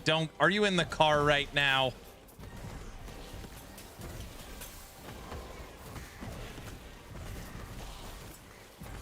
What?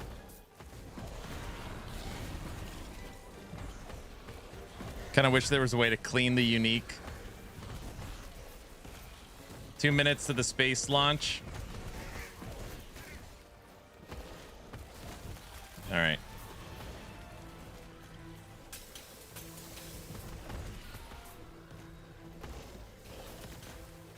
Getting some engine wiggles here, as Dan mentioned earlier. These allow us to check out the thrust vector control actuators on these engines. It's important to make sure that they can steer. Yeah, that's definitely right.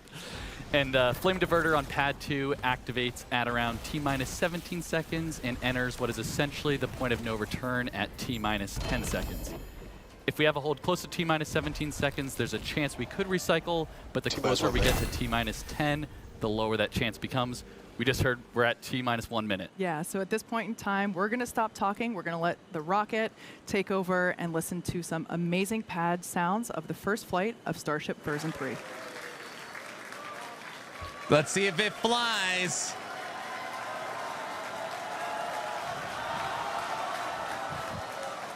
All right, we are holding. We were just waiting for the fuel pushbacks to complete into the prop farm. We did hear that that did just complete, so expecting them to reset that hold shortly.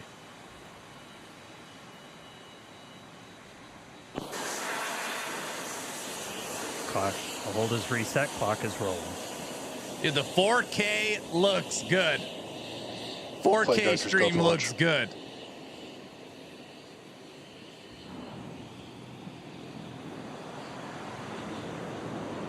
"20 seconds. They got to fly up to the comet to blow it up. Minus 10. 9, Here we go. 8, 7, 6, 5, 4, 3. Ignition.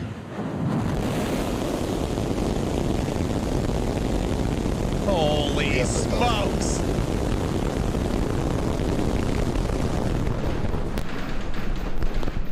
Switching downrange.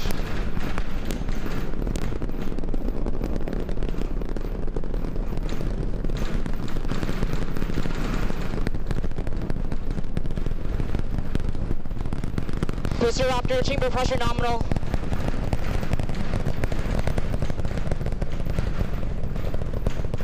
All right, we are T plus 30 seconds into flight, seeing 33 out of 33 Raptor 3 engines on booster V3, ascending over the Gulf now, coming up on maximum aerodynamic pressure. Things going pretty fast, dude. Nominal. Systems looking good. We're just passing through the period of maximum dynamic pressure. Oh, how much horsepower is those over Raptor engines have? Flight now.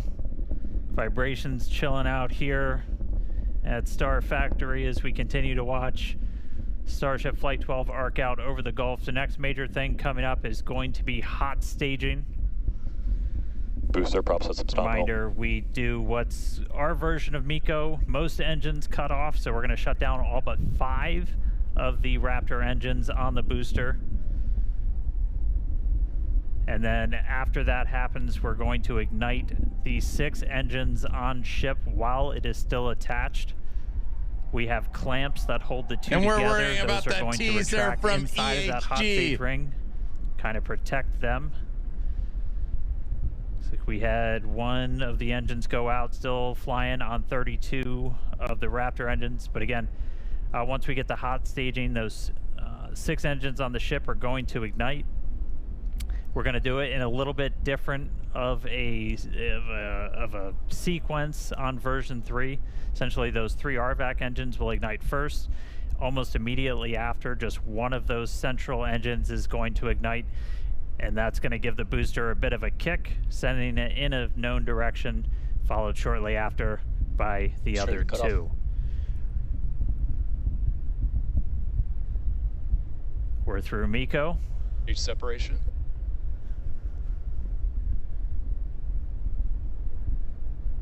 Dude, the cameras for SpaceX are way better than the cameras from NASA. We are not seeing as many booster engines ignite as we expected for boost back, but we are seeing 6 good engines lit on ship. It looks like we just had an early boost back shutdown. Again, a reminder, the booster was planned to essentially head into the Gulf for a splashdown, but it has shut its engines down early on into boost back. Booster's cooked. And we just see one of the RVAC, so we're now running on 5 engines on ship. We do have engine out capability, so it's going to continue into its ascent. Fall on me. You got booster on the left there, ship on the right. I cannot believe the difference not planning in on cameras. Bringing the booster back for this flight, as this was the very first time. NASA was watching like a 70s TV show. All right, so we're about 3 minutes, 50 seconds into today's flight. Just a reminder, the ship planned to burn its engines for about 8 minutes and change. About 8 minutes and 11 seconds was our planned timeline for today. That could shift slightly as we do have 1 engine out, running on 1 fewer RVACs. What's the miles per gallon on one of those Raptor engines, Nash? What do you think? Again, continuing to watch. So booster did not complete its boost back burn. We did not see all of the engines ignite that we expected. Are continuing to get some views from it though. That's going to make a splashdown somewhere in the Gulf. 2 miles per Reminder, we gallon. clear air, sea space, everything for these launches.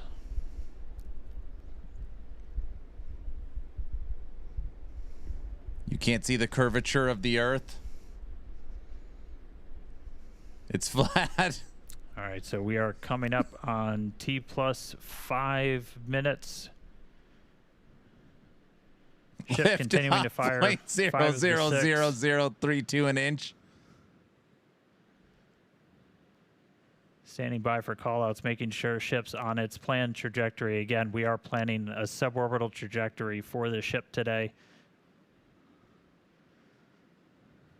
Is this the one going to blow up the Booster comet? giving us some views as it continues to make its way back down towards the water. All right, so a little over 5.5 minutes in flight. Kate, Jake, you guys with me? It looks like booster's starting to come in hot. Yeah, we had the opportunity to stand outside to watch launch, and wow, that was incredible. Yeah, that was really loud, really shaky, and I was actually surprised how fast the booster got off the pad or the whole stack. That was quite incredible. Absolutely. So we have views here from the booster coming back down, making its way into the Gulf. Bro, this booster is cooked. The chamber pressures on 5 out of 6 ship Raptor engines. Catch it! Great news there Landing for startup. Starship.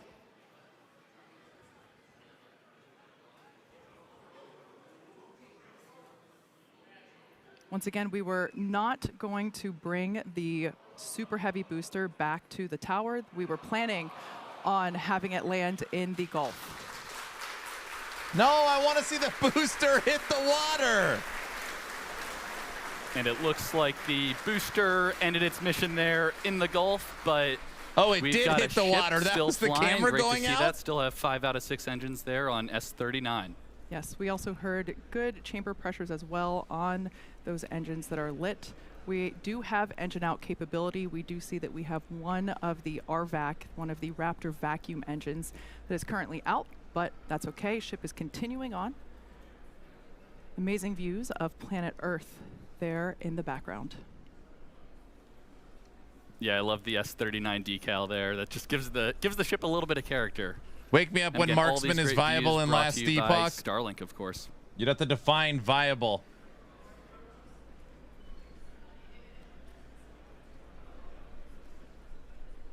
Yeah, obligatory shout out to the entire Starship avionics, camera, electronics team.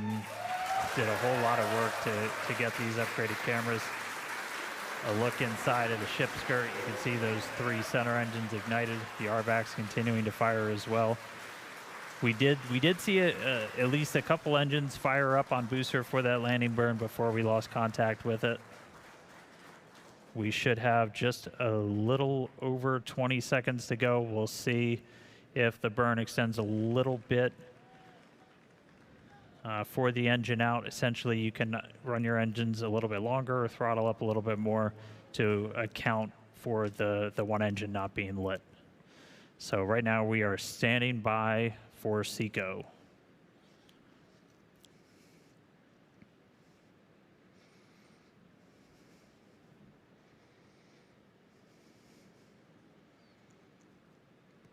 And again, we are continuing to go a little bit longer.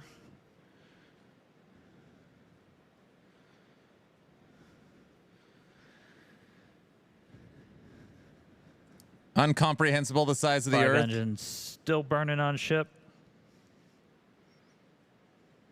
That's about 20. Wait.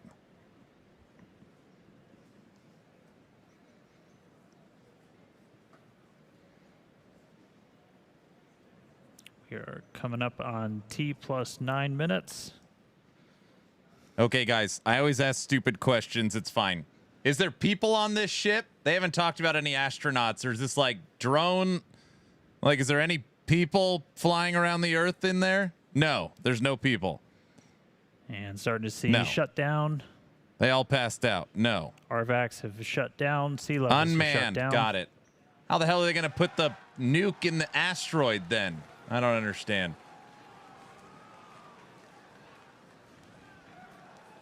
No grandpa, crazy grandpa See if we car. can get an update on the ship orbit insertion, but we have shut down again. We did run longer as we were engine out. We were flying with 5 of those 6 Raptors pretty much the whole time. Ship FTS is saved. Okay, in this, the Earth looks round. Is it flat or round? Does anyone know?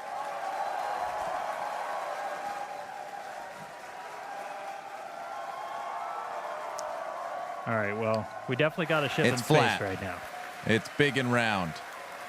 It's AI.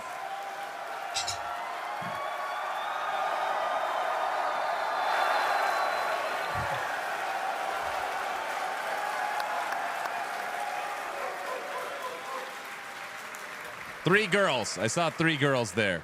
As you can see, the teams are incredibly excited to see Starship there in space. We are awaiting the call out of nominal insertion, so we're going to stand by for that. We can see the flaps moving here, actuating. But wow, the cheers here in the lobby are certainly almost as loud as liftoff was. Yeah.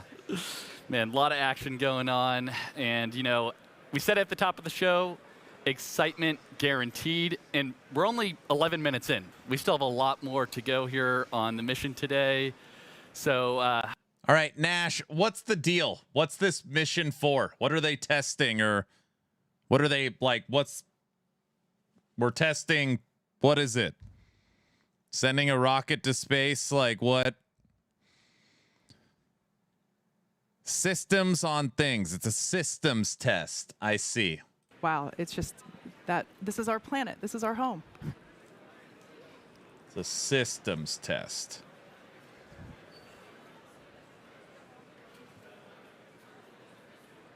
As a reminder, the objectives It's a new for rocket ship today. They're testing Aaron's Not only patience. included the separation that we saw, but we're also planning to deploy 20 Starlink simulator satellites, as well as 2 Dodger Dog This one satellites. has 33 That's engines. What our internal teams refer to as our newer satellites. We saw a preview of those earlier. We should see those deployments here in a little bit. We're also hoping to perform a relight of a Raptor engine as well.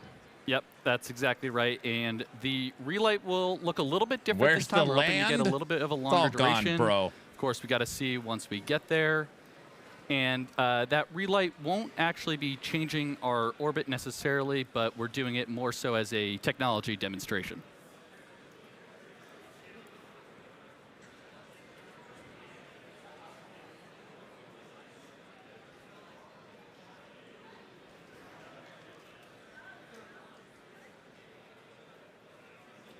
For those of you that maybe just recently tuned in, you missed a pretty exciting almost 13 minutes. We had a liftoff pretty much on time, almost right exactly at 5:30 p.m. We did have a brief hold at the T-minus 40-second period, but we were able 39 to total proceed through engines. that, and we saw a gorgeous liftoff. Jake and I were able to stand My wife outside missed the rocket and launch. witness that with all of our colleagues, and what a moment. I'll tell you what, it is a heck of a lot louder out here than it was at Ad Astra. Absolutely. Nope.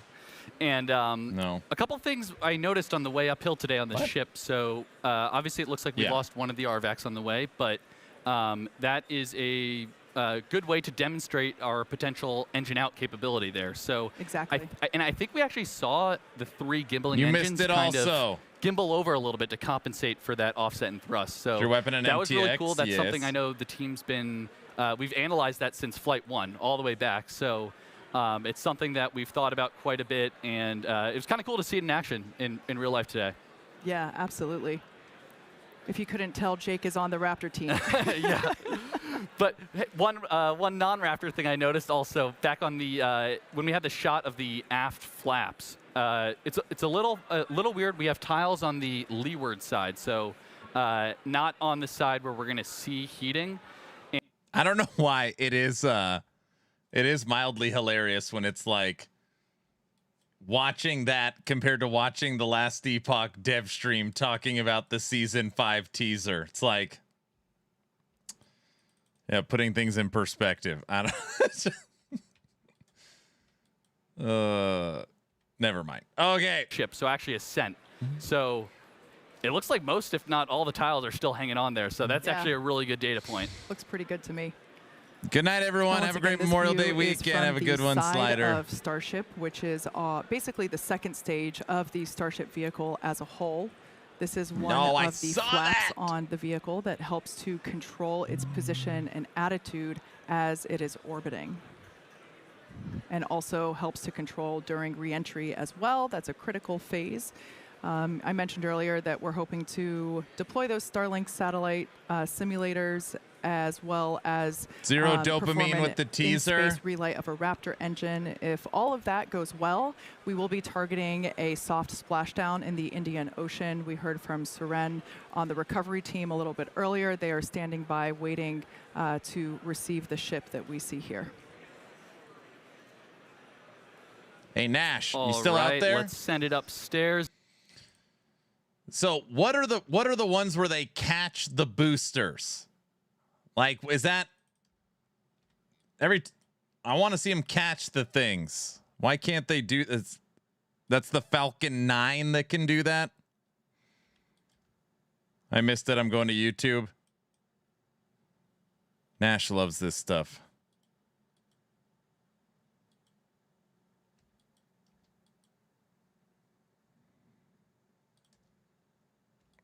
This rocket right here is bigger than Saturn V. Okay, sorry. All right, I got it. It's a different rocket. It's a bigger rocket. They can't catch this one. They're testing systems in the engines. Okay, got it. How big is this rocket that just shot up compared to like NASA's Artemis 2, the one we watched previously? So we're gonna have darkness for a little bit, and then it'll brighten up once we're on the other side of the planet, and hopefully looking at some good daylight when we re-enter into the Indian Ocean. They're going dark.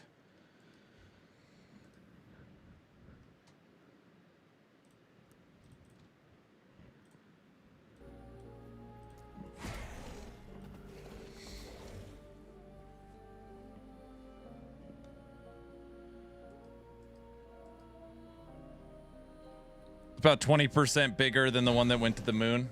I see.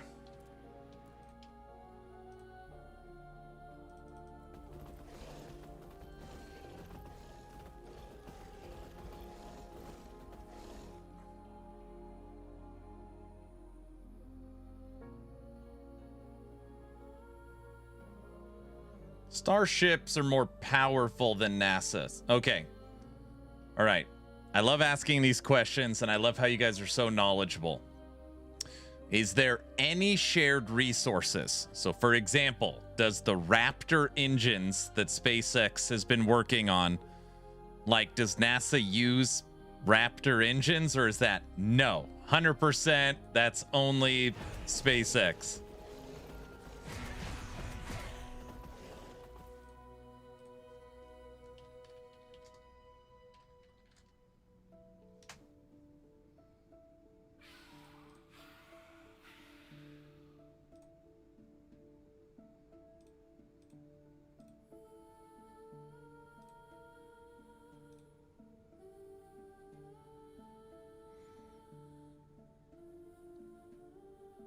None. They could, but not for Artemis. SpaceX took people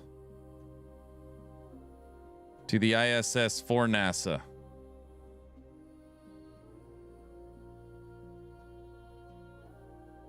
Aaron's trying to hype up the SpaceX IPO. Is SpaceX have an IPO? I don't even know. Is that true?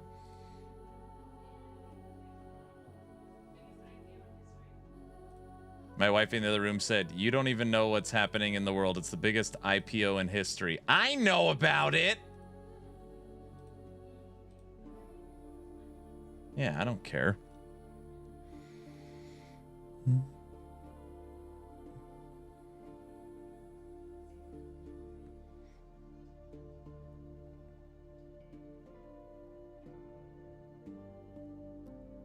NASA uses 90% of the rockets to lift them to space with a small capsule at the top. All in on SpaceX. Eventually, NASA will be working with the Starship program.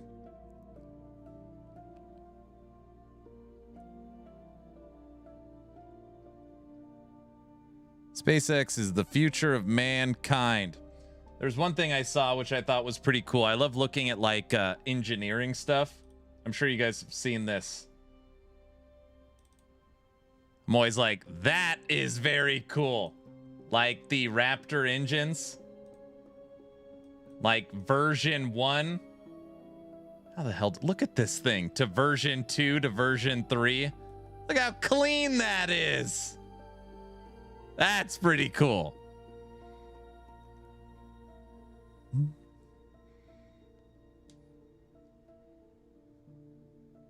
They've literally refined it now.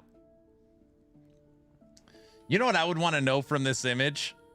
Like, is this one also more powerful, right? Or is it all three of these are the exact same power? It's just we've refined it, you know, to this. It's very cool.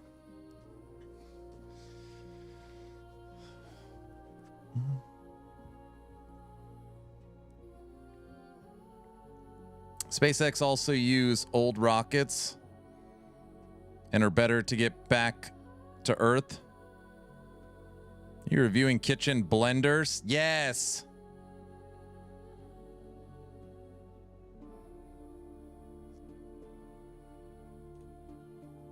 I feel like I could make that if I had to.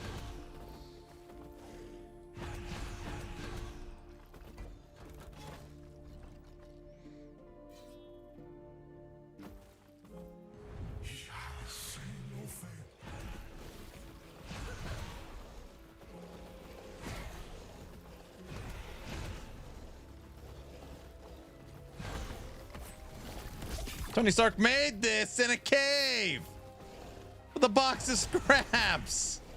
Well, I'm not Tony Stark. Tie flips around.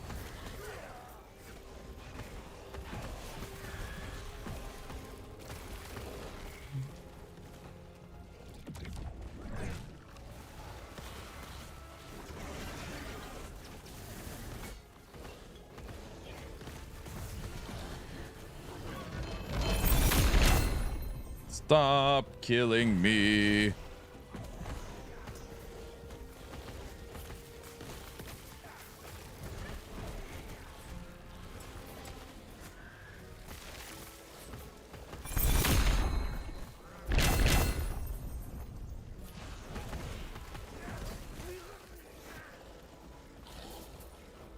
Rockets, NASA, SpaceX, Aaron, look, I'm a simple man. All I want is to make a monkey my minion and clear screens. Spirit Walker, bro. That's right.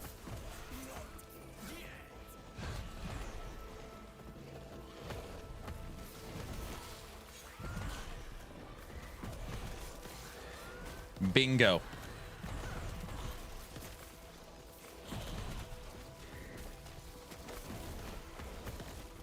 Back from YouTube. I showed my 5-year-old the first launch. Just told me go back to Minecraft already. That makes sense.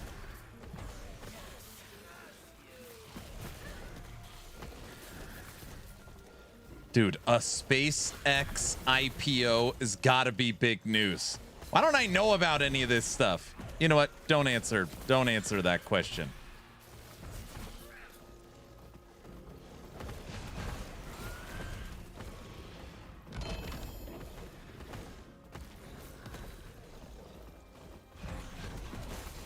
SpaceX IPO is going to explode. Not giving financial advice.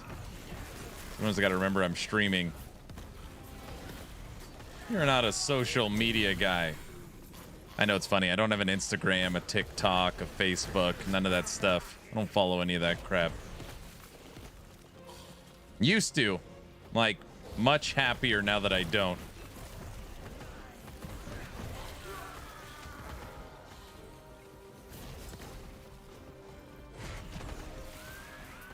If SpaceX was a subathon, Aaron be all over it.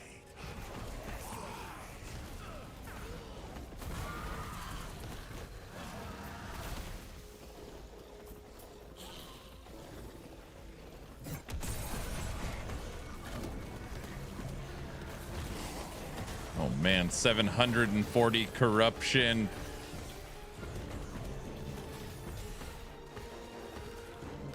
You don't need it. All you need is actionrpg.com. I knew we were done. I don't know why I clicked on that. 7,200. I knew it. I knew it.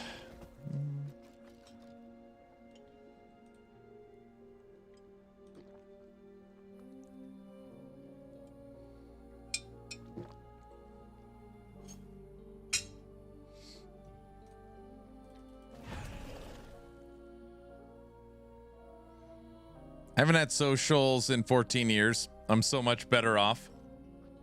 I just like, you know, again, it's going to come. I know it comes across as like pretentious, and I YouTube and stream, right? So it's like, who are you preaching to? But like doom scrolling news and following all this crap, I just like, yeah, just, I don't like, I don't care as much as I used to. Like I care about my immediate family and their well-being. That's very important to me. So I actually follow more like local elections, school board stuff, like stuff that actually impacts my life and the state. Like all the other stuff, I don't really care. Social media is the worst thing to ever happen to humanity. It's probably true.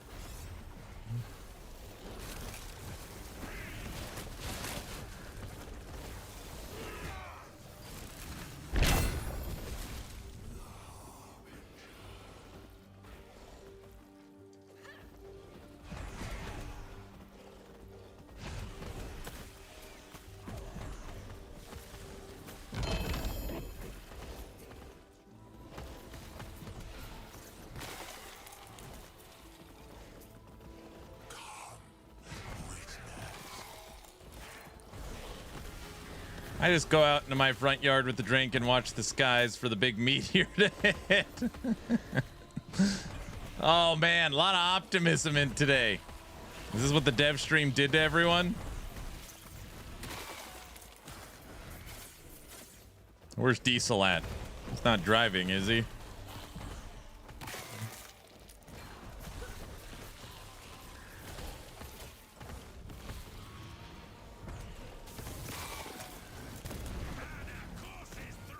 What did I miss on the dev stream?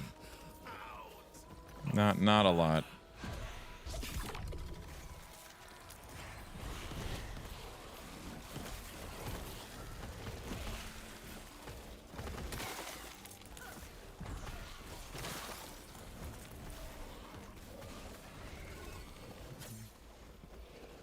Twitch is social media. I know, and that's why I like predicated what I said correctly.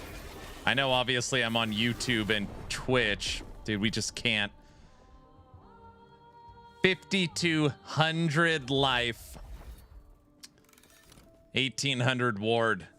Just still 10 DR. Just can't.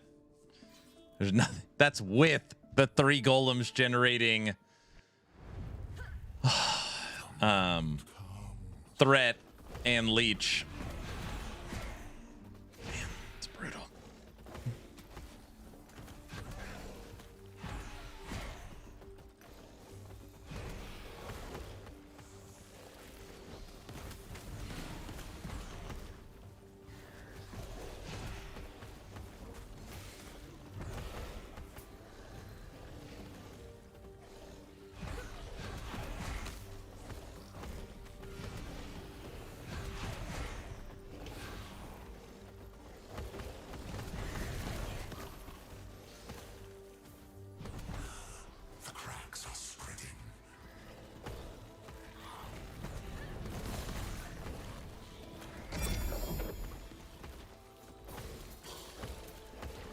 Take that.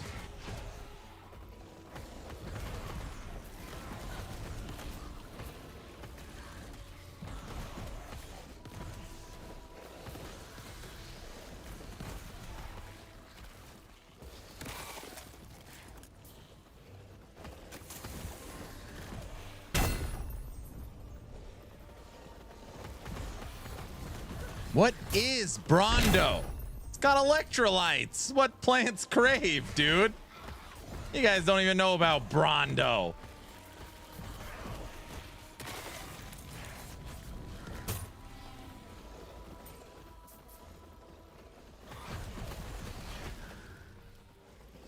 I used to be a social media fiend back when I was a community manager in the gaming industry, but after that, I said I need a break. I'll watch that if Aaron watches UHF. I'm very surprised you haven't seen it or Idiocracy.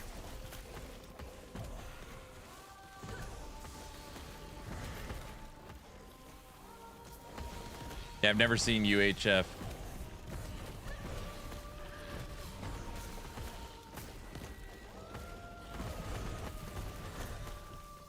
Nope, I was just as shocked as you are.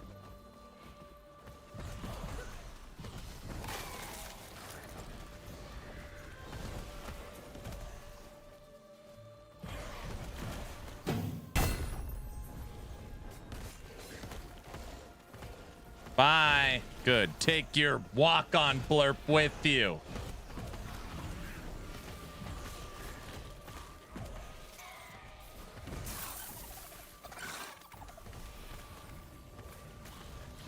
I feel like watching Idiocracy should be part of the education system. So angry. I know, right? Wait, am I the one that's angry? I like me. My wife likes me. My customers like me. Because I'm the real article. What you see is what you get.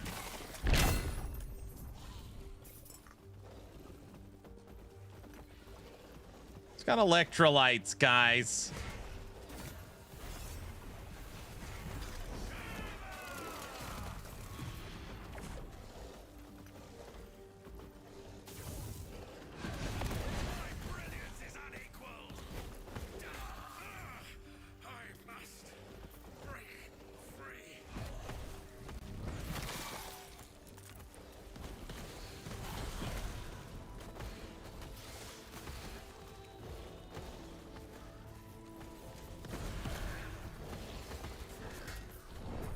Yeah, he said that nobody would ever use these shoes. They'll never be popular in the future.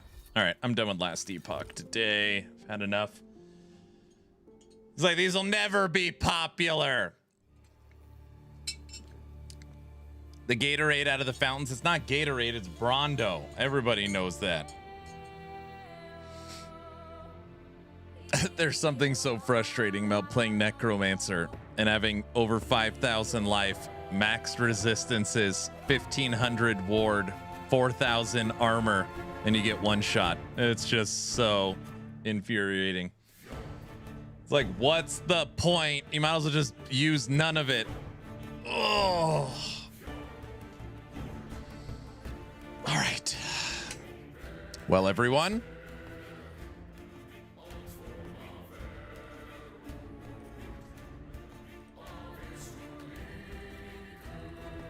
Have you tried Beastmaster? I know, right? If I would try Beastmaster, it'd be different because they have unlimited damage reduction, life, health regen.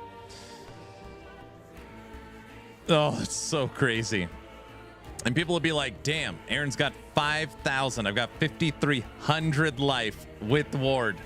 Again, 5,000 life, 1,800 ward, maxed resistances, 4,000 armor. Armor, ward, resistance, life. Oh, leech. All three of my golems leech life back to me. And they're generating 60% threat. It doesn't matter. Killed the fight. I tried telling him it's okay. Don't you dare. Everybody, it is Memorial Day weekend.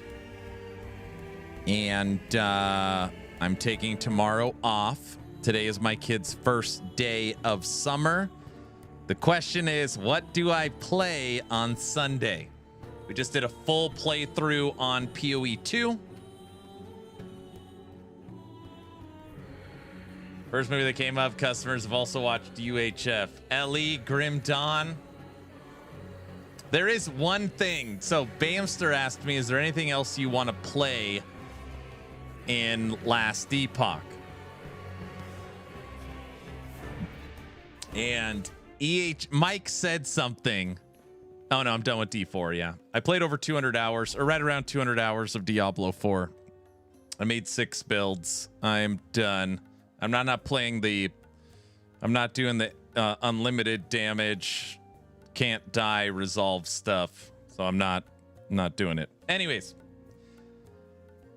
Bamster asked me if there's anything I want to play left in or play in Last Epoch, and EHG said it's been like a final decision that no minions will be coming to the Mage class.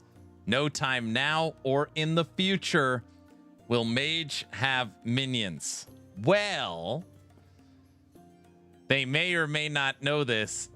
Inside of Teleport, you can make mirror image.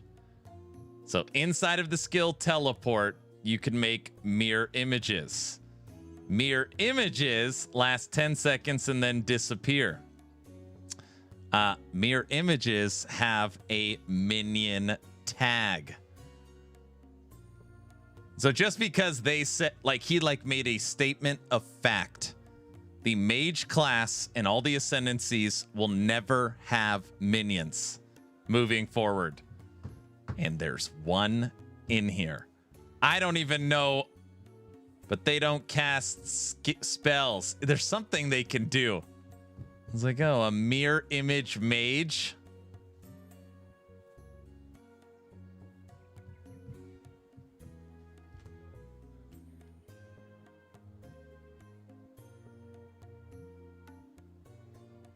Watch them remove the minion tag.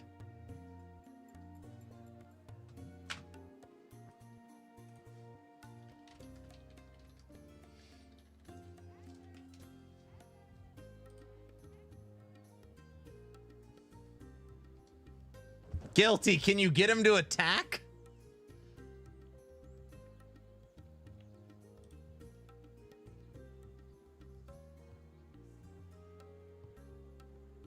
It says they have a skill, Ice Bolt.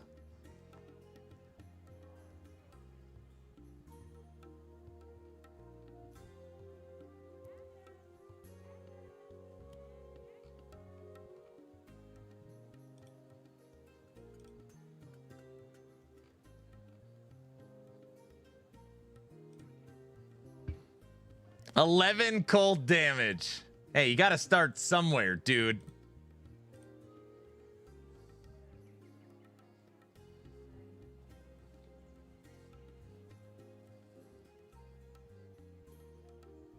Base damage 11. Base damage is 11 cold, and its added effectiveness is 100.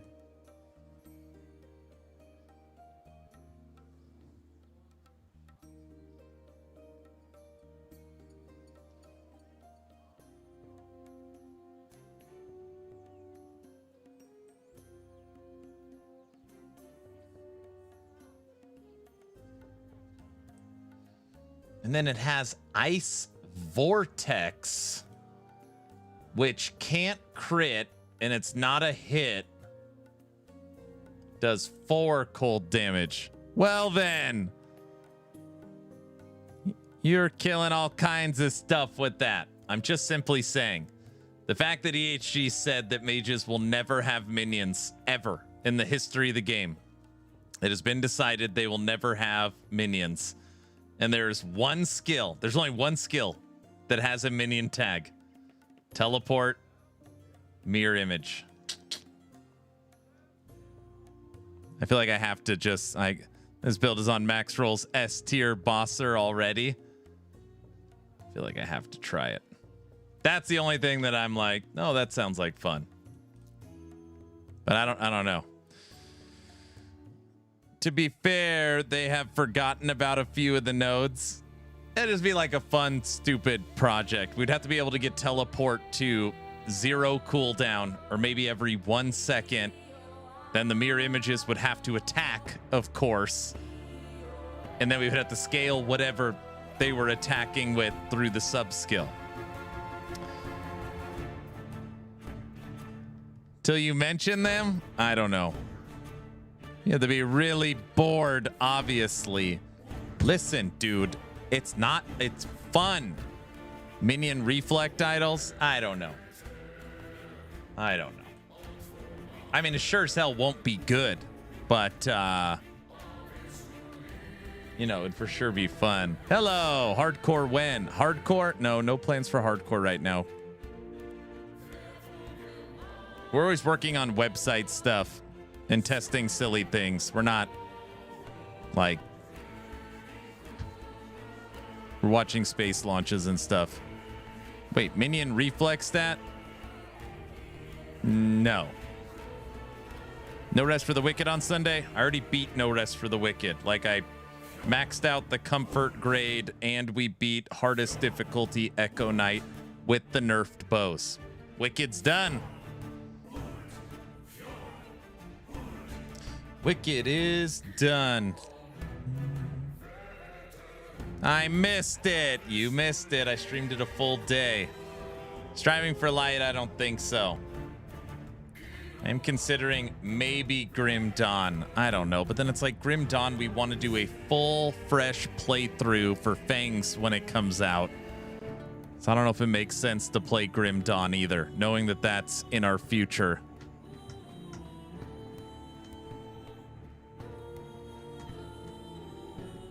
He put a bunch of crap in his house and maxed it out. Okay, first off, I placed stuff in my house in areas that I thought was good.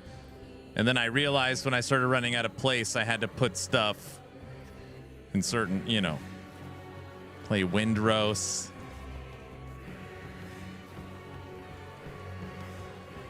Sunday, Monday, Tuesday, Wednesday, Thursday. We got 5 days until the new event for PoE.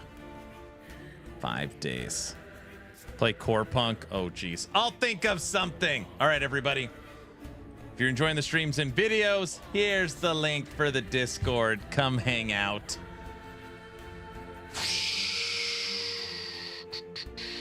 Dragonkin?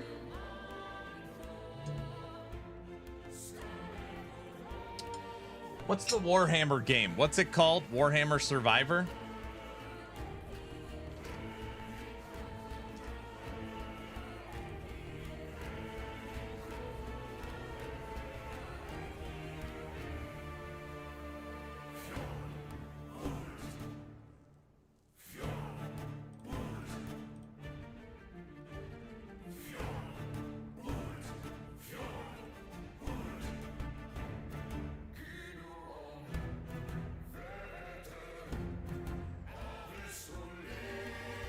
Should have played Varashta Minions sooner. It's fun. It is fun.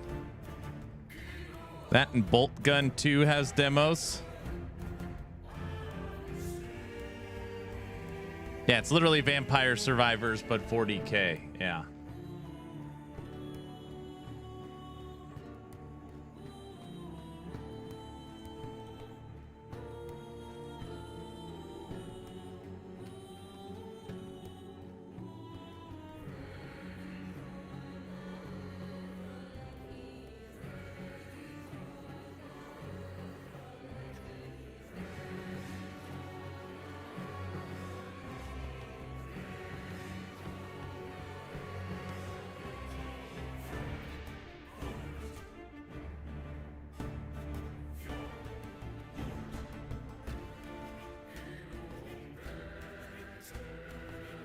It does look pretty fun.